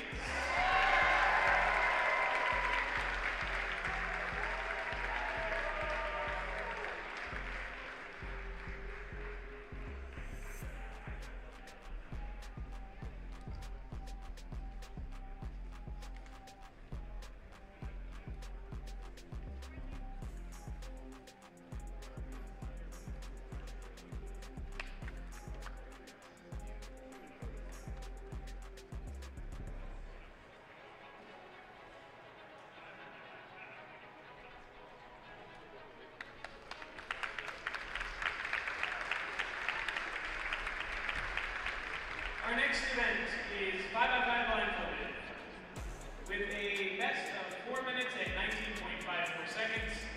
In third place, Tommy Cherry.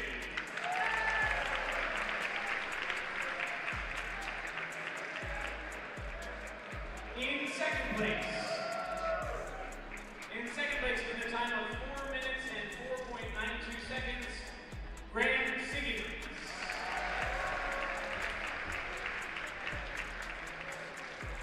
And in first place with a time of 2 minutes, 52.72 seconds, and the North American champion, Stanley Chapel.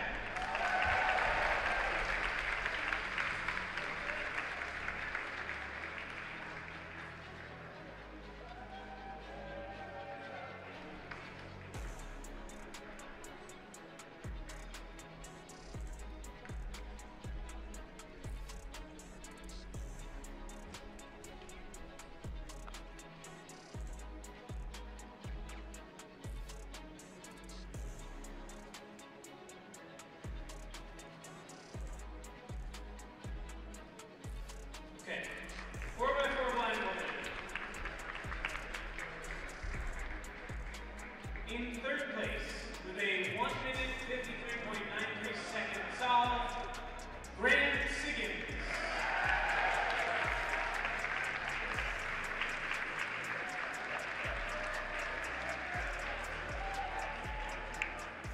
In second place, with a 1 minute 25.76 second solve, Elliot Kobolansky.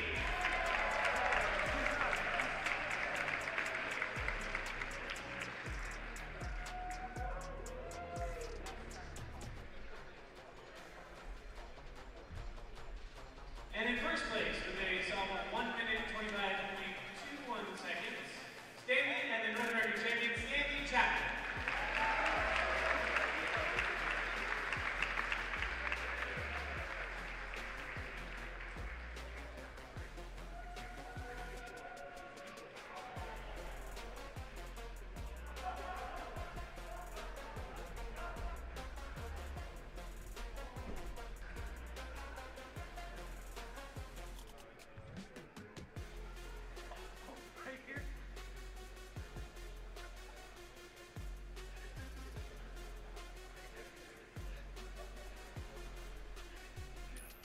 Thank you. Our next event is square one. In third place with an average of 5.86 seconds, Matt Schau.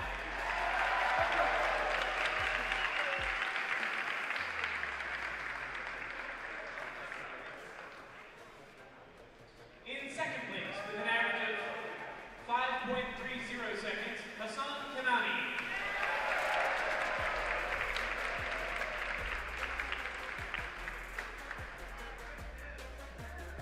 And the winner and North American champion in square one with a 5.1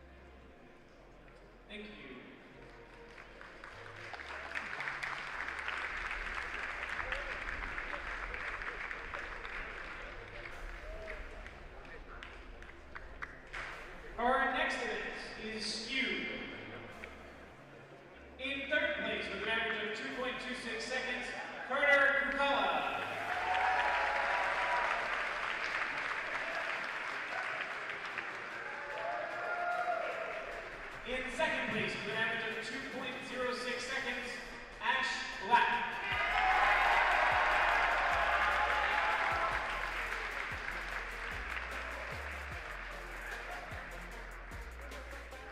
And in first place, with an average of 1.99 seconds, and the North American champion in skew, Dominic Radici.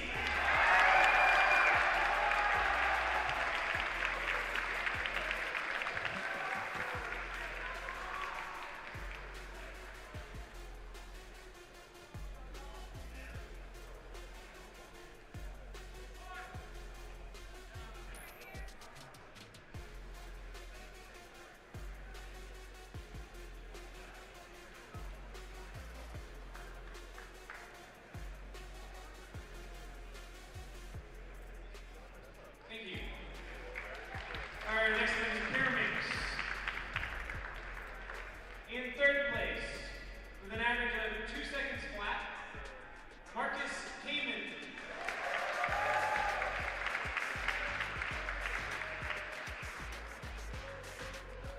In second place, with an average of 1.95 seconds, and the U.S. national champion, Michael Nielsen.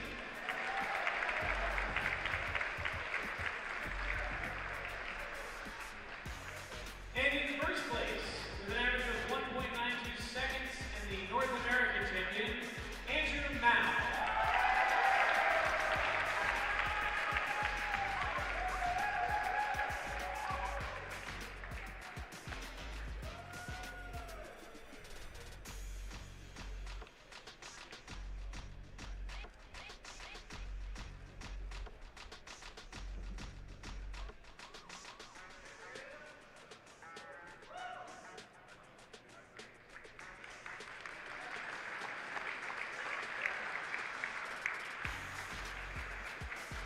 Thank you.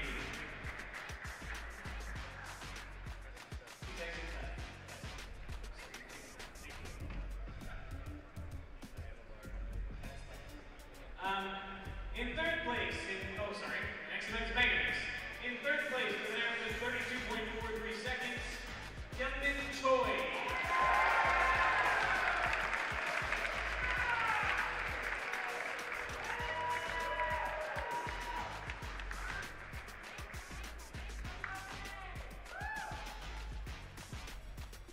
In second place, with an average of 31.44 seconds, Lucas Kuchai.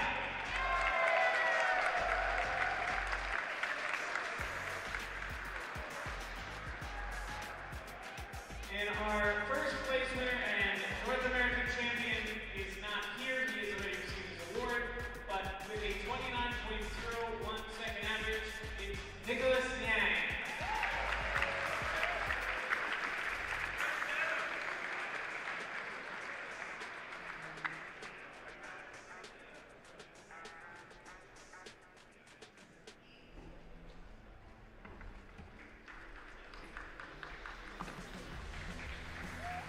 Our next event is clock. In third place, with an average of 33.64 seconds, Eddie Arts.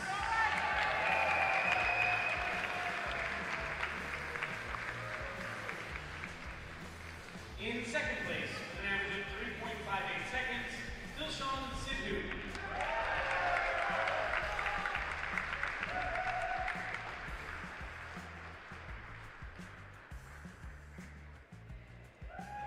And the winner in clock with a 3.20 second average, and the North American champion, Brendan Dunnigan.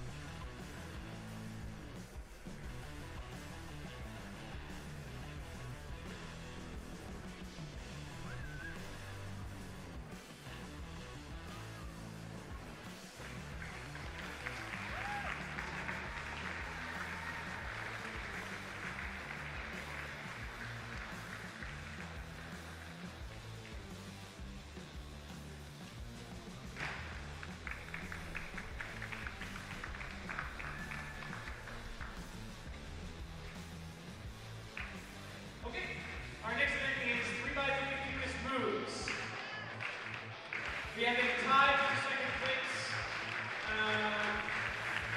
One of the two competitors in second place with a lead of 23 moves even. Evan Brown.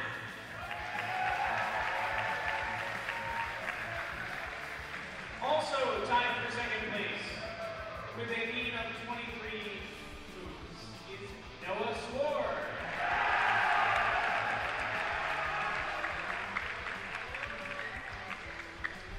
And in first place with a mean of 22 moves and the North American champion in fewest moves, Chris Shaw Adwani.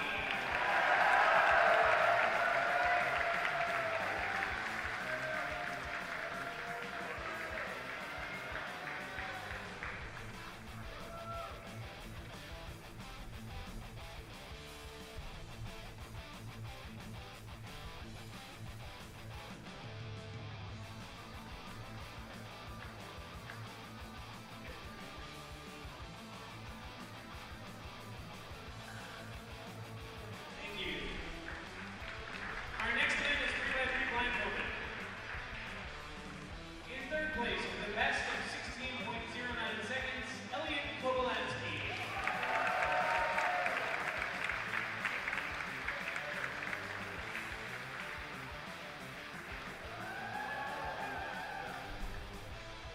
In second place with the best of 14.51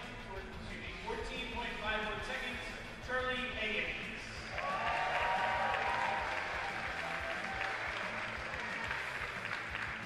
And in first place with the best of 14.48 seconds and the North American champion, Tommy Cherry.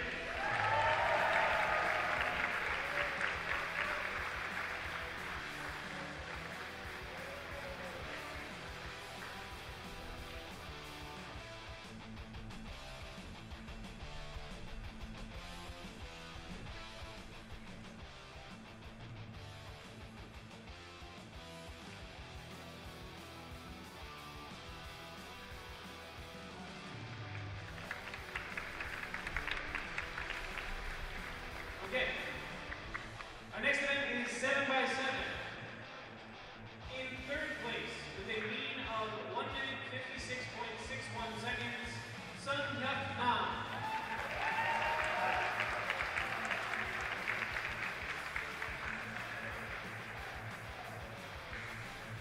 In second place with a mean of 1 minute 55.02 seconds, Timon Koloshinsky.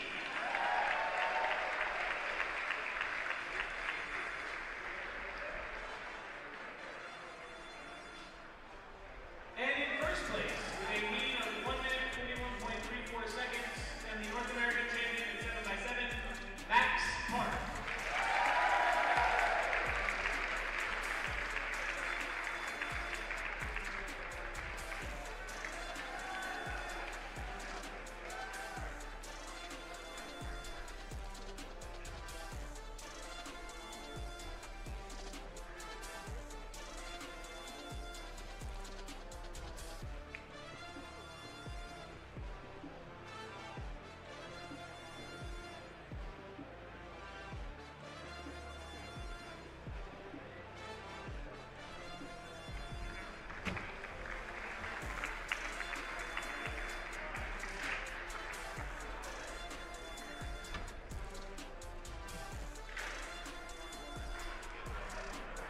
Our next event is 6x6. In third place with a mean of 1 minute 19.60 seconds, Timon Koloshinsky.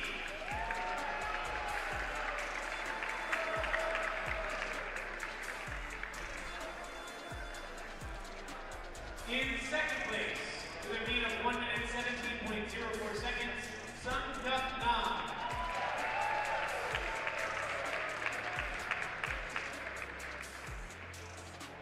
And in first place, and the winner of 6x6, North American champion with a mean of 1 minute 55.88 seconds, which is a world record, Max Park.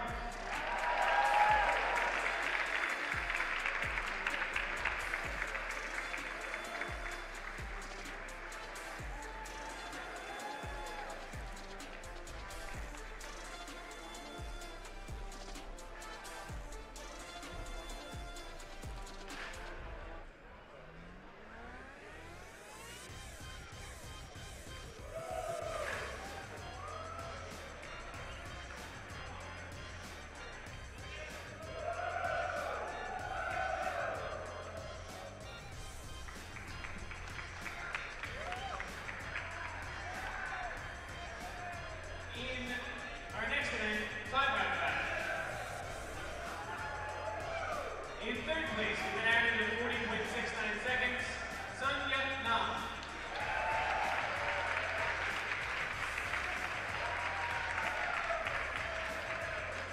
In second place with an average of 37.76 seconds, and the North American champion is 5x5, Max Park.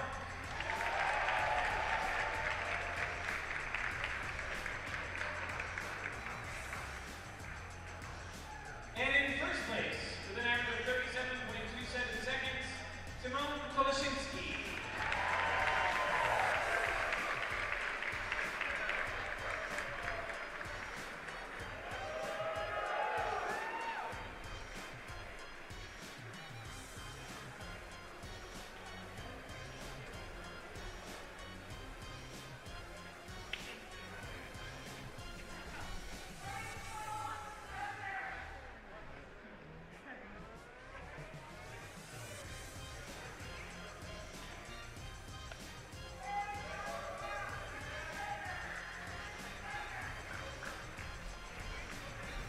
Thank you.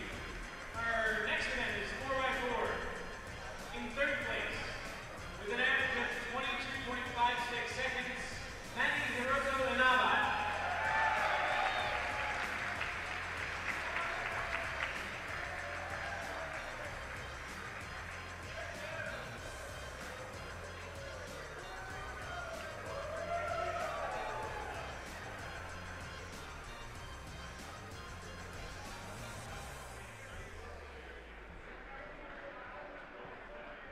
In second place, with an average of 21.71 seconds, and the North American champion in 4x4, Max Park.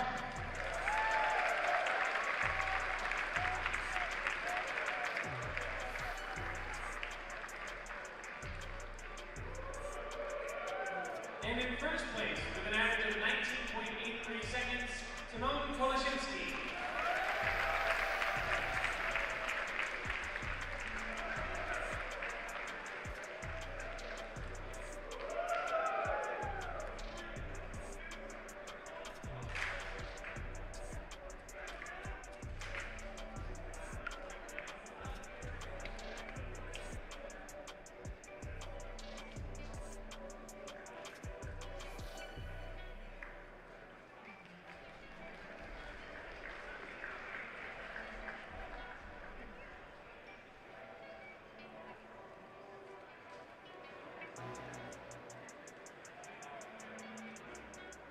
Thank you.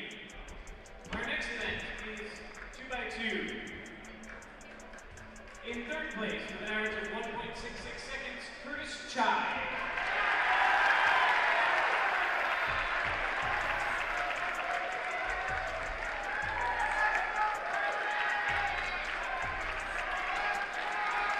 In second place, with an average of 1.59 seconds, Ethan Twang. And in first place, with an average of 1.57 seconds in the North American champion, Michael Nielsen.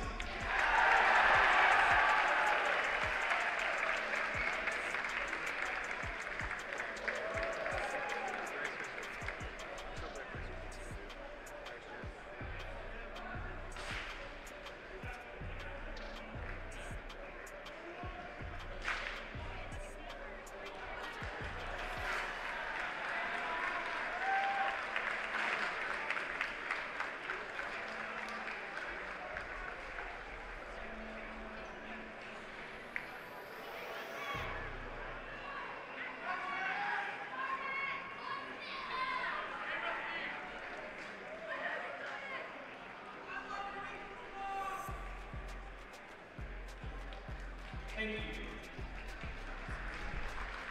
And now for the main event. In 3x3. In third place with an average of 6.11 seconds, Luke Reiser.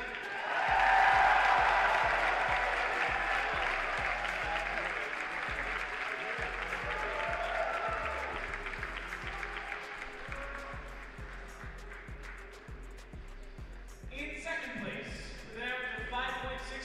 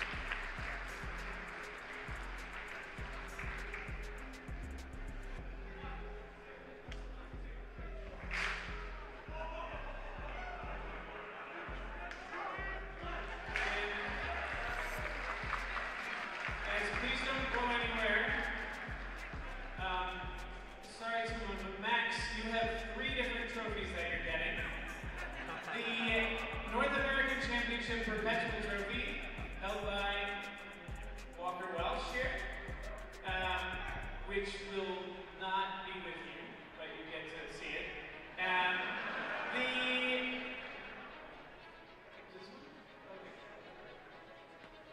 The Cubing USA National Championship Trophy, the Morris Trophy, named as the first winner American champion in 2000.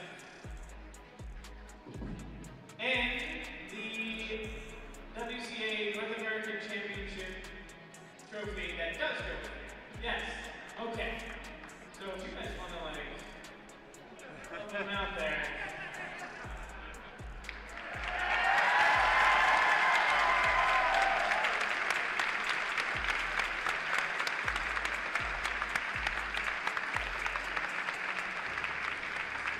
Congratulations to all our podium winners and all of our competitors this weekend. Thank you very much for coming out. We hope to see you all in Seattle in July 4th weekend next year for the World Championship.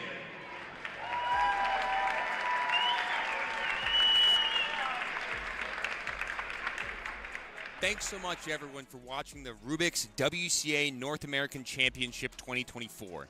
This has been a presentation by Happy Feet Productions. Special thanks to Rubik's for providing a continued partnership with the cubing community, Cubing USA for organizing this great event, and the Cubicle for providing prize support. Last but not least, we thank the World Cube Association for the last 20 years, and here's to many more. We're going to leave you all with some of the highlights of this past weekend. I'm Keaton Ellis, signing off.